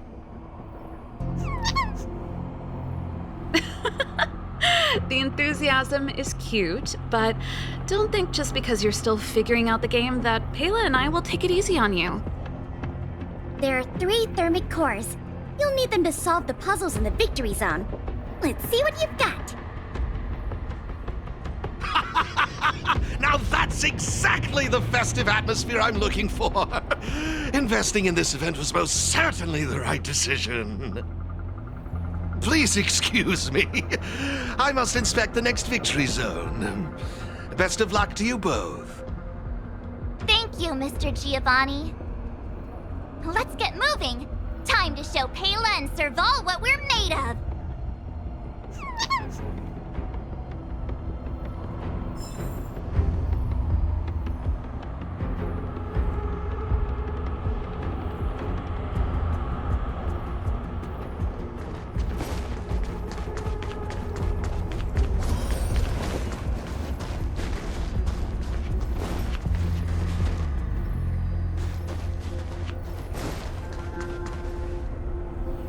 Take a look.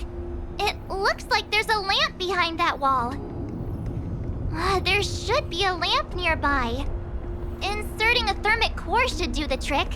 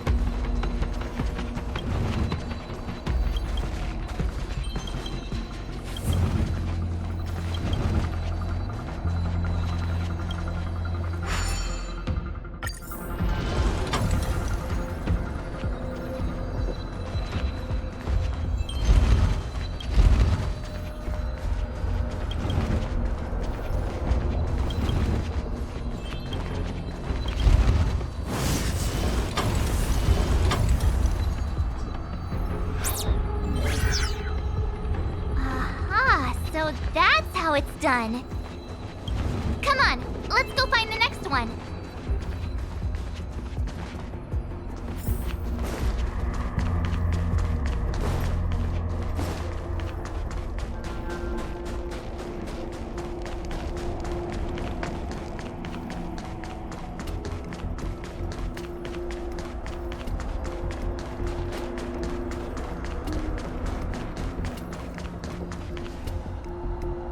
Take a look. There's...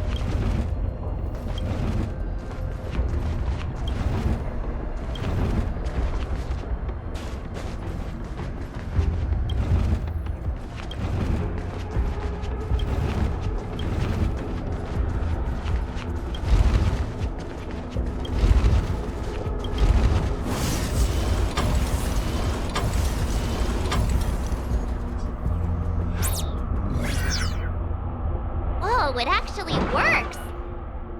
Alright, this one's done. Let's go find the next lamp.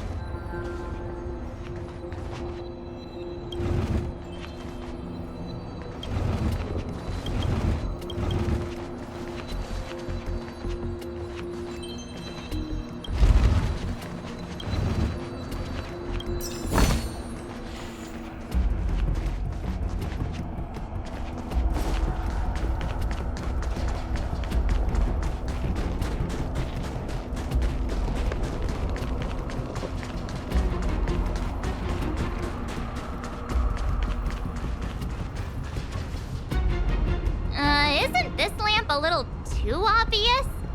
It's like it's just begging us to be lit. There must be another lamp hiding around here somewhere.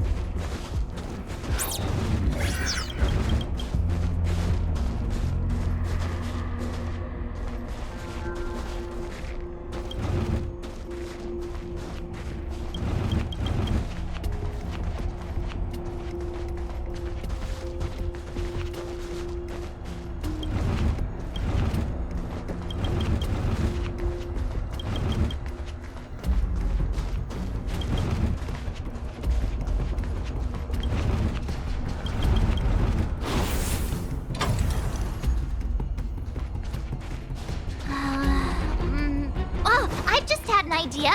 Maybe we could try making this gear bridge rotate.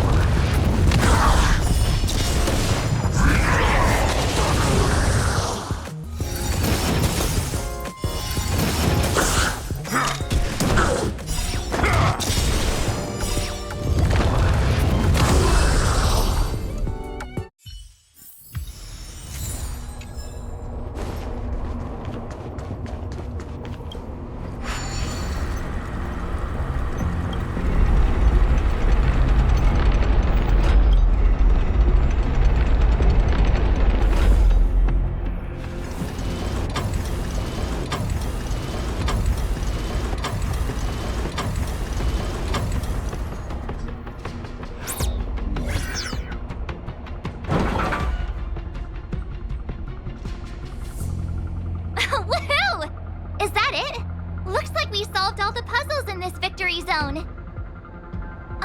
I've just received a message from Serval and Pela. It seems they're ready for us.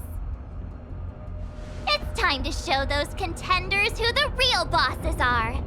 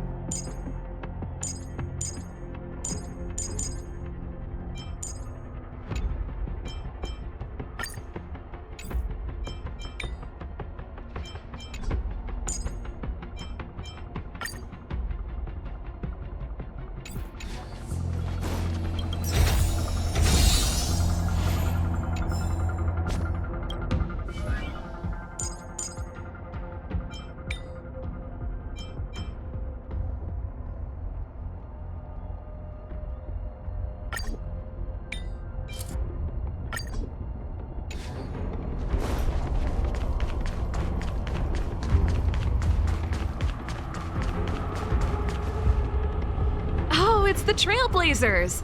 I didn't expect you two to be the first ones to show up. Oh, not bad. With me here, it was a walk in the park. Well, someone's feeling pretty confident. Well then, it's time you felt the power of mechanical fever. Pela, let's show them what we're made of.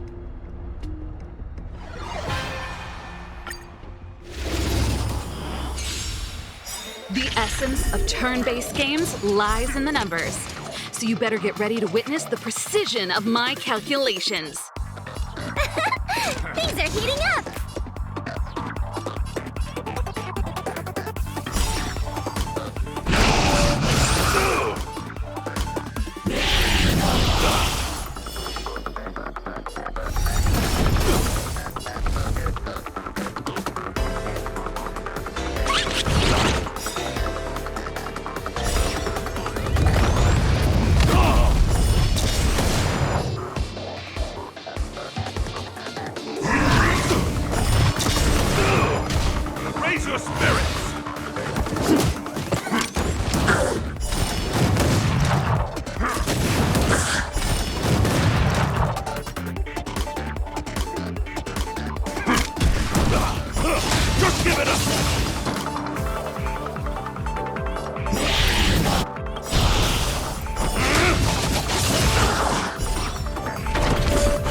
Okay, I wasn't expecting that.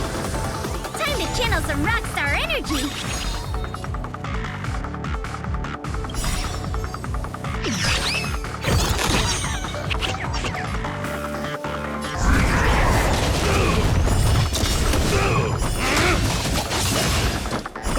Just give it up!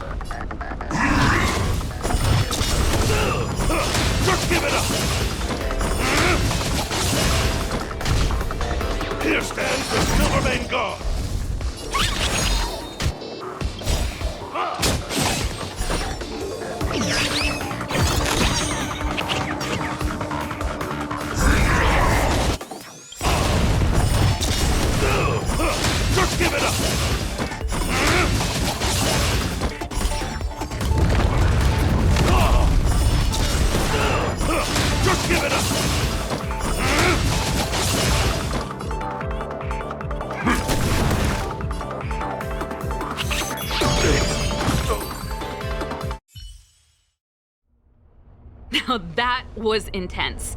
I can't remember the last time I had so much fun. How did you manage that? I guess you just got lucky this time.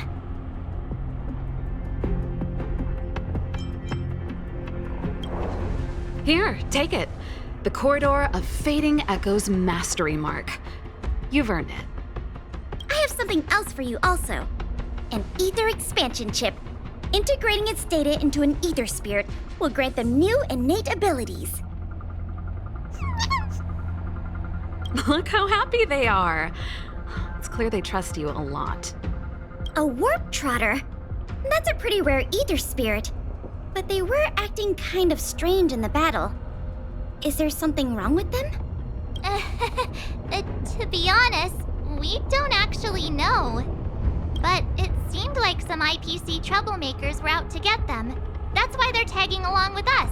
We're looking after them. Serval, you seem to know more about ether spirits than us. Can you tell us what's up with this little guy? Sorry, I'm not quite sure either. IPC tech is pretty complex. There are some principles I'm still trying to wrap my head around. I see. Perhaps if we were able to find Miss Topaz, she'd be able to give us some clues. They're just too precious. And they're counting on you for protection. Take them with you and snatch the championship. Thanks, Paola. We'll do our best. Speaking of champions, have you heard the story of the mysterious elite player? Yeah, who's that? Are they some sort of gaming prodigy? Well, this player isn't a stranger. We know them too, but Mr. Giovanni has asked us not to divulge too much information. Giovanni? I wonder what he's up to. We're not entirely sure. He said something about adding an element of mystery to the story. Okay, that's weird. In any case, if your goal is to also become the champions, then it's likely you'll run into them sooner or later. Remember, train hard and relish every moment. The title awaits you. Now that battle was really intense. Those puzzles were such a blast too. I think I'm hooked. Great minds really do think alike.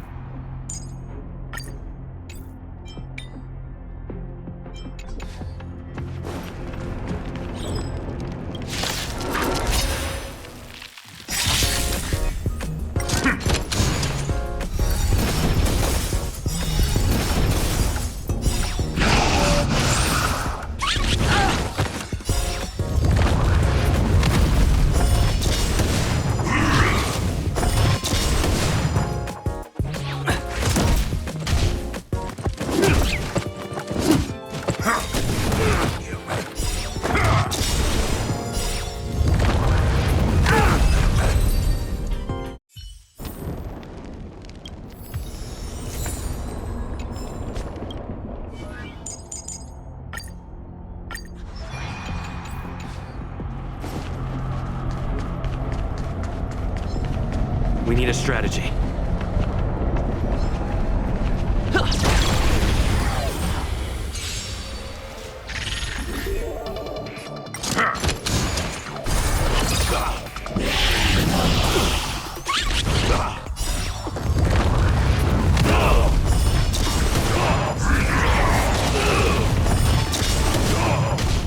Stay on guard!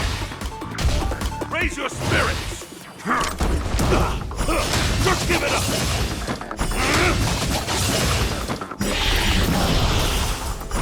Just give it up!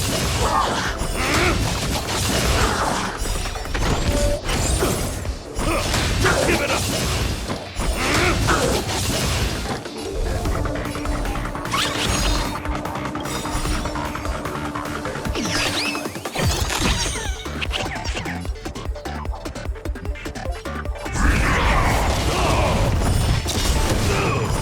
Just give it up!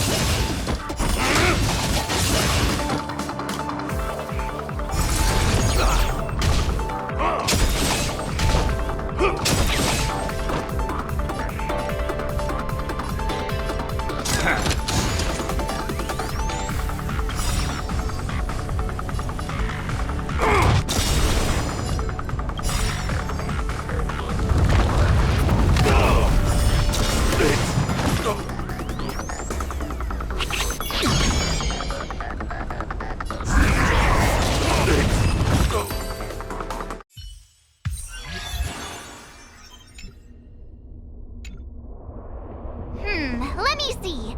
Our next stop should be the Cloudford Victory Zone. But it's already getting late. How about we head back to the Goethe Hotel for a bit, and then set out on the Express tomorrow? I mean, it's not often we get the chance to stay there. And I really miss their pillows. Oh, great!